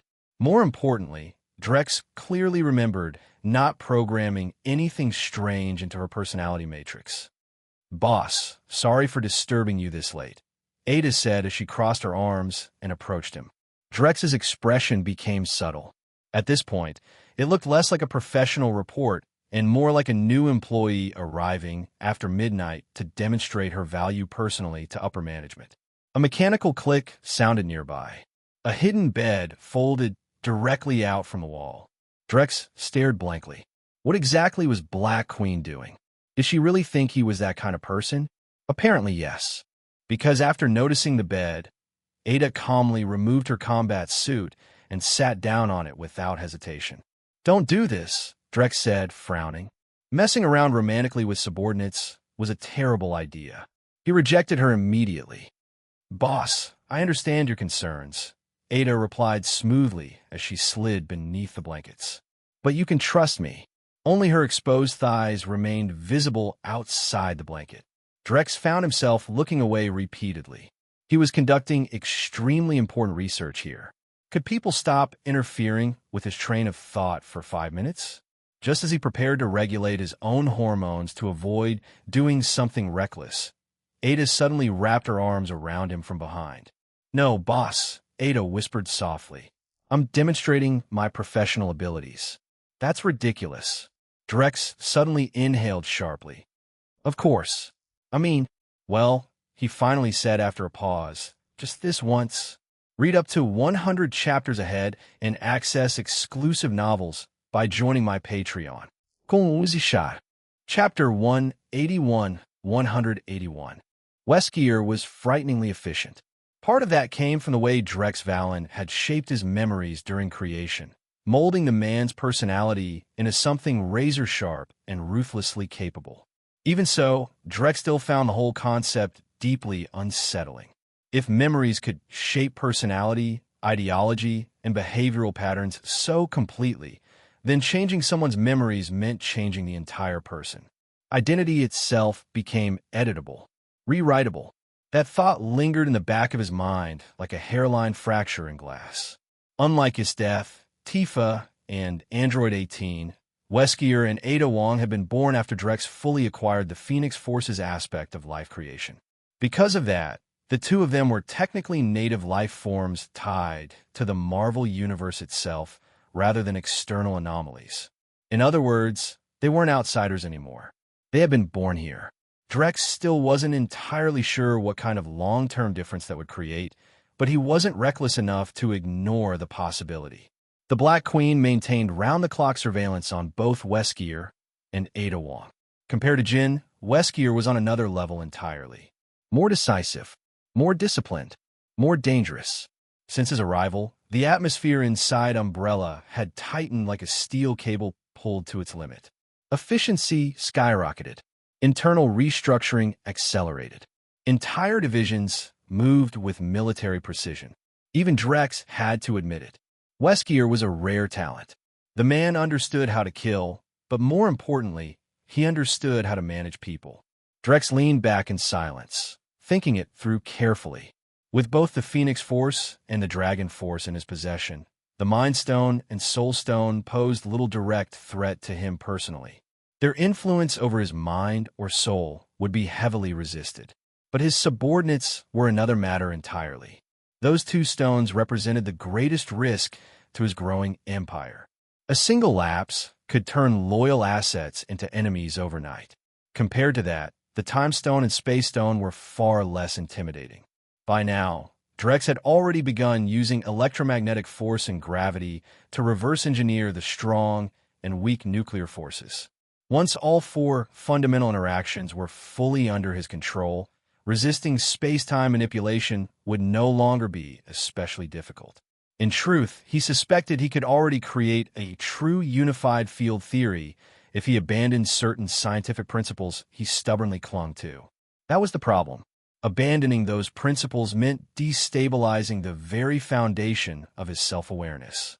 If he pushed too far, he might end up observing himself into a quantum paradox, a living Schrodinger's cat, or worse, or perhaps better. There was a non-zero chance he would collapse into something resembling Dr. Manhattan instead. A quantum god. Drex stared at the ceiling for several seconds. Humanity or godhood? That was one hell of a fork in the road. Unfortunately for cosmic ascension, Drex was still attached to very human things. Giving up the women around him for detached blue omniscience? Not happening. Dr. Manhattan could keep the glowing existential crisis. Besides, he was a super Kryptonian. Natural growth alone would eventually push him beyond multiversal levels anyway. There was no need to rush toward becoming some emotionally sterilized physics deity. That left the remaining Infinity Stones. The Reality Stone would probably be troublesome. Its ability to blur illusion and truth made it wildly unpredictable. As for the Power Stone, Drex almost laughed. What in the universe could possibly compete with a Kryptonian in raw power? It was now 2005. 3 years remained before the true rise of Iron Man D had effectively taken control of global defense coordination. Talents from every corner of the world had gathered beneath its banner. At the same time, Drex had fully absorbed Hydra's North American branches into his own control structure. The vampire population hadn't fared much better. Across North and South America, Drex's purge had nearly driven vampires to extinction. The slaughter had become so excessive that even Blade joked that he was running out of work. Fortunately, Drex redirected him toward Europe and other regions soon afterward. Vampires reproduced like mold in damp walls. Ignore them for a short time, and they flooded back. Meanwhile, Umbrella Corporation successfully landed on the moon. The first wave of personnel transported by Umbrella's lunar rockets had officially begun construction of a permanent moon base. The world was stunned. Governments everywhere were shocked by Umbrella's technological dominance and immediately started looking for ways to get involved. What nobody knew was that Drex had already set foot on Mars long before the public lunar project even launched. Still, the moon base announcement triggered immediate interest from governments, politicians, billionaires, and corporate elites. The reason was obvious. Earth was becoming increasingly unstable. Monsters appeared constantly. Catastrophic incidents were becoming routine. Entire cities had started living under the shadow of extinction-level threats. The powerful wanted distance from the chaos. The officially announced 10,000 residency slots for the lunar base instantly became the most valuable commodity on the planet. People were willing to pay absurd amounts for access. $100 million for a single residency slot. Ord looked genuinely baffled. In her eyes, Umbrella's expansion was moving at ridiculous speed already. The 10,000-person lunar settlement was clearly just the beginning. At this rate, the moon would probably have a full city within a few years. So why the desperation? It wasn't like they were buying tickets for Noah's Arkansas. Drex's tone remained calm. Don't forget the state of Earth right now. Still, even if he understood their panic, Drex had no intention of letting these people grow too comfortable. The numbers Ord saw were only the surface. Privately, Drex had already received far more extravagant offers. One financial tycoon proposed trading 10 tons of gold, 100 flawless oversized diamonds, and $6 billion in exchange for 10 residency slots. Not that any of it meant much to Drex anymore. Then things got even more ridiculous. A drug lord demanded 20 spots. His offer? $2 billion per person. Drex remembered the man immediately because he had already marked him as a future target. The cartel leader was practically a shadow emperor of the global narcotics trade. More than 90% of the drugs produced in South America and Southeast Asia passed through his network before reaching the market. Even infamous American gangs relied on his channels. Nobody knew how much money the man truly possessed. 2 years earlier, Interpol had frozen $30 billion tied to his accounts at an international bank, and insiders claimed that amount represented less than 1/50th of his total fortune. Drex rubbed his temples. Then his eyes narrowed slightly. A plan formed. If the world had started treating space as a safe haven, then maybe it was time to remind humanity of a very important fact. The universe was far more dangerous than Earth. New York, a city that had somehow survived catastrophe after catastrophe through sheer spite and concrete. At this point, most insurance companies operating there had already collapsed. The surviving ones were too terrified to expand coverage, choosing instead to wait and see which apocalypse arrived next. Headquarters. Alarms suddenly lit up across a satellite monitoring station. An analyst rushed over immediately. The anomaly report was sent straight to Deputy Director Nick Fury. The reason was simple. Director Drex Valen was busy virtually every hour of the day. Between lunar development projects and anti-monster weapons research, nobody wanted to interrupt him unless absolutely necessary. On the screen, outer space stretched into darkness. Then a white point of light appeared. It pierced Earth's atmosphere at terrifying speed, friction igniting the surrounding air until it resembled a blazing red meteor descending toward the planet. Nick Fury frowned.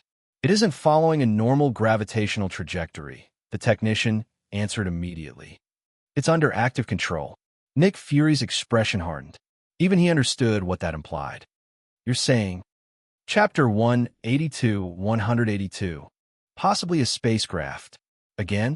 At this point, it felt personal. What had New York done to deserve this kind of cosmic abuse? Issue a citywide emergency alert immediately. Nick Fury ordered with a dark expression. Across central New York, emergency sirens erupted into the air. Sentinel robots stationed throughout the city immediately switched into disaster response mode, guiding civilians away from danger zones with machine precision. Panic never had a chance to fully spiral. People who stumbled were pulled upright instantly instead of being trampled beneath stampeding crowds. The sky screamed. A crimson meteor tore through the clouds, staining the heavens red as it descended toward the city. Then came the impact. A blinding white object slammed into the ground with catastrophic force, detonating into a massive crater. Even citizens too far away to see it knew exactly what had happened the moment the shockwave rolled through Manhattan. New York was under attack again. Probably another monster. Those close enough to witness the impact firsthand ran even faster. The blast wave ripped across surrounding blocks, shattering windows across entire streets. Cars flipped over like toys. Alarms began screaming from every direction at once. My car! My Bugatti Veyron! A cluster of devastated luxury car owners nearly broke down on the spot before Sentinel robots forcibly escorted them out of the danger zone. All across the world, televisions switched to live coverage of the crater. Humanity watched in collective silence. Steam hissed upward through the wreckage. Then the spherical spacecraft slowly opened. A man floated out from within. He wore black battle armor, a brown tail wrapped around his waist. His wild hair framed a cold, predatory face. Raditz hovered above the crater and casually surveyed the city beneath him. A cruel grin spread across his face. Not bad. His voice echoed across global broadcasts. Every viewer immediately understood one thing. This alien was hostile. At the same time, countless people shared the exact same confused thought.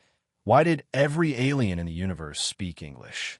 Raditz scouter locked onto a nearby police officer holding a trembling handgun. Power level of 5. Wow, an alien monkey. That's new. A voice said over external speakers. Only Tony Stark could crack jokes during first contact with a potential world-ending threat. Raditz turned toward him. The scouter flashed again. Power level 100. The Scion sneered openly.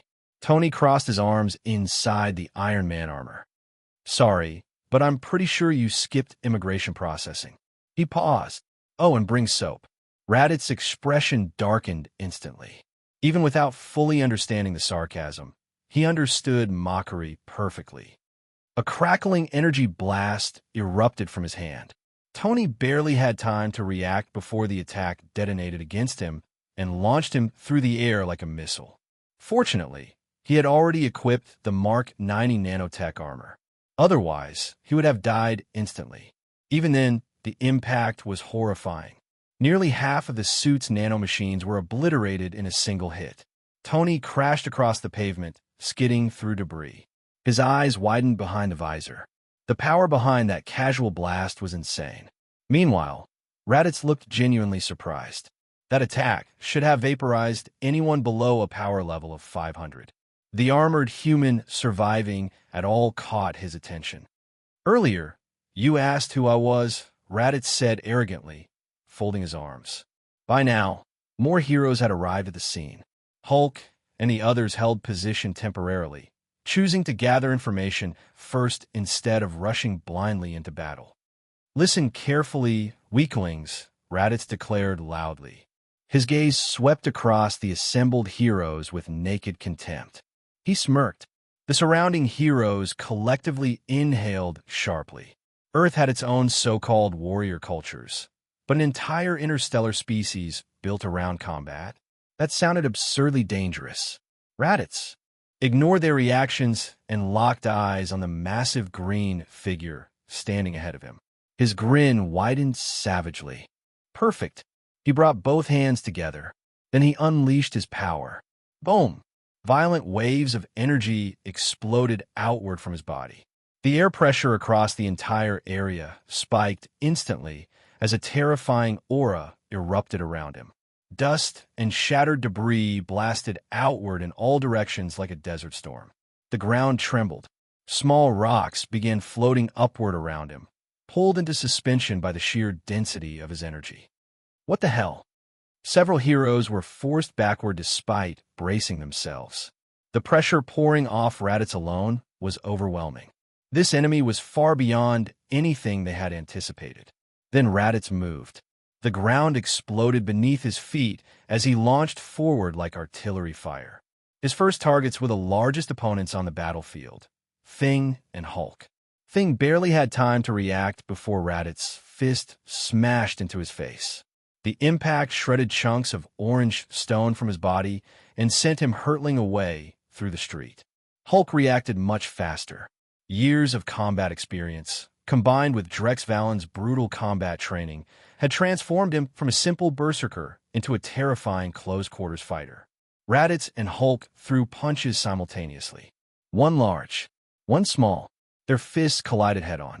The resulting shockwave exploded outward and blasted nearby heroes off their feet. Tony rolled across broken pavement while issuing an emergency command. Most of the Mark 90 armor had already been destroyed, leaving him no choice. High above the battlefield, the Veronica support system immediately launched replacement nanotech components toward Tony's position. Meanwhile, Raditz's fists tore through the air like artillery shells. Every strike carried impossible speed and monstrous force, detonating the atmosphere itself and creating explosive sonic vacuums with each swing. Hulk took a direct hit and skidded backward over a dozen meters. Then he growled and grew stronger. Raditz's eyes narrowed. Chapter 183, 183. Raditz stared at the fluctuating numbers on his scouter as it tracked Hulk's rising power level. Curiosity slowly gave way to greed. If he could learn the secret behind this monster's endless growth, then maybe Vegeta and Nappa would finally stop looking down on him. A roar thundered across the battlefield. Thing ripped an overturned cargo truck off the street and hurled it at Raditz. Raditz sneered and casually fired a glowing energy blast with one hand. Boom! The truck disintegrated instantly. The explosion swallowed Thing as well, blasting him clear out of sight. D updated its threat classifications for dragon-level monsters. Combat protocols against demon-level threats and above had changed drastically. Throwing masses of superheroes into battle no longer worked. Most heroes simply weren't durable enough. During the previous dragon-level incident involving King Piccolo, the shockwaves from his battle with Drex Valen alone had killed 2 superheroes and critically injured more than a dozen others. Raditz had now been classified at the same disaster level. But unlike before, only the current Big 3 were authorized for direct engagement. Everyone else, survive if you can. Even A-class heroes were limited to support roles on the battlefield's outer edges. The truth was, Thing had actually become much stronger through training over the past few years. The problem was that the enemies arriving on Earth kept evolving into nightmares. Compared to monsters like Raditz, even massively improved heroes looked helpless. Nearby, Tony Stark received fresh nanotech components from Veronica. The damaged armor rapidly rebuilt itself, while Tony simultaneously began assembling a massive energy cannon directly over his right arm. The design had been inspired by Drex Valen's endless collection of exotic energy weapons, along with Tony's own refinements to laser-cutting technology. Nanotech, directed energy systems, adaptive combat architecture. Everything had been integrated into a single absurdly advanced suit. This armor meant everything to Tony. For the first time in his life, he had finally escaped the awkward middle ground where he was neither truly weak nor genuinely top tier. Now he could stand on the same battlefield as cosmic monsters. Even the bleeding-edge armor looked primitive compared to this nanotech platform. The only reason Tony still appeared outmatched was simple. His enemies kept getting worse. Against almost anyone else, the current Iron Man could have ended the fight instantly. Tony fired first. The energy cannon erupted with blinding force. Raditz answered with his own blast. The attacks collided head-on. Raditz's attack won immediately. Instead of locking into some impossible beam struggle, the stronger energy simply crushed through the weaker one and detonated into a catastrophic explosion. Watching remotely, Drex felt oddly relieved. At least physics hadn't fully given up yet. The explosion ripped through half of New York. Entire blocks vanished beneath expanding shockwaves. More than a dozen streets were devastated by the blast radius alone. Fortunately, Evacuation procedures had already cleared the area. Then Hulk attacked again. The enraged giant lunged directly at Raditz, throwing a devastating punch. Raditz raised one arm casually. Hulk's fist crashed into him hard enough to pulverize tanks, yet Raditz barely moved. Then, at point-blank range, the Scion fired an energy wave straight through Hulk's torso. The blast punched through flesh and muscle alike. Hulk staggered backward and dropped to one knee. Thing roared from the ruins. Then suddenly, Raditz's expression changed. Something exploded inside his body. The attack caught him completely off guard. Invisible force fields detonated internally beneath his skin, tearing into him from within. Invisible Woman had used her powers with surgical precision. If Raditz's key reinforcement hadn't been powerful enough to protect his organs, the attack might have crippled him instantly. Raditz immediately sensed her energy signature. Fury twisted across his face. He fired an energy blast toward her without hesitation. Human Torch grabbed Susan and rocketed away just before the blast obliterated the street behind them. Heroes at their level could only provide support now. Direct combat meant death. Raditz clutched his chest, still shaken by how close that attack had come to seriously injuring him. Then rage exploded out of him. Dozens of energy blasts rained across the battlefield. Headquarters, Nick Fury stared grimly at the monitors. Scientists nearby had already completed preliminary analysis. Each one of Raditz's energy blasts carried destructive power comparable to a thermobaric bomb. He wasn't just a warrior. He was a mobile weapons platform. Compared to King Piccolo, Raditz's attacks were faster, stronger, and significantly more lethal. Threat assessment had already escalated accordingly. More troubling, however, was the implication behind Raditz's words. The strongest warrior race in the universe. If Raditz represented even an average Scion, then Earth was hopelessly outmatched. And if he was elite, that possibility was somehow even worse. The only reason global leadership hadn't collapsed in outright despair yet was because one man still hadn't entered the battlefield. Drex Valen, Earth's strongest superhero, humanity's final card. If even Drex failed, then maybe it really was time to abandon Earth and start looking for somewhere else to live. Back in Manhattan, the battle was turning ugly. The so-called Big Three were being overwhelmed. Even with A-class heroes interfering from the edges of combat and creating occasional openings, Raditz still dominated almost effortlessly. Thing was already down. His massive body lay motionless inside a crater, unconscious. Cracks spread across his stone skin from head to toe. Raditz's relentless attacks had shattered him apart despite Susan shielding him with invisible force barriers whenever possible. Tony wasn't doing much better. Most of his nanotech reserves had already been exhausted. While fighting desperately, he also continuously recorded combat data and sent increasingly irritated emergency messages to Drex Valen. Meanwhile, Hulk kept fighting. Only Hulk. Raditz gradually realized something horrifying. The green monster's power just kept climbing. Hulk roared and slammed another punch into Raditz's arm. This time, Raditz failed to hold his ground cleanly. The impact forced him backward.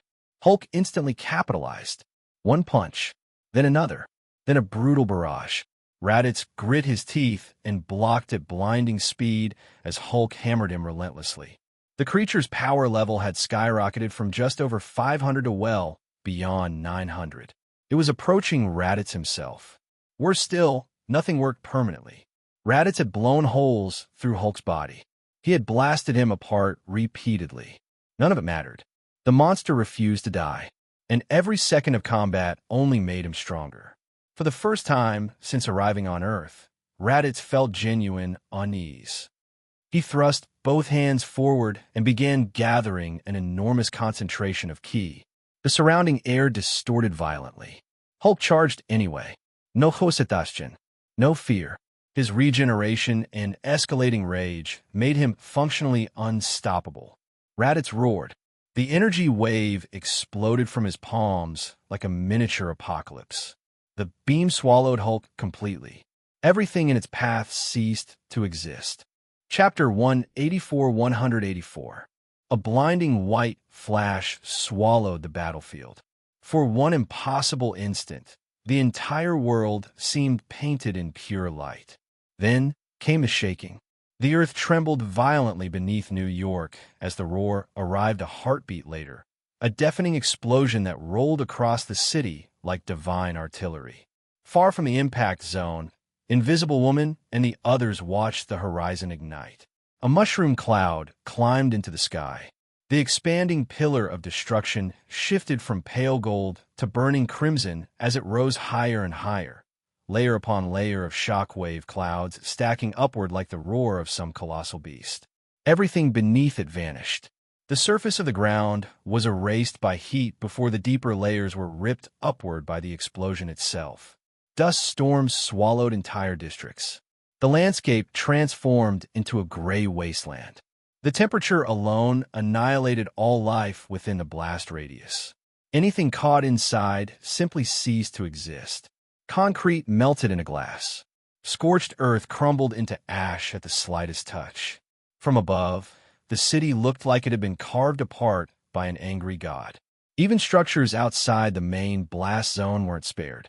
Hurricane-force thermal winds tore through the surrounding streets, leaving only wreckage behind. Long after the explosion ended, silence settled over the ruins. Only drifting clouds of ash still floated through the sky. The temperature slowly began to cool. Everyone watching understood the same terrifying truth. A single living creature had unleashed destructive force greater than a nuclear weapon, and Hulk had taken that attack head-on. Now, there was no movement from the green giant at all. Maybe he was dead, maybe unconscious-like thing. Nobody knew. Despair spread rapidly across the battlefield. Then someone appeared in the sky. A black figure descended slowly through the smoke. Dark Knight Drex. Relief exploded through the city almost instantly. Of course, Tony also understood why. Drex Valen practically carried half the planet on his back already. The leader of Umbrella. Creator of technologies decades beyond humanity's reach. The man probably didn't even remember what free time looked like anymore. Still, Tony stared toward the smoking crater where Raditz floated. After witnessing that monstrous attack, even he wasn't sure Drex could win. Drex landed calmly on the shattered ground. Raditz narrowed his eyes. The Dark Knight? Drex replied evenly. Scion, what you said earlier about selling planets. The question instantly drew the attention of the entire world. Everyone wanted the answer. Of course, Raditz said with a grin while secretly recovering his energy. We Scions make money selling high-quality planets. Drex asked the question quietly. Raditz looked confused for half a second before laughing. Idiot. His energy had finally recovered enough. The grin on his face sharpened. Drex nodded slowly. The instant the words left his mouth, Raditz attacked. An energy blast screamed across the battlefield toward Drex. At the same time, Raditz frowned at his scouter. No reading. The device couldn't detect Drex's power level at all.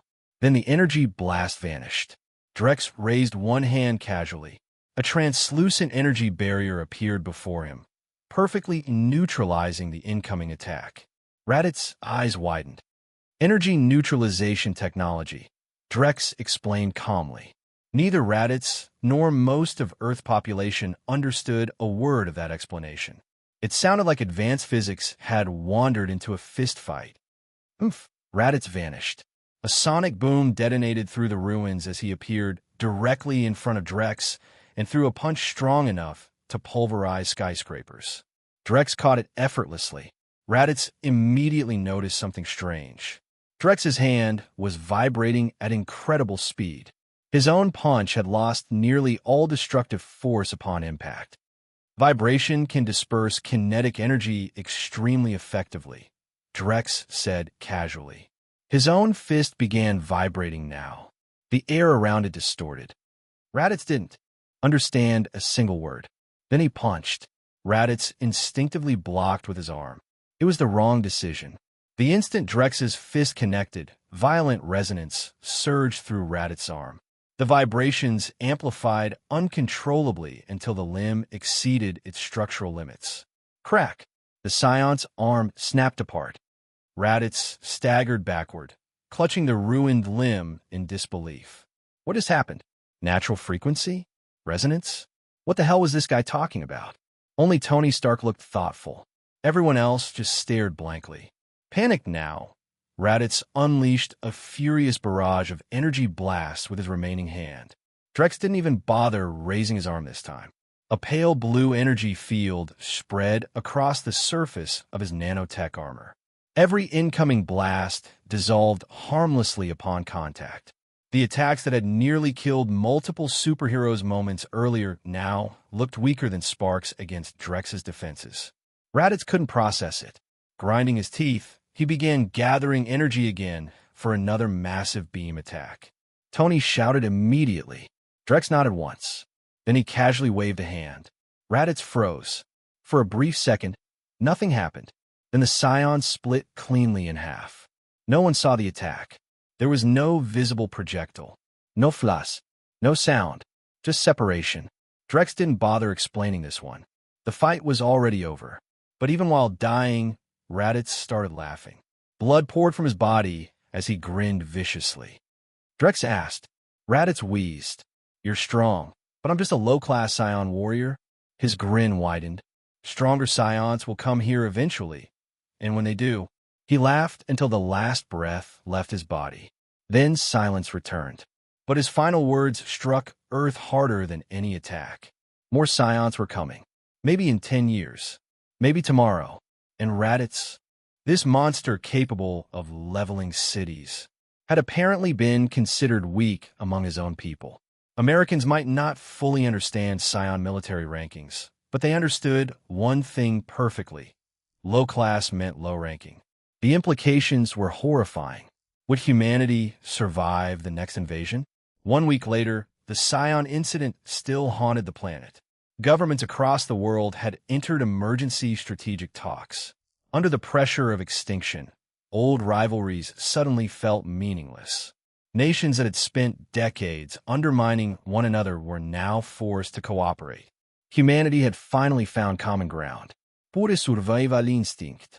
Meanwhile, almost nobody talked about purchasing lunar residency slots anymore. The arrival of the scions had frightened humanity badly enough already. Then Drex Valen introduced another idea to world leaders. The dark force theory. The concept hit like ice water poured down the spine of civilization. Earth wasn't hiding from danger. Earth was broadcasting its existence into an ocean filled with predators. And suddenly, every world leader on the planet felt very, very small. Chapter 185. Life became noticeably quieter after the scion incident. Drex Valen had successfully scared humanity out of its self-destructive recklessness for the time being, which honestly counted as a win. Still, lately he had begun noticing something strange happening inside his body. The feeling was familiar. Twice before, he had experienced the exact same sensation shortly before developing entirely new abilities. And both times had been unpleasant. It wasn't pain exactly, more like pressure, like something deep inside him was preparing to emerge. The sensation made it impossible to relax. Sitting felt wrong. Standing felt worse. His entire body carried a constant, irritating tension. Drex! Tifa Lockhart noticed immediately. Drex shook his head lightly. There was no point explaining it. Tifa wouldn't be able to help him with something like this, even if she wanted to. She seemed to realize that as well. Instead of pushing further, she simply sat beside him and gently pulled his head into her lap. A quiet gesture. Warm. Comforting. If Drex didn't want to talk about it, then she would stay beside him anyway. That alone was enough. For perhaps the first time in a very long while, Drex relaxed completely. Resting against Tifa's lap, he slowly drifted to sleep. And then the dream began. His body changed the moment unconsciousness took hold. Electromagnetic force fluctuated around him. Gravity warped subtly. The strong and weak nuclear forces rippled through space like invisible tides. Inside the dream, Drex saw a monster. A nightmare wrapped in flesh and bone. It slaughtered an entire planet. Cities vanished beneath its fists. Oceans boiled. Countless life forms died, screaming beneath its rampage. Then it noticed him. The creature turned and attacked. The battle that followed shattered the earth itself. Drex and the monster tore through continents, ripped apart tectonic plates, and finally smashed straight through the planet's core. The Earth detonated into a supernova-like explosion. Neither of them died. Drex survived through layered defenses, electromagnetic control, gravity manipulation, energy shielding, and the overwhelming durability of his Kryptonian physiology. The monster survived differently. It died, then came back stronger. Drex immediately realized something else was wrong. The Dragon Force was gone. The Phoenix Force was gone too. Inside this dream, those powers simply didn't exist. He could only rely on his own abilities. After Earth's destruction destabilized the surrounding gravitational fields, both combatants were dragged helplessly through the collapsing forces around the former planet's orbit. The monster kept attacking anyway. Eventually, the two escaped the gravitational collapse and crashed onto the moon, where the battle continued. The lunar surface exploded beneath them. Boom! Boom! Boom! Every collision carried enough force to annihilate civilizations. Each punch cratered the moon deeper and deeper. Shockwaves rolled endlessly across the lunar landscape, while debris launched outward like artillery shells. The ground beneath them collapsed continuously under the pressure of their battle. Dust storms swallowed entire regions. The center of the moon's surface caved inward like a gigantic funnel. Drex's eyes erupted with crimson heat vision, lancing directly into the monster's face. The blast detonated against blackened flesh. Smoke rose from the creature's skin. Then the monster grabbed Drex by the face. Its massive hand clamped down over his head, forcing his chin upward and exposing his throat. Its other fist tightened. Jagged bone spikes protruded from the knuckles as it slammed a punch directly into Drex's neck. Boom! Nothing happened. With his energy absorption ability, bioelectric aura, Kryptonian body, and even the moon's magnetic field reinforcing him, Drex had become monstrously durable. The attack wasn't even enough to make him flinch. And as the battle continued, both fighters kept evolving. The creature adapted continuously. So did Drex. His energy absorption ability converted kinetic force directly into permanent physical enhancement. Every strike from the monster strengthened him further, allowing him to keep pace with the creature's endless evolution. The monster prepared another attack. Drex countered instantly with a brutal elbow strike that launched it across the moon like a missile. The creature crashed into the horizon hard enough to carve out another crater before climbing back to its feet with a feral snarl. Red energy gathered around its arm. Then it lunged. Its glowing fist collided with Drex's own punch. The instant they connected, blinding white lightning exploded between them. For a single heartbeat, everything went silent. Then the compressed energy erupted outward into a massive sphere of destruction. The shockwave swept across the entire moon. From orbit, the expanding wavefront spread across the lunar surface and continued onto the dark side of the satellite itself. At this point, Drex stopped questioning why there was sound in space. The fight had escalated far beyond common sense anyway. Both combatants unleashed their full strength. Muscles tightened. Power surged. The ground beneath them trembled violently as their auras distorted the environment itself. Rocks rose into the air around them before being crushed into dust by the pressure alone. Then the lunar surface split apart. A massive abyss tore across the moon with explosive speed. Crack after crack spread outward until the entire celestial body fractured in half. Drex ignored inertia completely. His combat flow was flawless. Whenever the monster threw one punch, Drex landed 10 or 20 in return. The creature's growing strength gradually stopped matching. Under the pressure of continuous battle, Drex finally achieved deeper mastery over the strong and weak nuclear forces. With all four fundamental forces now under his control, his defensive capabilities climbed to horrifying levels. Dr. Manhattan. No, not yet. Without a true unified field, he still probably couldn't beat something like Dr. Manhattan. But he was getting closer. Meanwhile, the interaction between the four fundamental forces made the monster's adaptation increasingly difficult. Eventually, Drex gained the upper hand completely. The creature could evolve counters against almost any attack, but Drex controlled the very foundations of physics itself. Adapt to one application? Fine. He had thousands more. The battle continued for an entire day and night. By the end of it, they had practically dismantled the solar system. The sun itself was pierced during one collision, its core destabilized until gravitational collapse transformed it into a black hole. Drex stood firm against the black hole's pull through sheer mastery of the four forces. The monster couldn't. It was dragged screaming into the singularity and torn apart at the subatomic level until nothing remained except scattered quarks. Then the dream ended. Drex's eyes snapped open. Holy shit, Doomsday! The realization hit him instantly, but that only raised more questions. Why was he dreaming about fighting Doomsday? Did someone like him even need dreams anymore? And what exactly was happening to his body? This overwhelming sense of power. It felt endless. Tifa looked startled when he suddenly woke up after several hours of sleep, breathing hard like someone emerging from a nightmare. Read up to 100 chapters ahead and access exclusive novels by joining my Patreon. Chapter 186-186. It's nothing. Drex Valen shook his head lightly. But the moment he began examining himself internally, his expression changed. His cells had transformed. Every single one of them radiated monstrous vitality and adaptive power. He had become Doomsday. The realization hit instantly, along with the truth behind the dream itself.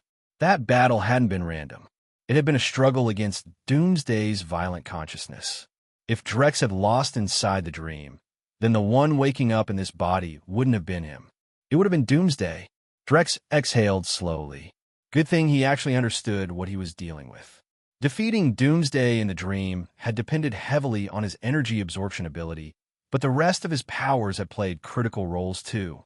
Though honestly, banning the Dragon Force and Phoenix Force during the fight had been unfair as hell. The corners of Drex's mouth curled upward, despite himself.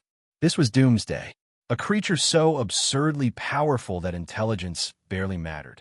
It simply crushed everything through raw, physical superiority and endless adaptation. Even Darkseid's Omega effect couldn't permanently kill it. Mental attacks, soul attacks, energy attacks. Doomsday adapted to all of them eventually. The only known way to truly erase the creature involved weaponizing entropy through time itself. And now Drex possessed Doomsday's evolutionary adaptation and immortality. Not every ability, though. He hadn't inherited things like the spore generation powers. Still, this alone was already outrageous. Drex murmured thoughtfully. Either way, becoming Doomsday changed everything. Very few opponents remained genuinely threatening anymore. Give him enough time, and he could probably evolve to the point where even entities like One Above All became killable. The thought was surreal. He had crossed into absurd territory frighteningly fast. And honestly, even against the original Doomsday, Drex would probably still win. His energy absorption ability alone was borderline unfair. So, he considered it briefly, then immediately discarded the idea. He wasn't completely insane yet. Still, the Tesseract was another matter. D had become laughably easy. Alexander Pierce personally delivered it. Pierce placed a metal briefcase on the table in front of Drex. Drex nodded once and dismissed him immediately. The moment the room emptied, he opened the case. Inside rested the glowing blue cube. Beautiful. Hypnotic. The deep sapphire light shimmered with almost unreal brilliance. If the women around him saw it, they'd probably lose their minds. Drex reached out without hesitation. Previously, he had avoided touching the Tesseract directly because of one annoying possibility. getting teleported somewhere awful to become the Soul Stone's eternal gatekeeper, like Red Skull. Now, that risk barely mattered. Doomsday wasn't something easily restrained. The Tesseract trembled violently in his hand. Then Drex crushed the outer cube casing effortlessly, exposing the true form hidden inside, the Space Stone. A small blue gem, radiating impossible cosmic power. The instant he grabbed it, the room exploded with energy. Blue flames surged outward across the walls as space itself twisted visibly. The air warped. Electric arcs danced through the room, while endless cosmic light erupted from the stone. For a moment, Drex could see the universe with terrifying clarity. Galaxies, distances, dimensional layers. The Space Stone attempted to overwhelm him completely and drag him somewhere else. Drex snorted coldly.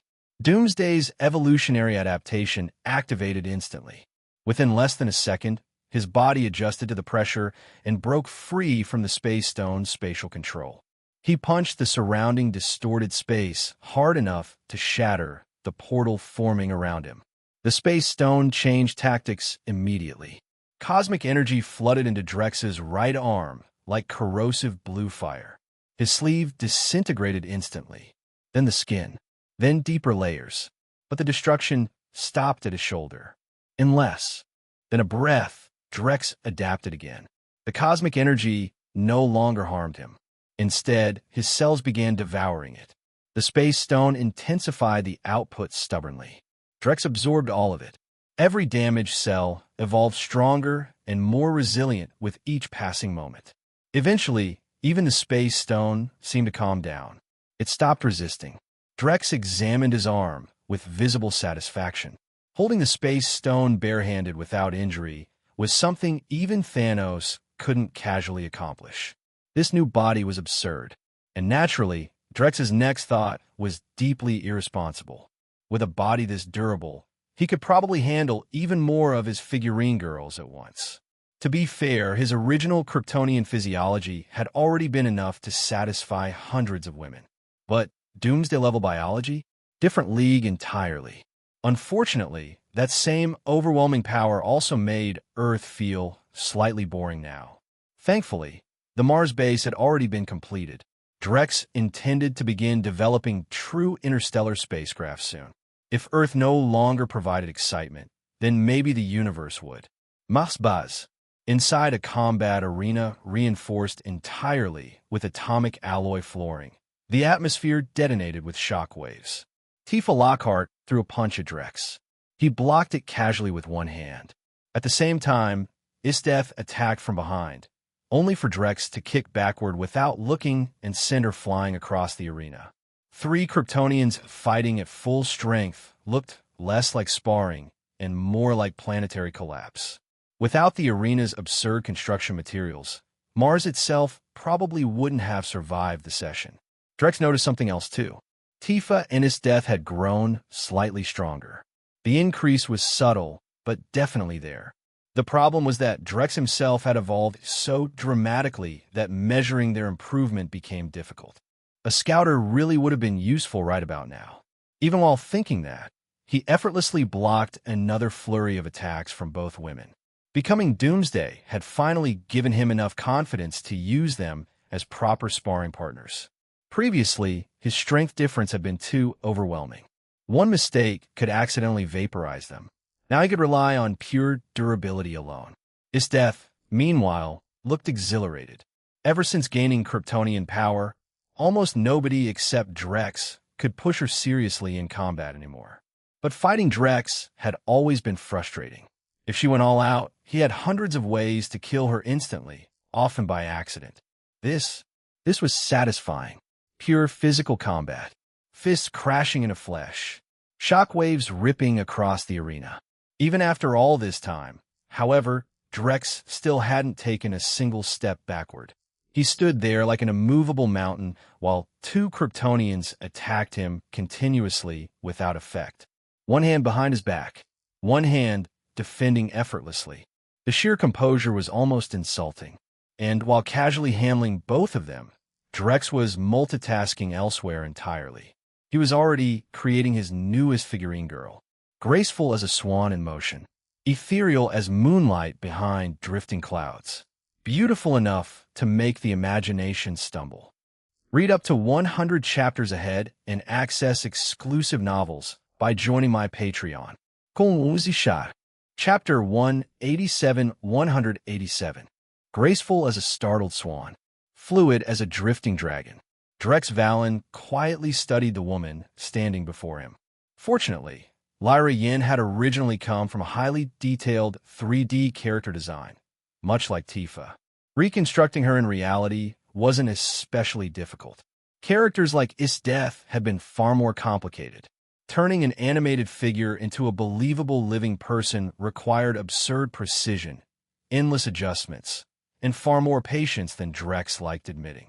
Lyra radiated contradiction, warm yet distant, elegant yet dangerous, playful enough to lure people in before they realized they were being manipulated. Beneath her alluring calm burned a fiercely passionate personality, one that loved openly and hated honestly. Drex had no intention of pretending otherwise. Yeah, she was absolutely one of his favorites. And considering how many women from that series he liked, Lyra was only the beginning. There would be more later, one at a time. No reason to rush. Like the others, her body carried Kryptonian soldier genetics as a foundation. Drex had also integrated pyrokinetic mutant genes modeled after Pyro's abilities, along with telepathic mutant genes. The telepathy wasn't for offense. It was protection. Drex had no interest in seeing someone else hijack her mind through psychic manipulation. Besides, pairing Lyra's flames with Isdeth's ice sounded entertaining in more ways than one. Bit by bit, Drex refined every detail, with a Kryptonian superbrain assisting him. The final result bordered on perfection. Every expression, every movement, every subtle detail matched flawlessly. If anything, the real version possessed even more life than the original. Drex's thoughts drifted elsewhere. Now that Lyra's finished, maybe I should start looking at characters from other universes next. As memories integrated and electromagnetic stimulation activated her neural patterns, Lyra slowly opened her eyes. Drex had originally wanted to dress her in her iconic flame-themed ancient outfit. Then common sense intervened. Walking around modern Earth in ornate fantasy era, clothing attracted entirely too much attention. So instead, he chose professional office wear, which somehow made her even more dangerous. Black pencil skirt, black stockings, high heels, a fitted blouse hugging elegant curves. The overall effect was devastating to Drex's concentration. Lyra recognized him instantly through the implanted memories. Stretching lazily, she stepped down from the platform with smooth confidence, heels clicking softly against the floor. Her eyes were vivid and alive, filled with intelligence and feigned amusement. Drex gently touched her cheek. He knew perfectly well that he had created her himself. That didn't matter. Not anymore. "Come on," he said quietly. He brought her to meet Tifa Lockhart in his death. Drex wasn't planning to create every figurine girl all at once. Relationships still needed time to breathe. Dropping dozens of women into the same environment simultaneously sounded like engineering a social apocalypse. Isdeth and Tifa didn't react too strongly after seeing Lyra. Then both women remembered one important detail. Drex was an absolute monster physically. For ordinary humans, 30 minutes already counted as impressive. Kryptonians didn't operate by ordinary standards. Sessions stretched to absurd lengths. And despite both women possessing Kryptonian bodies themselves, they still consistently lost against Drex's terrifying stamina and raw physicality. Especially recently. Ever since his evolution into Doomsday, he had somehow become even more overwhelming. The conclusion came naturally. Another woman helping absorb the damage might actually be a blessing. Isdeth, the blue-haired woman, introduced herself first, noticeably friendlier than before. Tifa simply smiled and started talking with Lyra normally. "Take your time," Drex told the three of them. Leaving them to build familiarity, he departed to meet Thunderbolt Ross. Ross looked genuinely surprised. Drex sat calmly across from him. General Ross, your Red Hulk. Threat levels keep escalating. Monsters are evolving. He leaned slightly forward. The truth was simple. As upper ranks lacked enough overwhelming power. Thing replacing Captain America as part of the Big Three sounded impressive publicly.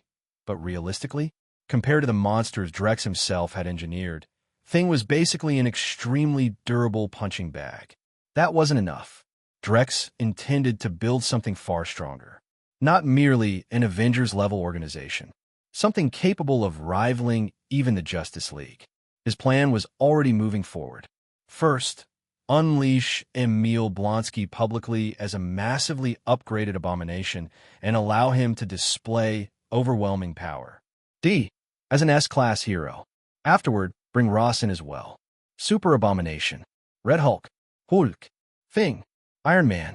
5 monsters standing at the top of Earth's power structure. The 5 Titans.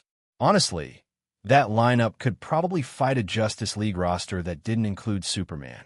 Though admittedly, Shazam and Martian Manhunter would still be terrifying matchups. Especially Martian Manhunter. One John could probably dismantle 3 Hulks by himself. At that exact moment, Blonsky was already rampaging through city streets in his super abomination form. Drex opened a live feed for Ross. Drex said calmly, "We need to unite every possible force if we want to survive the Monster Association." Ross smoked quietly while watching the footage. Honestly, the decision wasn't difficult. Already operated above most national governments in practical terms. Every major country on Earth funded and supported it now. Compared to that, being Secretary of State for a single nation suddenly felt limited, especially when the office itself no longer carried overwhelming authority. Meanwhile, S-class heroes had become one of the most desired positions in America. For younger generations, President of the United States had actually dropped to 3rd place on dream career lists. 2nd place was A-class hero. Poured enormous resources into supporting superheroes, and the culture surrounding them had exploded worldwide. Ironically, that shift even reduced the number of future supervillains.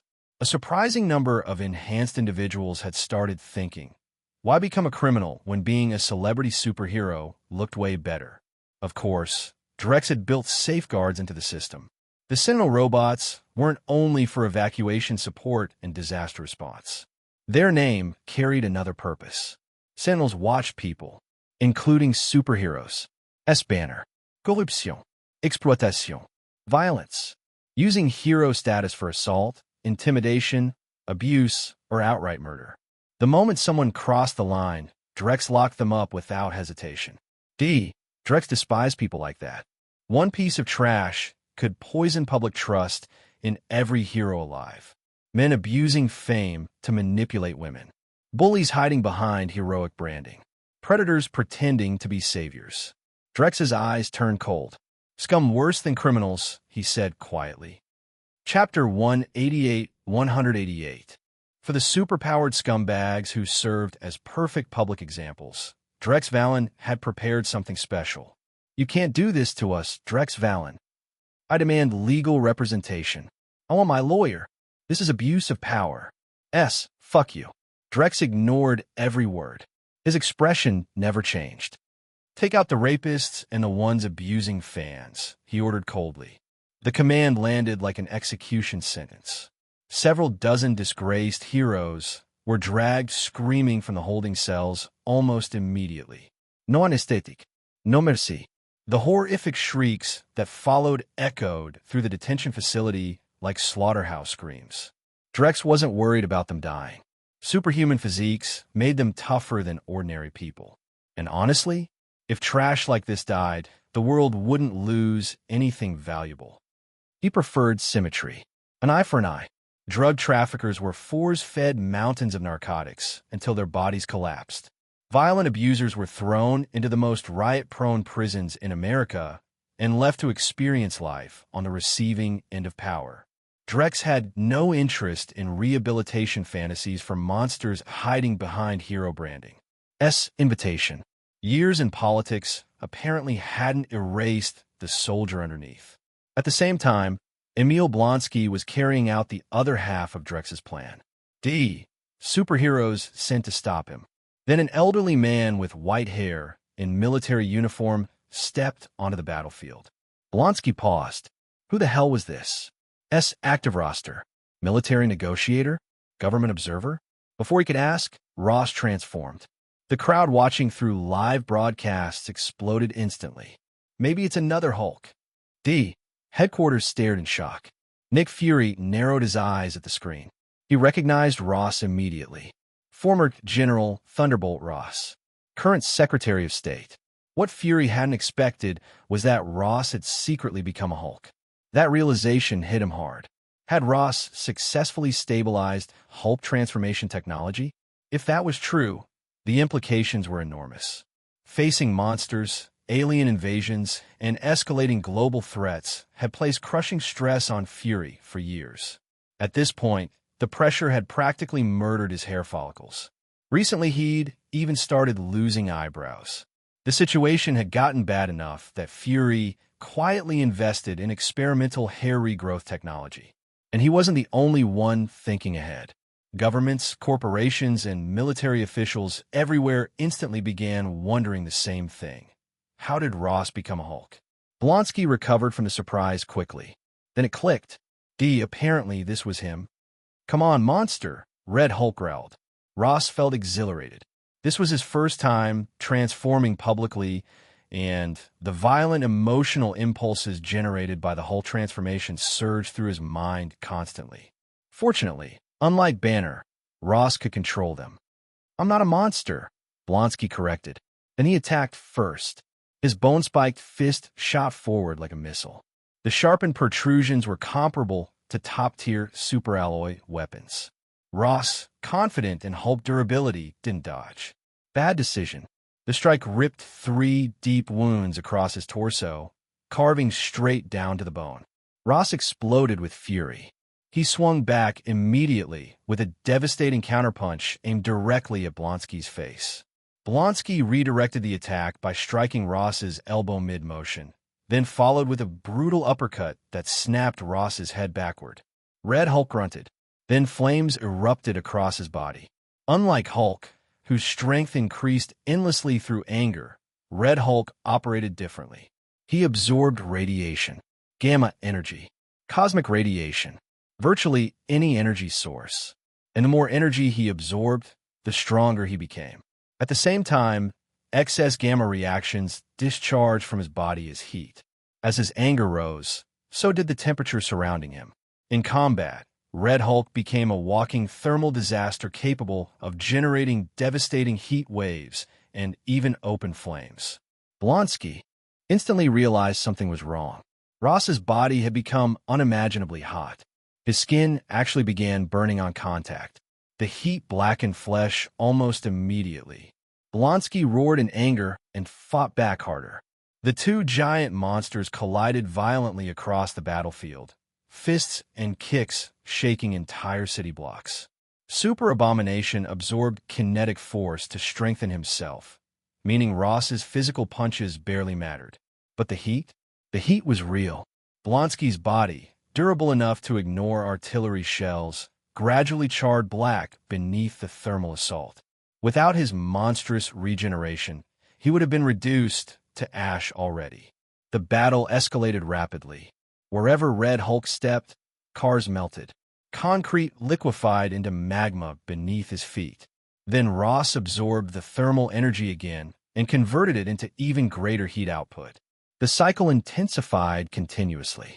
Blonsky slowly began losing ground. His flesh burned so badly that parts of his skeleton became visible through the damage. But he refused to yield. Even as the heat seemed to sink into his bones, he kept fighting stubbornly. Ross eventually noticed something important. Punches weren't especially effective. The flames were. Realizing this, he unleashed even more heat and suddenly grabbed both of Blonsky's arms, locking him in place so he couldn't escape. A voice interrupted the battlefield. Ross stopped immediately. Drex Valen descended from the sky wearing the Dark Knight armor. He landed calmly between them. Blonsky climbed painfully to his feet, looking thoroughly annoyed. Moments later, Drex subdued him personally. Judgment. Though realistically, everyone knew someone this powerful would eventually be recruited rather than discarded. Ross resisted for appearance's sake before reluctantly accepting. The performance fooled almost nobody. Nick Fury especially saw straight through it. Either Ross approached Drex first, or Drex approached Ross first. Then the two scheming bastards staged the entire thing together. What Fury couldn't understand was why they bothered with the show at all. And passed evaluation instantly. The ability to become a Hulk practically guaranteed S-Class status already. Still, the final outcome remained unchanged. Blonsky spent less than 2 days imprisoned before quietly being released. Chapter 189-189. Newest S-Class hero. The decision triggered immediate backlash from many superheroes. Protests, complaints, arguments about trust and morality. Drex Valen ignored most of it and pushed the appointment through personally. He had plenty of reasons ready. The biggest one was simple. The Scions were still out there. Nobody knew when they would arrive. Thinking back to the overwhelming terror of Raditz, people reluctantly accepted reality. During that battle, only Hulk had been able to truly contend with him, and now Abomination had fought Red Hulk to a near standstill. Power like that was too valuable to waste. Earth desperately lacked heavy hitters. In truth, Blonsky and Ross weren't the only people Drex had quietly turned into superheroes. Most of the visible members of the Burning Legion had already been reassigned. The only exceptions were people who couldn't safely appear in public, such as Bucky Barnes, Captain America, Rumlow, and Grant Ward. Everyone else without problematic histories had been pushed into superhero roles.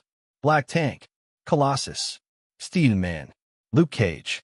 Officially, Drex described it as long-term infiltration work for the Burning Legion. Realistically, he'd already started losing interest in maintaining that organization personally. When he eventually left Earth for cosmic exploration, he planned to travel with his figurine legion instead. The rest could stay behind. Several years had passed. Scarlet Witch, Quicksilver, and Emma were finally approaching graduation. As graduation neared, Wanda submitted her resume to Umbrella Corporation. Drex had never asked her or Pietro to do anything for him directly, but Wanda still wanted to repay what he had done for them. Her academic performance had been excellent, earning praise from nearly every professor she studied under. She hoped she could help Drex in some way.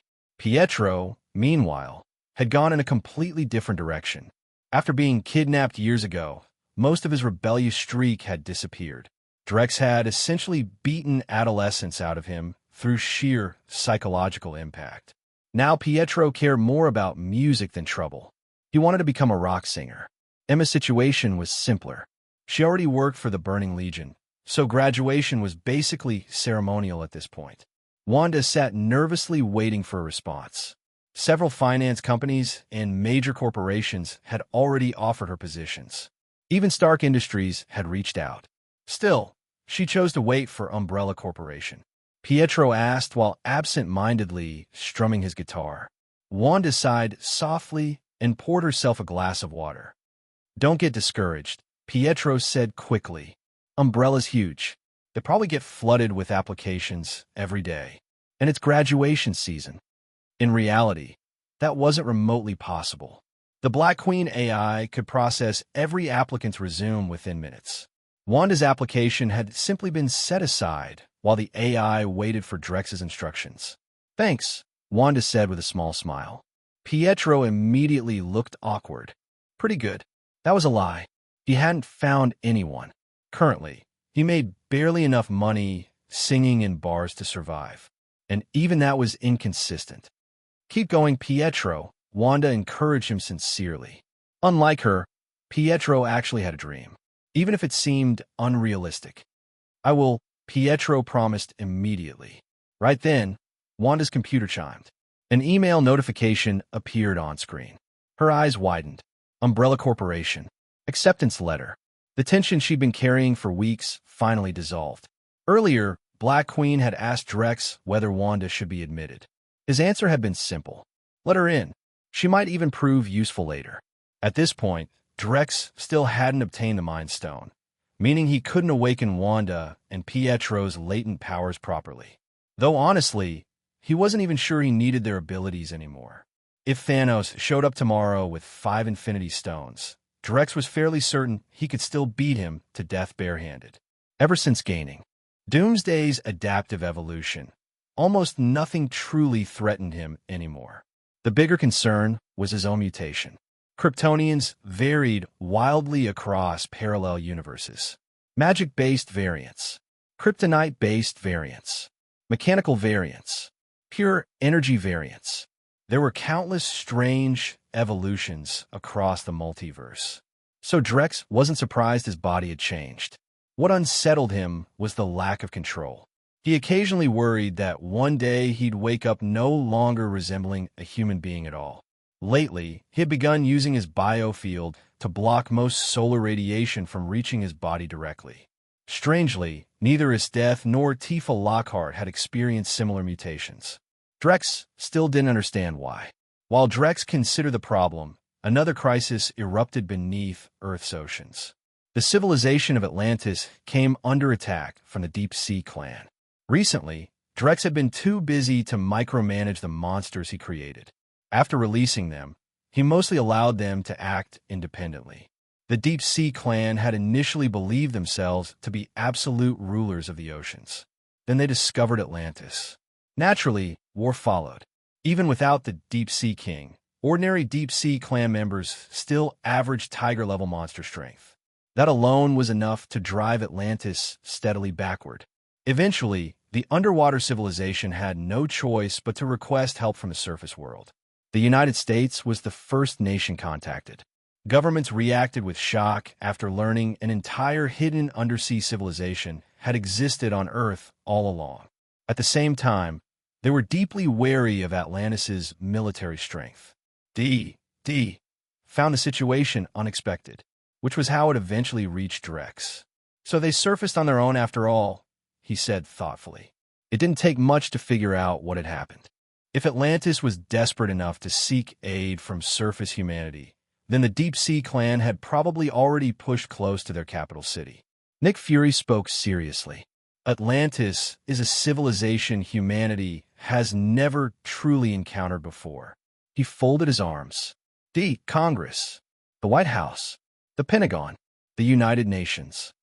What we need is diplomacy, contact, negotiation. Drex held authority powerful enough to influence humanity's future directly, which meant he could decide whether Atlantis received help at all. Drex asked flatly. He leaned back slightly. Fury frowned. Atlantis is still a powerful civilization, he argued. Chapter 1, 9190. Humanity was desperate. Between monsters and the looming threat of the Scions, every government on Earth wanted to seize any possible source of strength. That naturally included Atlantis. They're already on the verge of extinction, Drex Valen said flatly. He had already looked into this world's Atlantis. Apparently, there was no Namor here. At least not yet. Still, Atlantis possessed dangerous relics. The sacred Punitan Trident, symbol of Atlantean royalty. A weapon capable of controlling the seas themselves. Storms, tidal waves, electrical discharges powerful enough to devastate fleets.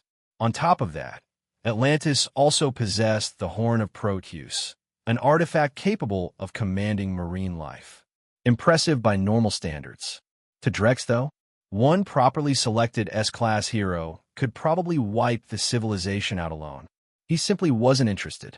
Civilizations like Atlantis and Wakanda irritated him for the same reason. Isolationist kingdoms that stayed hidden during humanity's worst crises, only to suddenly demand solidarity once disaster reached their own doorstep. D shook his head. That was effectively the final decision. Still, Drex quietly ordered the United States and other major nations to raise naval alert levels. Not because he feared Atlantis, because he didn't trust desperate civilizations. At the same time, he also gave another order. Push harder. The Deep Sea Clan received reinforcements. Drex created even more of them personally and subtly adjusted their instincts and priorities. Before attacking the surface, unify the oceans first. The logic immediately made sense to the Deep Sea clan. If they invaded the surface while Atlantis still existed, the Atlanteans could attack them from behind. None of the deep-sea monsters were stupid enough to ignore that possibility. And just like that, enormous numbers of deep-sea creatures began converging on Atlantis. Across the ocean floor, marine life scattered in terror before the advancing horde. At the center of the world's oceans lay Poseidonia, the sacred capital of Atlantis, a city wrapped in ancient grandeur and mythological beauty. Massive stone pillars rose from the seabed, supporting vast golden domes overhead. Blue-skinned Atlanteans rode armored seahorses or sleek spindle-shaped underwater craft, their movements creating glowing ribbons of light around the city. The deep sea here wasn't dark or lifeless. Bioluminescent algae illuminated the water in shifting colors. Enormous jellyfish drifted like living lanterns through the abyss. The entire city looked dreamlike, a hidden world humanity had never been meant to see. Beyond the enormous water barrier protecting Poseidonia stood the royal palace itself, surrounded by armed guards and heavily fortified checkpoints. Powerful high-pressure water cannons lined defensive towers throughout the city. Any intruder entering the capital should have been annihilated instantly. Should have. Now the city was under siege. The Deep Sea clan tore through Atlantean defenses with terrifying ferocity. Atlantis's proud ocean knights looked utterly helpless against them. High-pressure cannons slammed into deep-sea warriors hard enough to stagger them back a few steps. Then the monsters simply kept advancing. Only a few dozen deep-sea creatures had nearly pushed Poseidonia to collapse already. After days of slaughter, the capital's defenders were terrified. None of them had ever imagined that such horrifying creatures existed within the same oceans they had ruled for centuries. Worse still, the Deep Sea clan clearly didn't consider Atlanteans fellow beings. They considered them food.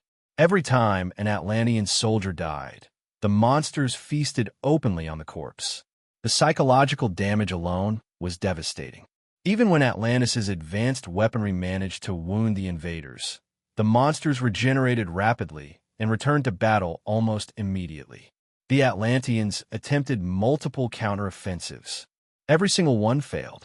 Their entire civilization working together could barely kill a handful of deep-sea warriors. Then the scouts saw what waited behind the front lines. More shadows, thousands of them, gigantic shapes moving through the darkness of the ocean floor. That was the moment Atlantean pride finally broke, and why they had ultimately begged the surface world for help. The elderly king of Atlantis looked exhausted. Days of relentless attacks had visibly aged him. If reinforcements didn't arrive soon, Poseidonia would fall. Frontline reports claimed even more deep-sea monsters were approaching. The enemy numbers had already climbed into the thousands. The scale alone felt hopeless. One of the elders hesitated before answering. The atmosphere in the chamber instantly froze. When Atlantis first decided to contact the surface, many elders had assumed humanity would eagerly accept the chance to cooperate. In their eyes, the technologically primitive surface nations would naturally covet Atlantean science and resources. Several elders had secretly planned to use surface humans as expendable cannon fodder against the Deep Sea clan, weakening both sides simultaneously. None of them had expected rejection.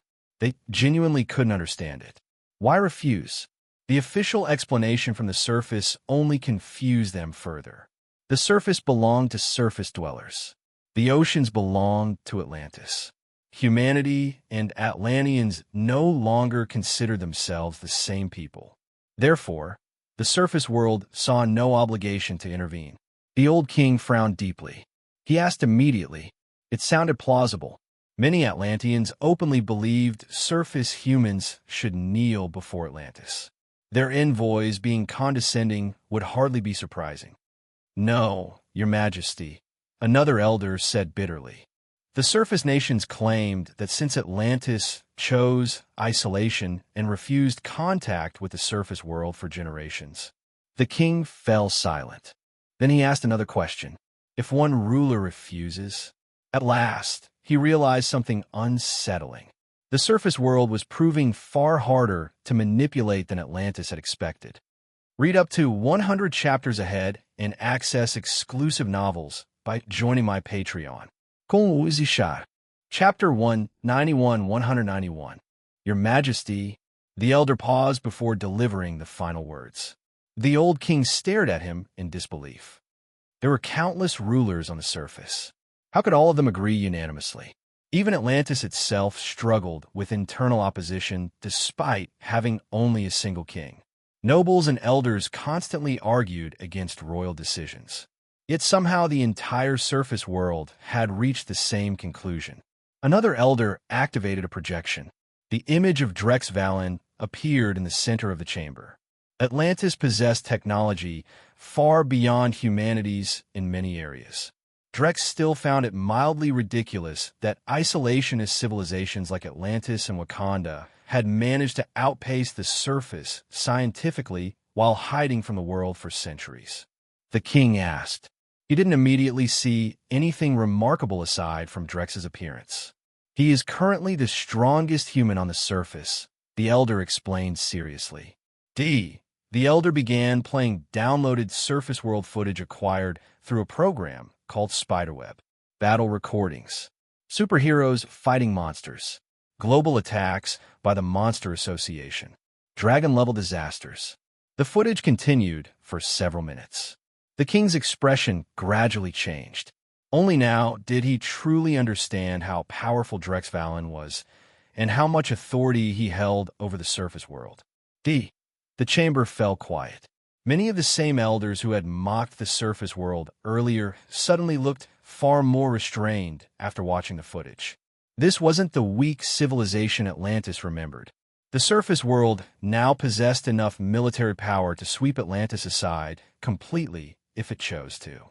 It made no sense. The last time Atlantean scouts visited the surface, humanity had still been sailing wooden ships across oceans.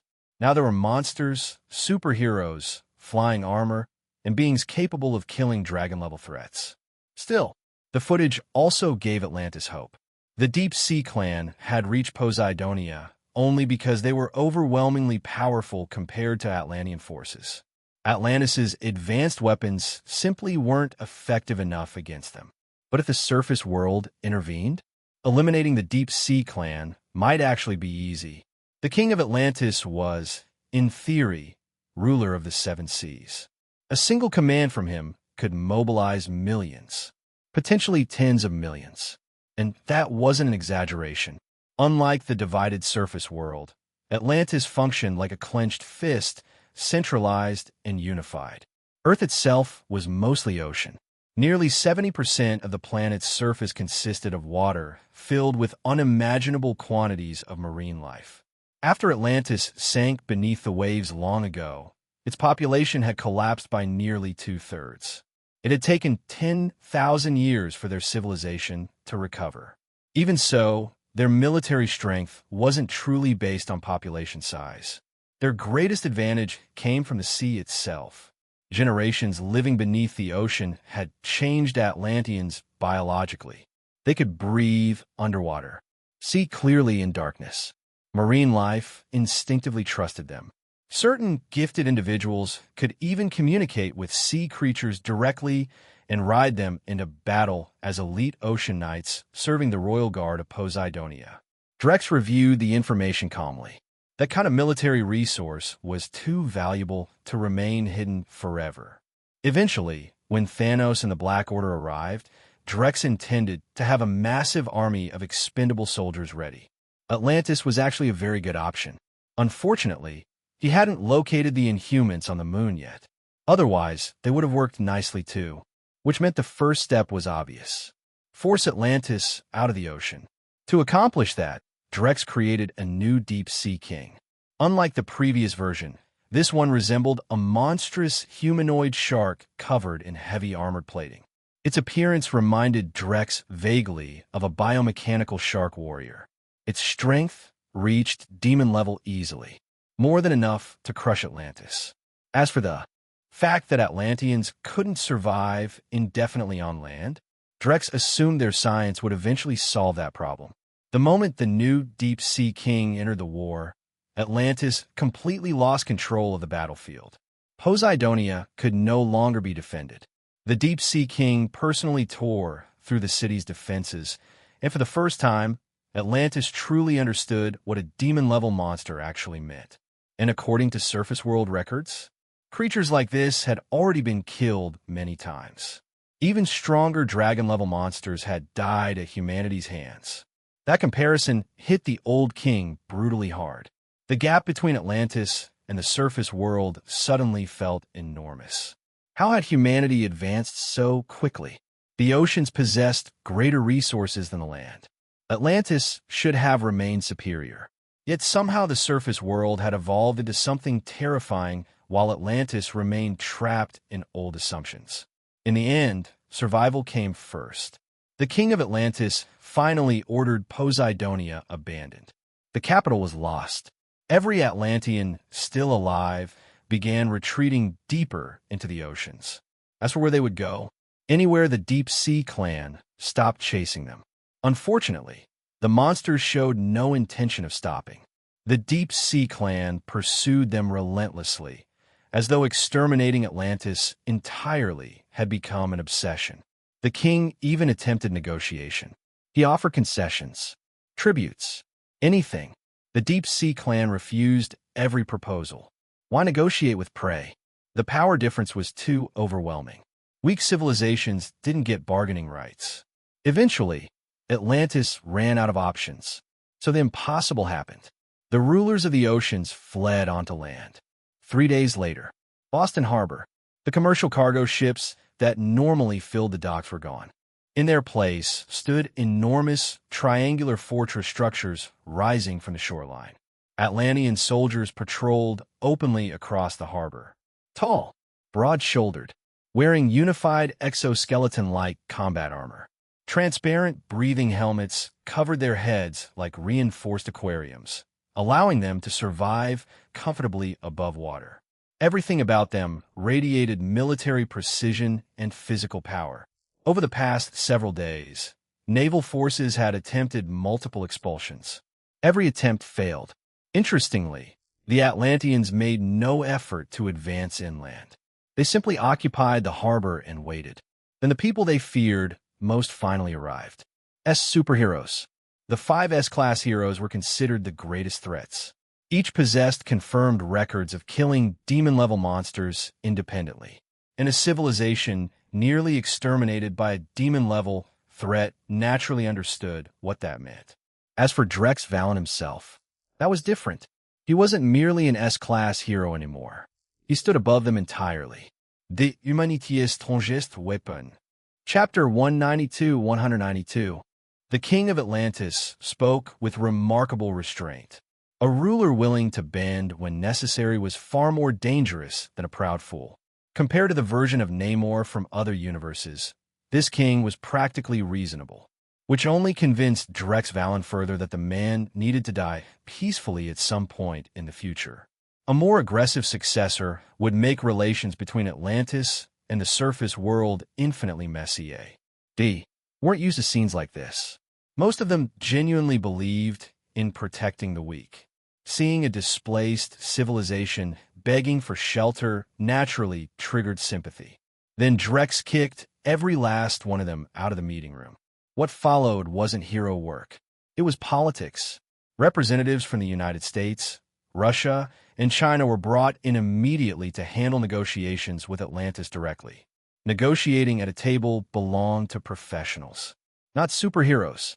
Give some idealistic cape 5 minutes in the room, and he'd probably hand Atlantis 3 major cities and a foreign aid package. One of the negotiators adjusted his glasses and glanced toward Drex before entering. Director Valen. Several diplomatic teams were already preparing to carve Atlantis apart, like starving wolves around fresh meat. They wanted Atlantean exoskeleton technology, their pressure-based water weapons, their underwater engineering systems. Everything. Drex's response was simple. Don't worry about their limits. The room actually went quiet for a second. Another official asked cautiously. Drex leaned back. The negotiators stared at him. Atlanteans were aquatic beings. Every report claimed they struggled to survive long-term on land. Most people assumed they'd at least be given islands or coastal territory. Drex was suggesting they be dumped in the African interior like unwanted cargo. Still, nobody objected for very long. Humans had spent thousands of years exploiting each other. Compared to that, squeezing concessions from a near-alien civilization suddenly felt surprisingly easy to justify. The diplomatic teams walked into negotiations practically glowing with righteous purpose. A massive Atlantean flagship resembling a steel sea serpent remained anchored near Boston Harbor. The negotiations took place aboard that vessel. Superheroes maintained security while diplomats tore into Atlantis with surgical enthusiasm. The process became a bloodbath disguised as paperwork. Atlantis sent members of its Elder Council to negotiate. Ancient nobles wrapped in ceremonial robes, politically experienced by Atlantean standards, which meant absolutely nothing here. The diplomats facing them had survived decades of global negotiations, economic warfare, sanctions, proxy conflicts, and international power games. Compared to them, the Atlantean elders were amateurs wandering into a shark tank, wearing perfume made of fresh blood. Atlantis simply lacked that kind of internal political brutality. Their society was too unified, too stable. The elders were dismantled piece by piece. Eventually, trembling with frustration, they traded away enormous amounts of Atlantean scientific knowledge in exchange for permission to live on the surface. Then came the relocation issue. The United Nations selected Wakanda. Officially, Wakanda was still viewed by the world as a poor developing African nation surviving on international aid and humanitarian support. As for Wakanda's opinion on suddenly receiving an entire underwater civilization as neighbors, apparently irrelevant. The logic from several world powers was brutally straightforward. The international community had helped Wakanda for decades. Sharing territory with some displaced fish people seemed like a fair trade in their eyes. King Chaka protested furiously. The United Nations ignored him completely. Atlantis had already begun preparations to relocate. So Wakanda finally revealed its hand, and the world exploded. Advanced aircraft, energy shields, technology decades, possibly centuries, ahead of the rest of humanity. The revelation felt absurd, like discovering a remote farming village secretly possessed fusion reactors and orbital weapons. Of course, once the shock faded, the scientific gap actually made sense. Technological advancement depended heavily on energy and materials, and Wakanda possessed vibranium, a miracle metal capable of rewriting the rules of engineering entirely. Still, Drex privately found one thing funny. Despite their supposedly hyper-advanced society, Wakandan computers still used the same fundamental processing logic as everyone else on Earth. Somehow that annoyed him more than it should. Chaka hadn't exposed Wakanda by choice. He simply had no alternative. If Atlantis arrived, war between the two civilizations would become inevitable. Wakanda would never abandon its territory, and it certainly wouldn't coexist peacefully beside another hidden super-civilization sitting directly on top of vibranium reserves. The king understood the consequences immediately. Wakanda's secrecy was dead. No more hiding behind the image of a poor nation. No more quietly collecting international aid while operating in the shadows. Now, every intelligence agency on Earth would target Wakanda aggressively. Spies, infiltrators, corporate interests, military analysts. Everyone would come, and they did. Chaka knew those proposals weren't requests. They were inevitabilities, refused too aggressively, and Wakanda could end up standing against humanity itself. D got involved? That became unwinnable, even with Wakanda's technological edge. So Wakanda accepted, reluctantly. Meanwhile, Atlantis was reassigned elsewhere in Africa after world leaders decided putting two secret super civilizations beside each other sounded catastrophically stupid. Unfortunately for the major powers, the second African nation turned out to be exactly what it appeared to be. Just a normal country. No heathen vibranium. No sci-fi empire hiding underground. That disappointment lasted about 12 minutes. Still, amid the chaos, world governments discovered something important. D worked. Its existence forced Atlantis and Wakanda to sit at the same table. It forced them to compromise, even accept outrageous demands. As enormous authority began changing their tune.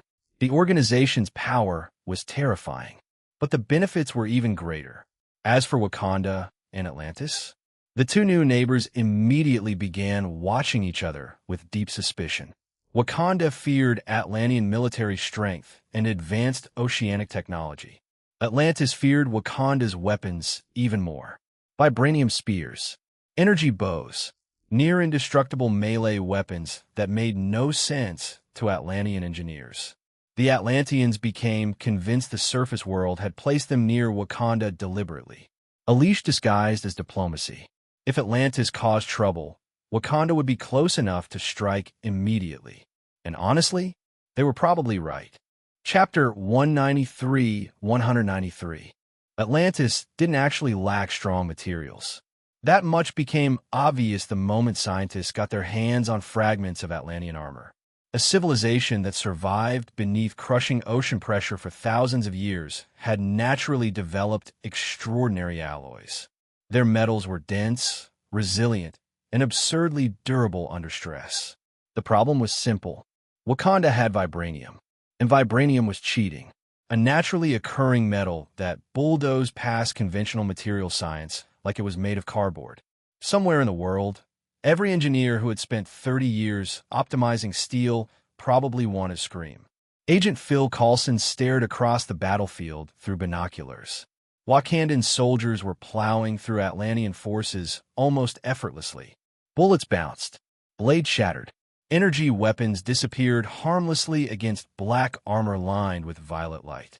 The Atlanteans looked like they were beginning to question every life choice that had led them here. Coulson lowered the binoculars slowly. Yeah, okay. Archives already contained classified reports on vibranium, so none of this surprised him anymore. If anything, he was jealous. Wakanda had monopolized the only known vibranium reserve on Earth and quietly advanced for generations while the rest of humanity crawled forward one technological breakthrough at a time. Material science determined the ceiling of civilization.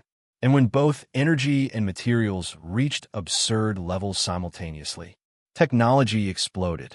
Still, Drex Valen had recently discovered something interesting himself. Adamantium, not manufactured alloy. Actualore. He'd remembered that adamantium wasn't originally a mutant-exclusive concept in every universe. Some continuities tied it to extraterrestrial meteor deposits. The existence of Captain America's shield had already proven something similar existed somewhere on Earth. So Drex found it, and once he understood the atomic structure, manufacturing it became trivial. Of course, none of that meant Wakanda was invincible. If they truly were untouchable, they wouldn't have nearly collapsed against Thanos' disposable alien war beasts in other timelines. The Atlanteans adapted quickly. After the initial shock, they began targeting Wakanda's tactical weaknesses instead of trying to overpower vibranium head-on. The battlefield shifted almost immediately. Counterattacks, flanking maneuvers, ambushes. Atlantean marine warriors tore through Wakandan formations with terrifying efficiency, leaving piles of casualties behind them. This stopped being a border skirmish hours ago, Coulson muttered. Nearby, Emil Blonsky leaned against a jeep, cigar hanging from his mouth beneath mirrored sunglasses. Coulson shrugged. Then he glanced toward the battlefield again. S. Peacekeeping force looked embarrassingly small considering they were supposedly monitoring two advanced civilizations at war. Nobody answered, because at that exact moment, Wakanda deployed its war beasts. The ground began to shake. At first, the Atlanteans assumed it was distant seismic activity.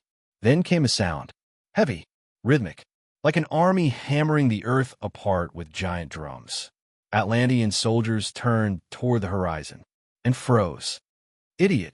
Dozens of massive rhinoceroses thundered across the plains like armored tanks given biological form. Each beast wore full vibranium warplating. Their horns gleamed metallic black. Their footsteps cracked the earth. The creatures were far larger than normal rhinos, nearly double the size of anything found in the wild. And fast. Way too fast. Energy blasts slammed into their armor and vanished instantly. Absorbed. The vibranium plating covered almost their entire bodies except for narrow gaps around the eyes. The collision with Atlantean front lines looked less like cavalry and more like a natural disaster. Soldiers were launched through the air, but the Atlanteans got back up. That was the frightening part. Living beneath extreme oceanic pressure had transformed their bodies over generations. Even without armor, they were physically superior to ordinary humans. Add powered exoskeletons on top of that, and they became monsters in close combat. If vibranium hadn't completely outclassed their materials, Atlantis probably could have rolled over Wakanda without suffering meaningful losses. Instead, the battle settled into brutal equilibrium. Wakanda only truly stabilized the front after deploying the vibranium rhinos. The war dragged on until sunset. Bodies littered the battlefield.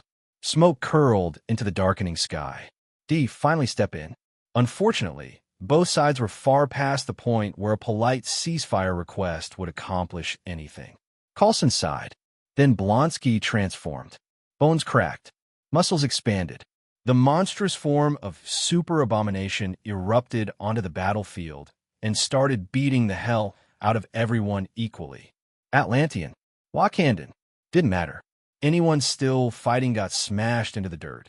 Blonsky's kinetic absorption made him practically unstoppable here. Only Atlantean weapons posed any real threat to him at all. The battlefield cooled down remarkably fast after that.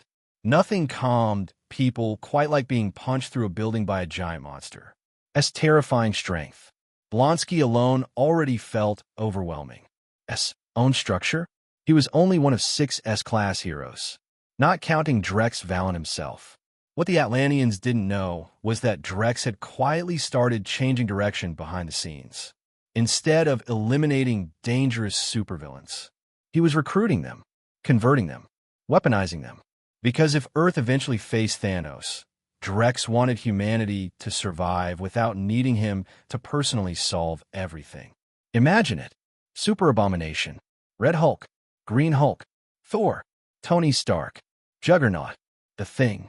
That lineup alone could probably beat Thanos unconscious, even if he already possessed 2 Infinity Stones. Later, Atlantis and Wakanda agreed to temporary peace talks. And only after the fighting stopped did both sides realize how stupid the entire conflict had been. A relatively minor dispute had escalated into full-scale warfare. Now, both nations carried fresh graves and fresh hatred. Even if diplomacy stabilized things temporarily, the blood debt remained. Someday, it would erupt again, which was exactly what the United Nations and Drex wanted. As long as Wakanda and Atlantis distrusted each other, cooperation between the 2 advanced civilizations would remain impossible. Drex had originally planned to manipulate them into conflict eventually. Instead, they'd handled it themselves within a week. Honestly, that saved him time. Apparently, both civilizations had remarkably short tempers. D, as a new S-class hero, S-Banner. 7, technically, if someone counted Drex. But nobody really put him in the same category anymore. Late that night, Drex flipped through files and memory archives while leaning back in his chair. Now then, he murmured. Chapter 194-194. Deep beneath Umbrella Corporation's primary underground facility, a spacecraft rested inside a launch chamber large enough to swallow a football stadium whole. The ship was monstrous, 20 meters long, 5 meters high, 15 Meter Wingspan. Its design resembled a predatory beast more than a conventional spacecraft. Thick armored plating overlapped across the hull in sharp, aggressive layers, giving the vessel the appearance of something built to ram through enemy fleets headfirst. Even without weapons, it could probably smash through the world's most advanced fighter jets without taking a scratch. This was Drex Valen's first true interstellar ship. Without complete Kryptonian schematics, he'd been forced to reverse engineer most of the technology himself. Still, the final result bordered on absurd. The hull used a triple alloy composite: vibranium, proto-Kryptonian metal, adamantium, blended together in perfect proportion. The defensive capabilities were so ridiculous that even Captain America's shield looked outdated by comparison. Drex strongly suspected that even Thanos swinging a URU-forged double blade at full force wouldn't leave a mark on the ship. And because the proto-Kryptonian alloy could absorb energy and regenerate itself, the vessel possessed limited self-repair capabilities as long as sufficient power remained available. Weapons systems online. Navigation online. Communications stable. Recon systems stable. Drex looked over the final diagnostics with visible satisfaction. At last, space. Just the word itself carried a strange gravitational pull. Even though he'd already traveled across planets back in the DC universe alongside Kryptonian military forces, this felt different. The DC cosmos was a nightmare. Every mission there felt like walking through a minefield while cosmic gods rolled dice overhead. Marvel's universe was dangerous too, but at least it was a different flavor of insanity. Drex was about to call for Lyra Yin, Isdeth, and Tifa Lockhart when he suddenly turned around and nearly had a heart attack. Ancient One stood silently behind him. Drex clutched his chest dramatically. Each thump against his own chest carried enough force to flatten the Hulk. The Ancient One's eyelid twitched slightly. She had noticed it immediately. Drex had become stronger again. A lot stronger.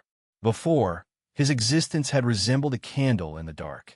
Now, he felt like a star trying to compress itself into human form. The rate of growth was grotesque. Drex asked. No, the Ancient One replied calmly. She handed him a metallic cylinder. Drex blinked. The universe is constantly changing, she explained. Black holes drift. Stars collapse. Supernovas erupt. Drex paused. The Ancient One actually considered the question. Out of 10 million futures. Drex stared at her. That level of bad luck felt statistically offensive. To be fair, none of those hazards really threatened him anymore. Becoming a doomsday Kryptonia hybrid came with certain advantages. But Lyra Yin, Tifa, and Isdeth were still normal Kryptonians by comparison. He wanted this trip to feel like a honeymoon, not a cosmic widow generator. The Ancient One glanced toward the blue gem embedded in Drex's palm. In truth, the Space Stone already recognizes you. Drex opened his hand. The deep blue glow of the Space Stone illuminated the chamber. The gem had fused directly into his flesh. Most people would vaporize touching an Infinity Stone. Drex were one like jewelry. The Ancient One sighed softly.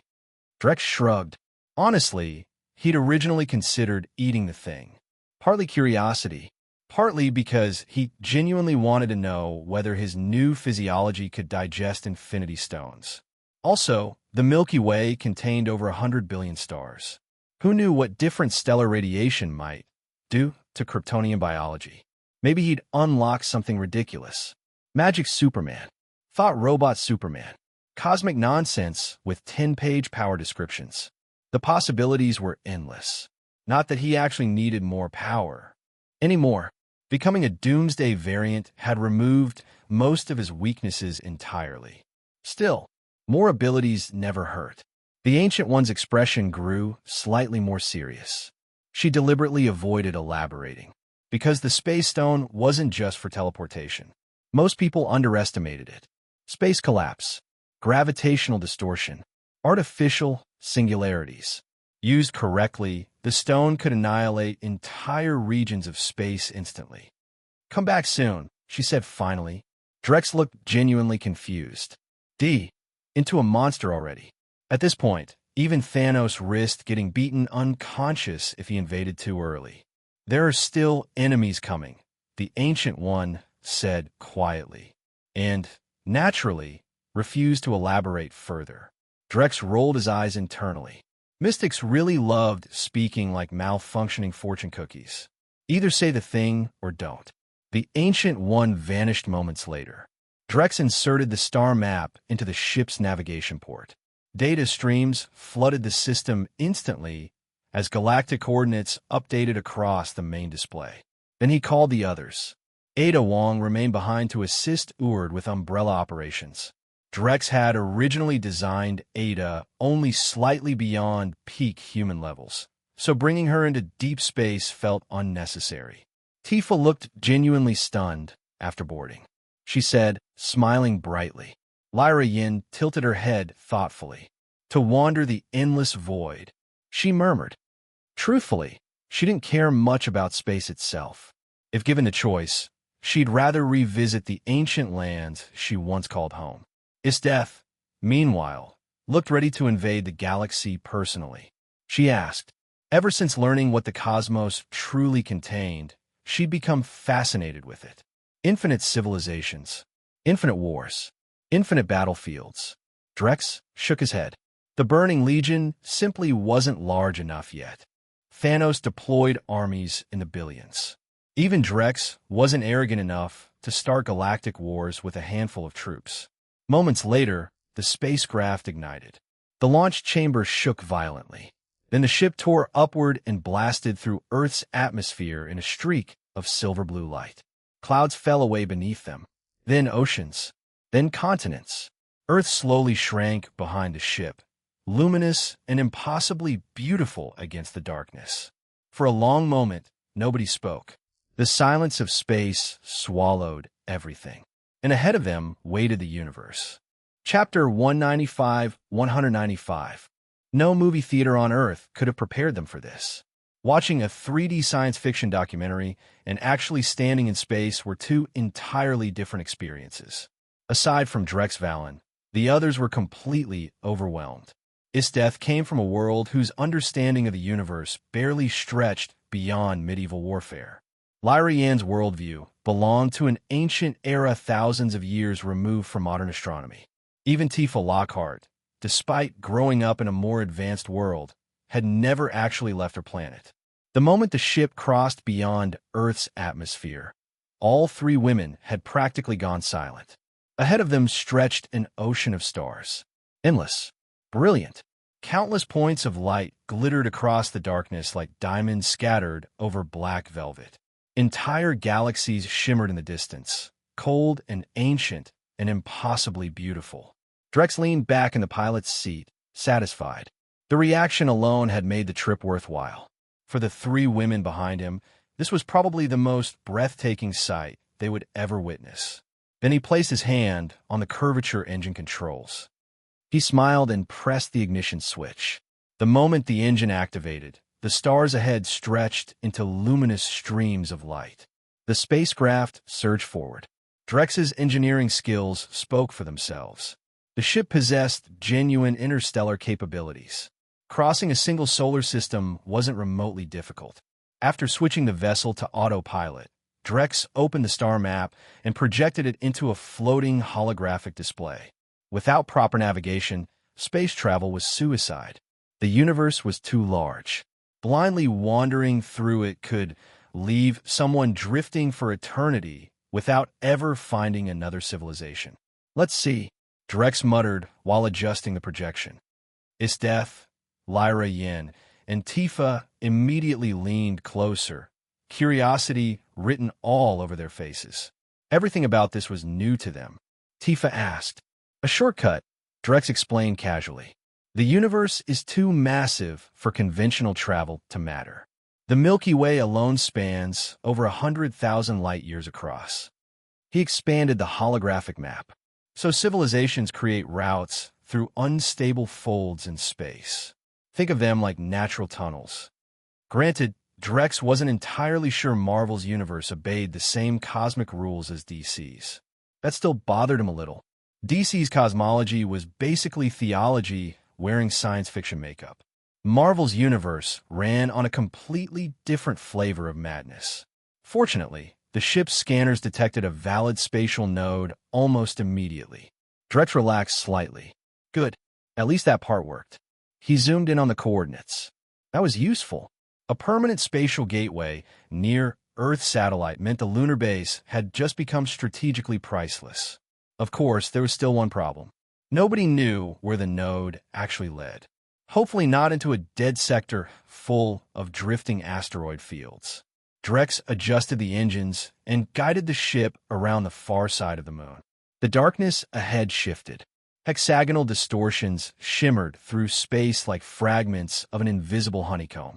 Most remained translucent, but one section appeared darker than the others, almost liquid in texture. Drex accelerated. The ship punched directly through the node. The instant they crossed over, everyone felt it. A violent pressure gripped their bodies simultaneously. For a split second, it felt as though reality itself was trying to tear them apart and drag them somewhere else entirely. The sensation vanished just as quickly. Their Kryptonian physiology handled the strain easily, but the experience still left an aftereffect. Lyra Yan's breathing grew uneven. Isteth's cheeks flushed faintly. Even Tifa looked dazed. The feeling of brushing against death while surviving it unharmed created a dangerous kind of exhilaration. Isteth grabbed Drex's hand and pressed it against her warm face, eyes half-lidded. Drex stared at the three of them. Dangerous. Extremely dangerous. Unfortunately for the nearby galaxy, none of them listened. Drex glanced at the surrounding system, located a nearby planet, and immediately guided the ship toward it. The moment they landed, Lyra Yin practically pounced on him. Honestly, she reminded him more and more of Medusa from Battle Through the Heavens. Maybe he should recreate her next. Isteth refused to be left out. Tifa tried to maintain some dignity for about 30 seconds before giving up entirely. The resulting chaos nearly turned the ship into a disaster zone. Ice and fire collided. Furniture died heroic deaths. Tifa mostly ended up trapped in the middle, while the other two escalated things far beyond reasonable limits. Several hours later, the three exhausted women finally fell asleep together. Meanwhile, Drex walked outside alone. Doomsday Superman physiology came with one unfortunate side effect: infinite stamina. If he didn't vent that energy somehow, he started feeling restless. The earlier battle had helped. Slightly. Still not enough. This planet didn't appear anywhere on the Ancient One star charts, which honestly wasn't surprising. The sorcerers of Kamartaj preferred portals over spacecraft. There was a good chance the Ancient One herself didn't even know about the moon's spatial node. I wonder if this place is outside the 9 realms, Drex muttered. Earth in Marvel's universe was weird. Not just because of the solar system, but because of Yggdrasil's cosmological structure connecting the 9 realms beneath Asgard's influence. And then there was Heimdall. Drex disliked Heimdall immensely. The man could see nearly anything in the universe, which meant privacy basically didn't exist. Honestly, blinding Heimdall sounded increasingly reasonable. Otherwise, it felt like somebody was live-streaming his entire honeymoon. Fortunately, Drex's wandering didn't last long before he encountered locals. About a dozen aliens appeared nearby, heavily armed and extremely aggressive. They lost consciousness almost instantly. After digging through their memories, Drex finally learned where he was. Krypton star, a neutral hub world used by interstellar raiders, smugglers, and scavengers as a trade and rest stop. In other words, he had accidentally crashed into pirate territory. Drex smiled. Now, things were getting interesting. Read up to 100 chapters ahead and access exclusive novels by joining my Patreon. Chapter 196-196. Krypton star sat deep in a forgotten corner of the galaxy. No Valjevel Mineral Bans. No strategic position.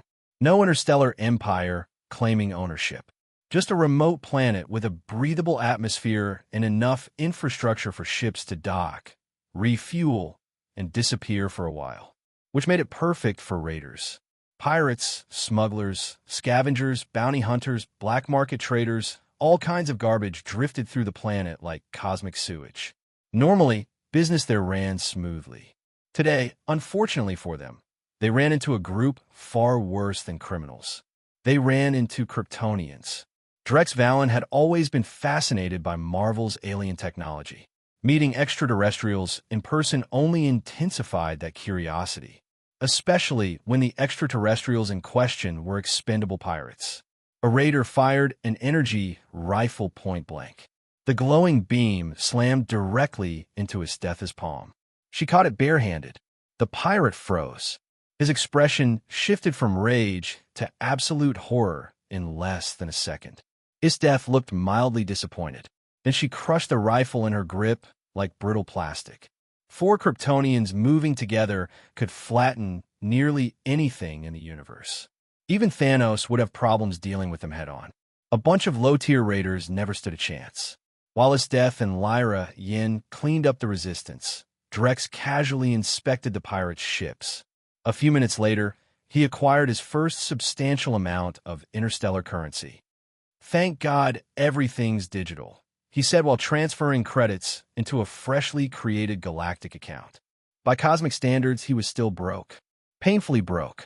Apparently, Marvel's economy had absurdly stable currency systems. Tifa Lockhart stayed beside him instead of joining the fight, watching with interest as Drex dismantled alien systems and dug through stolen databases. Eventually, he found what he was looking for, a navigational star map. Drex smiled. His voice echoed directly into Esteth and Lyra Yan's minds through telepathy. Esteth stopped mid-slaughter and exhaled slowly. Frost spread outward instantly. The remaining raiders froze solid where they stood, terror permanently locked onto their faces beneath layers of ice. Lyra Yan didn't object. She wasn't exactly merciful herself.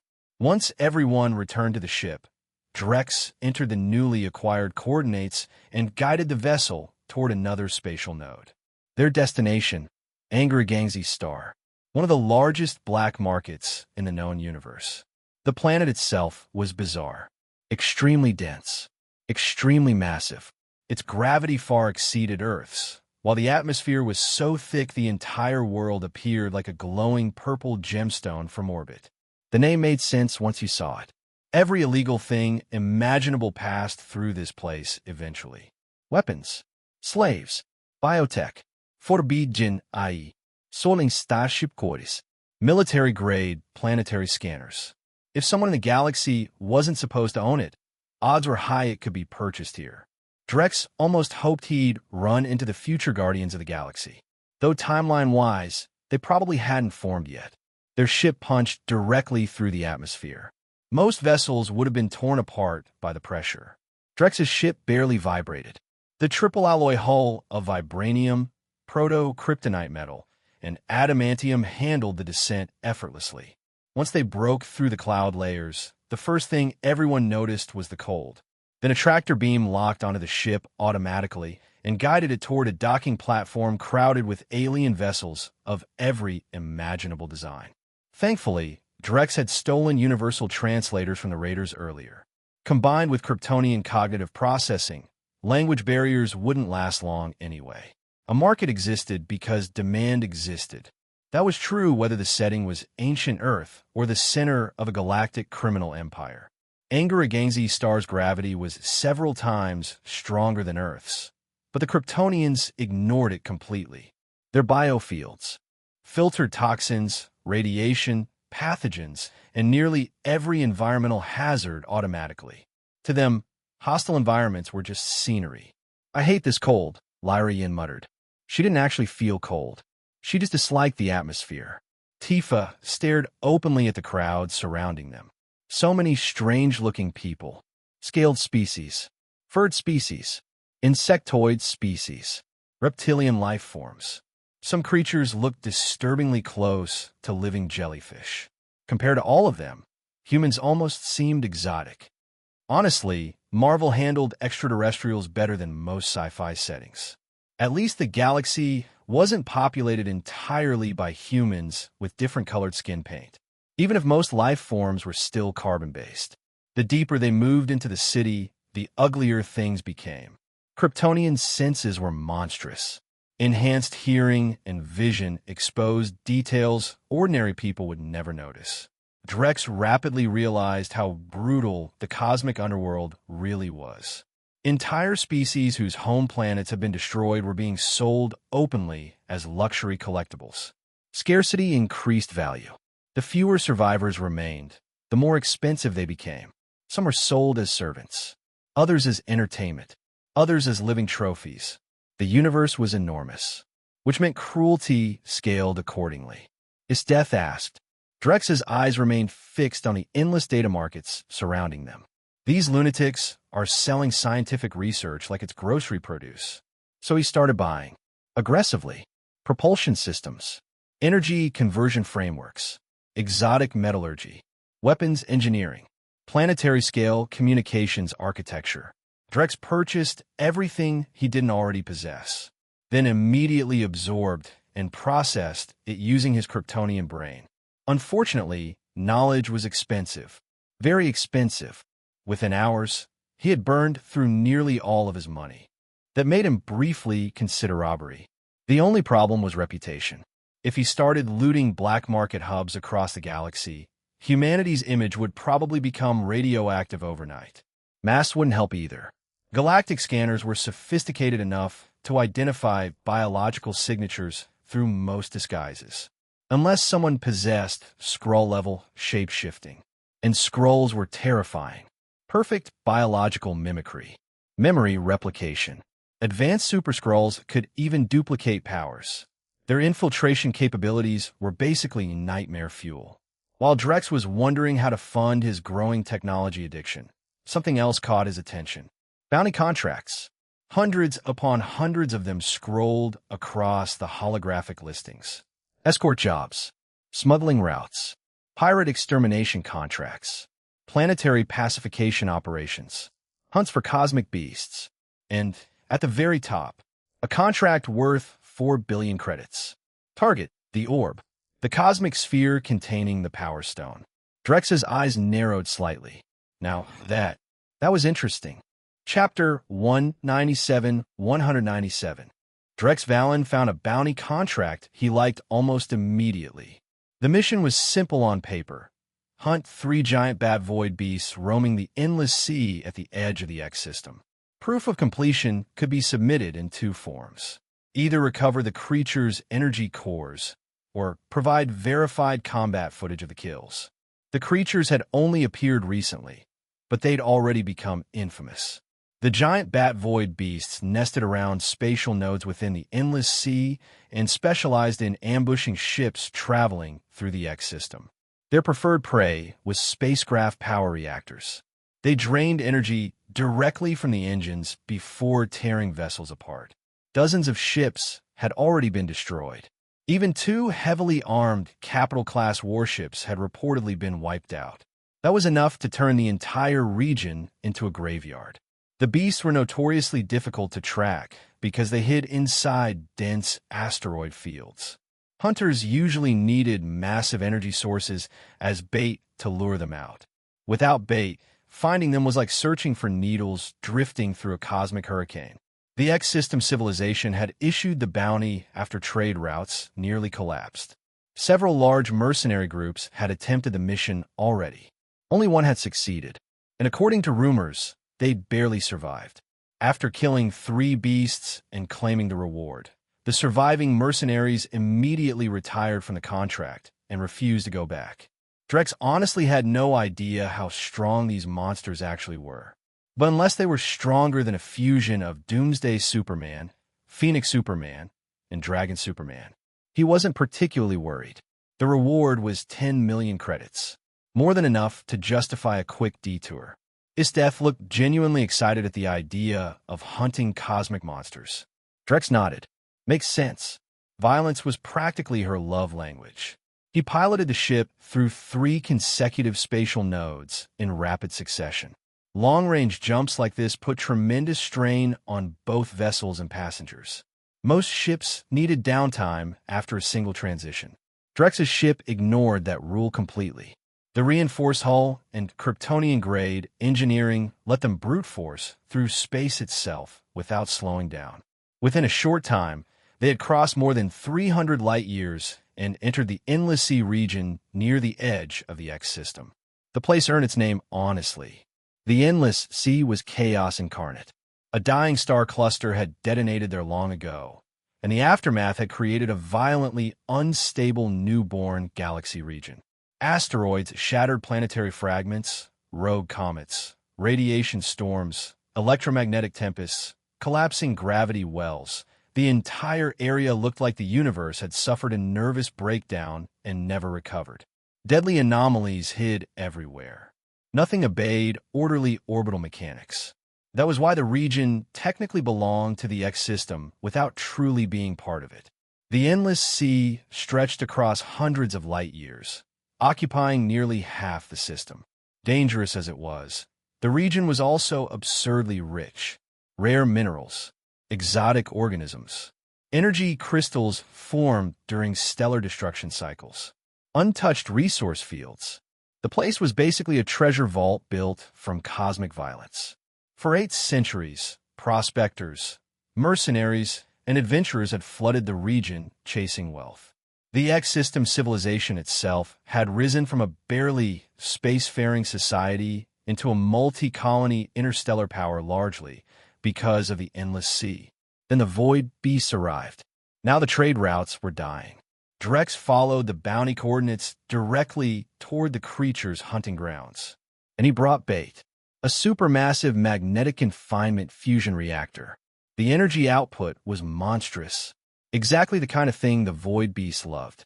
The moment their ship entered the Endless Sea, twisted gravitational currents seized the hull. Invisible forces yanked the vessel in conflicting directions. Drex simply increased, thrust, and punched through the chaos. Next came an asteroid field dense enough to shred ordinary ships. Drex didn't bother maneuvering. He accelerated straight through it. The vibranium-adamantium proto-kryptonite alloy hull smashed apart massive asteroids without even trembling. Boulders large enough to flatten cities exploded against the ship like soap bubbles. After obliterating nearly 20 asteroids, the darkness ahead shifted. Huge shadows emerged from the debris field. The creatures resembled monstrous stingrays fused with bats. 4 wing-like appendages spread across their bodies, completely matte black and almost invisible against space itself. And they were enormous. Each beast exceeded 100 meters in length. Their forward wings alone stretched well over 150 meters. The giant bat void beasts. Its death had already left the ship. Drex activated the external recording systems. He had zero interest in collecting energy cores manually, especially not with this many targets. 3 beasts were worth 10 million credits. If the entire swarm counted, this hunt alone might be worth billions. Isthetha's eyes glowed crimson. Without hesitation, she fired a blast of heat vision directly into the lead creature. The concentrated beam sliced through the void beast instantly. 1 second it existed. The next, it split cleanly in half. Drex blinked. Even Isteth looked mildly surprised. The heat vision hadn't even been serious. It was a probing attack. The problem was perspective. Neither of them had realized how absurd Kryptonians actually were in space combat. Most species fought cosmic creatures using warships. Warships were slow. Their weapons relied heavily on linear energy trajectories. And until civilizations developed proper energy shields, ship durability was usually mediocre. Drex still found it ridiculous that half the galaxy apparently unlocked faster-than-light travel before figuring out reliable shielding technology.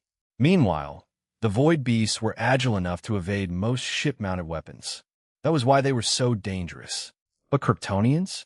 Kryptonians ignored all of those limitations. Isteth accelerated toward another beast. The instant she reached it, she threw a punch. That was all. No technique. No build-up. Just raw Kryptonian force. The creature's skull collapsed inward violently as her fist impacted. The blow carved a crater several meters deep into its face before the entire body exploded apart. Chunks of alien flesh scattered through space. Isteth frowned slightly. Disappointed. She flexed her fingers experimentally. The enemy was too weak. Still, she understood opponents capable of truly challenging her weren't exactly common. As for fighting Drex, Drex himself had already banned that idea. Controlling his strength had become increasingly difficult. From the ship, Drex watched Isdeath carve through the swarm like a living extinction event. Void beasts that terrified entire civilizations were ripped apart one after another.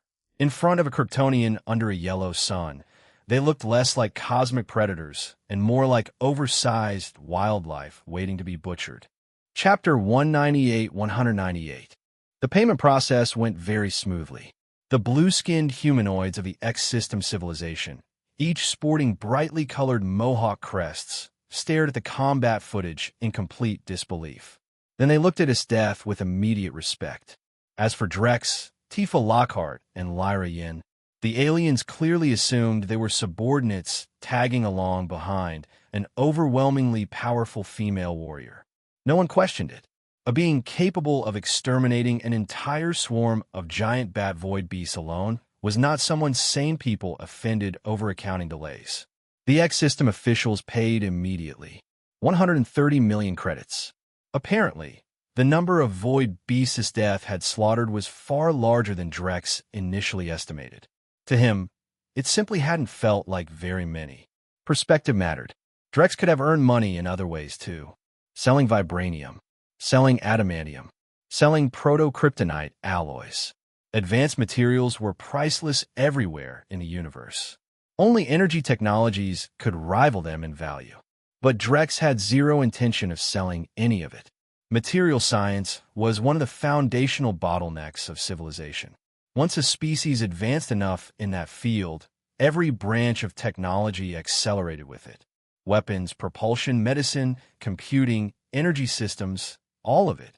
There were probably countless civilizations trapped behind material limitations right now. Selling vibranium or adamantium to them would basically amount to empowering future enemies. A betrayal of Earth for pocket money. No chance. After securing the credits, Drex immediately purchased every piece of knowledge and technological data he wanted. Then he vanished into study. Completely. While he buried himself in research, Isdeath, Tifa, and Lyra spent their time exploring nearby worlds. Drex wasn't worried about their safety. Each of them carried his psychic imprint. If something dangerous happened, he could lock onto them instantly and teleport across space without hesitation. Inside the lab, Drex absorbed mountains of information at terrifying speed. Interesting. So that equation behaves differently in the Marvel Universe. This reaction pathway completely diverges from the DC model. The deeper he went, the more fascinated he became. After digesting the newly acquired knowledge, Drex began designing something new. A true space combat war machine. His personal nano-armor no longer needed upgrades. Its offensive and defensive capabilities were already absurd. What mattered now was improving the individual combat strength of the Burning Legion. Originally, Drex had considered several directions. Space Knight systems, bio-boosted armor, nanobiological combat suits, Thor-style powered armor. Gundam-style giant mechs were immediately discarded. They didn't fit the overall technological ecosystem of the Marvel Universe and would probably get blown apart by specialized anti-ship weaponry anyway. The new design required direct biological modification of the user in order to withstand the machine's performance output. The armor massively enhanced speed and strength. Traditional firearms were abandoned entirely in favor of energy weapon systems. 3 magnetic confinement fusion reactors were mounted in the chest in a triangular configuration, creating a stable and extremely powerful energy core. The palm cannons received major upgrades as well. Drex adjusted the energy frequencies personally, producing beams powerful enough to penetrate virtually any armor on Earth. Even secondary kryptonite alloys would struggle to withstand direct hits. Then came the real breakthrough. Energy shields. Once activated, the shields converted raw energy consumption directly into defensive output, neutralizing incoming attacks almost absolutely. Of course, shields still had upper limits. If a single attack exceeded the shield's maximum output threshold, penetration was possible. But even then, the attack would already be weakened significantly before reaching the armor beneath. Even after overload, subsequent attacks, striking the same location, would still suffer energy reduction effects. The entire outer frame was constructed from secondary kryptonite alloy. For melee weapons, Drex selected high-frequency blades. Efficient, affordable, deadly. As for coloration, he painted the armor gray, because in his eyes, these were still disposable frontline troops. Cannon fodder. The color suited them perfectly. Even if one of these fodder units could probably defeat 90% of Earth's superheroes and supervillains. After finishing the prototype armor, Drex gradually lost interest in biological engineering. The reason was simple. Within the Marvel Universe, the undisputed masters of genetic bioengineering were the Kree Empire. Captain Marvel, Ronan. The Empire produced monsters like those. And yet even the Kree only managed to create a handful of truly elite super soldiers. Drex had originally been very interested in Kree biotech. Unfortunately, that level of knowledge wasn't something money could buy. The Kree weren't idiots. They would never openly sell their true core technologies. Most of the information Drex purchased throughout the black markets consisted of outdated, obsolete, or near-obsolete research. Sure, some fools occasionally sold valuable secrets, but not many. Still, the universe ultimately ran on the law of predators, and predators could always be hunted. Drex eventually discovered something interesting. Kree scientists for sale. Entire living scientists. The Kree Empire was one of the 3 great empires feared across the cosmos. But that fear also attracted greed. Countless civilizations wanted pieces of Kree technology badly enough to commit atrocities for it. The Kree understood this perfectly. But the universe was too vast to police completely. Their military couldn't intimidate everyone simultaneously. So they allied with some civilizations and suppressed others. Meanwhile, their greatest enemy, the Skrull Empire, consumed enormous resources in endless war. That conflict kept the Kree too busy to eliminate every hidden threat targeting them from the shadows. The marketplace handling these transactions was located somewhere Drex knew very well. And not at all. Nowhere. He'd seen it countless times in comics and movies. But this would be his first real visit. Nowhere. The domain of the collector, Tanaleer Tyvan. A lawless civilization constructed inside the severed head of an ancient cosmic being. Kree scientists were openly traded there. Others willingly sold themselves into employment contracts. Unlike hidden black markets, nowhere displayed everything openly, which probably meant the Kree Empire tolerated it to some degree. Some scientists came from Skrull capture operations. Others were victims of internal Kree political struggles. Some were simply refugees fleeing the Empire itself. Not every Kree wanted to kneel before the Supreme Intelligence forever. Drex leaned back and thought. His eyes narrowed slightly. The collector in the movies looked pathetic. The real Tanaleer Tyvan absolutely was not. One of the elders of the universe. An ancient being with immortality, temporal abilities, and future sight. The kind of entity that smiled politely while standing on top of civilizations older than stars. Which only made Drex more curious. Chapter 199. The Collector was immortal for a reason. Long ago, he lost a wager with Death herself and was forbidden from ever entering her realm. For millions of years, he lived alongside his wife and children on Cygnus X, 1, drifting through eternity while trying to keep himself sane. Then another 3 billion years passed. Eventually, his wife grew tired of immortality and abandoned it willingly. The Collector never recovered from that loss. To preserve his sanity, he developed a hobby. Collecting artifacts, creatures, relics, civilizations, anything rare, anything unique, anything he believed should belong to him. Over enough time, the hobby became obsession, and obsession became identity. Drex Valen had always been cautious because he still wasn't entirely sure what kind of Marvel universe he was standing in. Comic universe? Movie universe? Some hybrid nightmare? That uncertainty kept him restrained for a long time. Back on Earth, at least there had been people like the Ancient One and Odin keeping watch over reality. The planet was practically a beginner's safe zone by cosmic standards. But after awakening his doomsday evolution and becoming something closer to a doomsday Superman, Drex had stopped hesitating. The moment he gained that power, he immediately headed into the universe. Phoenix Force mutations and Dragon Force abilities were impressive, but neither gave him the same overwhelming sense of security as the Doomsday adaptation did. That evolution felt absolute. Drex leaned back in his chair thoughtfully.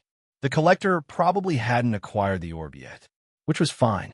Drex's real objective was obtaining Kree scientists and advancing his own missing genetic engineering technologies. If he possessed something like Clark's Kryptonian archive ship, packed with knowledge from 100,000 worlds, he wouldn't need to chase other civilizations' science in the first place. Of course, he still possessed the Codex. If he wanted, he could mass-produce Kryptonians endlessly. But Drex had no interest in turning the entire universe into new Krypton. Kryptonians were dangerous. All it would take was one lunatic like Lex Luthor getting hold of Kryptonian DNA, and suddenly another Doomsday would crawl into existence. Drex didn't fear Doomsday. That didn't make the creature any less annoying. Isdeth asked immediately, sounding genuinely interested. Drex gave her a flat look. No. Then he paused.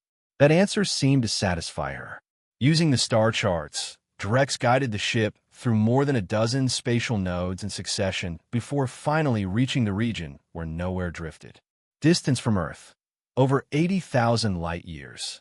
Ahead of them, the darkness of space gave way to an immense cloud-like nebula glowing under distant starlight. Colors shimmered across its surface in impossible gradients, like liquid rainbows stretched across the void. Beautiful, alien, dreamlike. And at the center of it all floated something so enormous it made planets seem insignificant. A severed head, or what remained of one. Time had eroded away most recognizable features. The eye sockets were hollow caverns large enough to swallow cities whole. At this point, calling it a skull was more accurate than calling it a head. Everyone aboard the ship froze. Even with Kryptonian senses and superhuman minds, the sheer scale of it hit like a physical force. The realism of seeing it in person sent chills crawling down their spines. Only Drex remained calm.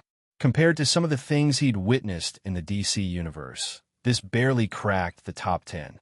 Still, Tifa Lockhart and Lyra Yin looked completely overwhelmed. Drex folded his arms as he explained. Think of beings like Pangu, Fushi, primordial creator gods from mythology. Celestials can seed life across planets. That only made Tifa and Lyra more stunned. Isdeth, meanwhile, focused on something entirely different. Her eyes gleamed. A creator god. Now that sounded interesting. Drex was about to pilot the ship into nowhere when his body suddenly seized. Pain. Violent. And immediate. His expression changed instantly. He knew this feeling. Another mutation. Far-off starlight pierced through his biofield, bypassing its filtration systems completely and sinking directly into his cells. Then the transformation began. Every nerve in his body screamed. It felt like staying awake for 3 straight days, then being dragged into a marathon while every muscle tore itself apart from the inside. Power surged through him in tidal waves. Again, again, again. Each surge slammed upward toward some unreachable threshold before collapsing back, only to rise stronger the next moment. His blood boiled. Muscles swelled violently. Bones cracked and shifted. Drex could barely hear anything over the roar inside his own body. But even through the haze, he saw his hands deforming. Veins bulged beneath rapidly expanding muscle tissue, dark and thick like cables carrying molten fire. He wanted to move, to destroy something, to tear reality apart with his bare hands. The instinct became overwhelming. Then suddenly, silence. The power receded. The mutation stabilized. Drex opened his eyes slowly and sat upright. Lyra Yin immediately moved closer. He exhaled slowly. The ability was actually useful. more useful than he initially expected. If this had happened before his doomsday evolution, it probably would have been a massive turning point, because what he had just developed was essentially Magic Superman. Extreme resistance to magic. Extreme resistance to mental attacks, soul manipulation, and psychic influence. And absurd talent for learning mystical arts. Drex rolled his shoulders. At minimum, it meant the Mind Stone and Soul Stone had become even less threatening to him. Between the Phoenix Force, Dragon Force abilities, and now this. His defenses against metaphysical attacks were becoming ridiculous. Isdeth looked openly jealous. Drex snorted. There really wasn't a better way to describe it. The weakness, the loss of control, the sensation of his body rewriting itself while he could do nothing except endure it. No sane person would voluntarily experience something like that. Still, power was power, and Drex Valen had never been the type to refuse more of it. Chapter 200. Nowhere, one of the most infamous lawless territories in the universe. On the surface, it looked completely unregulated. Intergalactic fugitives, pirates, bounty hunters, and ravagers all walked openly through its streets without fear of arrest. No government claimed authority here. No empire enforced its laws. At least, not officially. But true chaos could never sustain itself for long. The collector, Tanalier Tyvan, had established rules of his own. Money ruled everything. If you had enough credits, you could do almost anything in Nowhere. Blow up a building in the middle of a crowded district? Fine. Just pay the damages afterward and nobody would care. Drex Valen's ship entered through the gigantic eye socket of the celestial skull. Many years ago, Tyvan had discovered the remains and immediately moved to occupy and excavate them. Celestial bone, brain tissue, spinal fluid. Every fragment harvested from the corpse sold for astronomical prices across galactic black markets. Most of the skull had already been hollowed out through centuries of mining and expansion. Commerce followed naturally after that, and wherever commerce gathered, criminals inevitably arrived as well. Now the entire place existed as a tangled knot of merchants, mercenaries, smugglers, fugitives, and opportunists. As the ship drifted deeper into Nowhere, Drex and the others saw countless mining platforms attached directly to the celestial remains. Dense swarms of automated mining drones crawled across the skull like metallic insects. They're mining a god's head. Lyra Yin sounded genuinely disturbed. Drex shrugged. Think of it as excavating the corpse of Pangu or Tai. That immediately helped her understand. In fact, it made her curious enough that she wanted to try digging around herself. She asked, "Probably not Mako energy," Tifa Lockhart added curiously. "Not that kind of resource," Drex replied. The ship finally settled onto a docking platform with a metallic clang. The moment they disembarked, Drex led the group straight toward the slave district. Not long afterward, they left disappointed. Drex had assumed money could buy almost anything in the cosmos. Reality disagreed. He looked genuinely stunned. Their asking prices were absurd. The orb itself was only worth a few billion credits on the open market, yet some Kree scientists were being sold for nearly $1 billion each. For the first time since arriving in space, Drex suddenly felt poor. Ridiculous. At this point, he was half tempted to return to Earth, mobilize the Burning Legion, and invade the Kree Empire directly. Why buy scientists when you could just conquer them? Of course, he wasn't actually serious. Mostly, since he couldn't acquire the scientists, Drex decided to simply wander Nowhere and spend credits freely instead. That turned out to be a terrible financial decision. Isdeth, Tifa Lockhart, and Lyra Yin enjoyed themselves immensely. Drex became progressively more irritated. Why were entertainment products more expensive than scientific databases? The galaxy's priorities were clearly broken. Still, he took it well enough. Credits could always be earned again. Making the women around him happy mattered more than hoarding money. While wandering the markets, Drex overheard news about Thanos and the Black Order. They had recently attacked the Chitauri homeworld and crushed it with overwhelming force. The Chitauri had already become one of Thanos' subordinate races. And according to the timeline, this had only happened recently. Drex thought it over. Back on Earth, it was only 2005. Tony Stark still technically had 3 years left before becoming Iron Man. Except now Tony already possessed nanotech armor more advanced than even the bleeding edge suit. If the Chitauri still planned to invade Earth in the future, that invasion was going to end very badly for them. Humanity had already been hardened by Drex's repeated global crisis drills. Add in the growing armies of war machines and ironmonger units, and Earth was no longer the soft target it used to be. After purchasing an alarming quantity of largely useless entertainment junk, Drex finally returned to the ship with the others. Next destination, the orb. Since he was already out in space, returning empty-handed would be embarrassing. And, conveniently enough, Drex still remembered exactly where the orb was hidden. The Guardians of the Galaxy probably didn't even exist yet, which meant nobody would stop him from taking the Power Stone first. I remember the orb being on Morag. Drex checked the star charts. Morag's coordinates immediately appeared, confirming the planet wasn't completely forgotten. Morag, a planet orbited by 3 natural moons. Long ago, it had once been a flourishing civilization with interstellar exploration and colonization capabilities. Then, for reasons unknown, the entire civilization abruptly collapsed. Now the world was little more than a dead ruin drifting through space. Drex piloted the ship through more than 100 consecutive spatial nodes before finally reaching the system. Back on Nowhere, barely an hour had passed. Kryptonians were terrifyingly efficient astronauts. Most alien species would require weeks for a journey like this. Drex and the others completed it in under 60 minutes. At this point, even the sensation of spatial node traversal had become entertainment.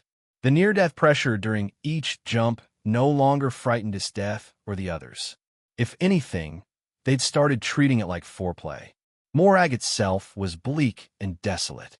Violent winds screamed across the planet's surface beneath skies choked with storm clouds and constant lightning. Massive canyons split the terrain apart, while underground water pressure occasionally erupted upward in colossal geysers before collapsing into torrential rain. The buried temple could easily have sunk beneath the crust ages ago.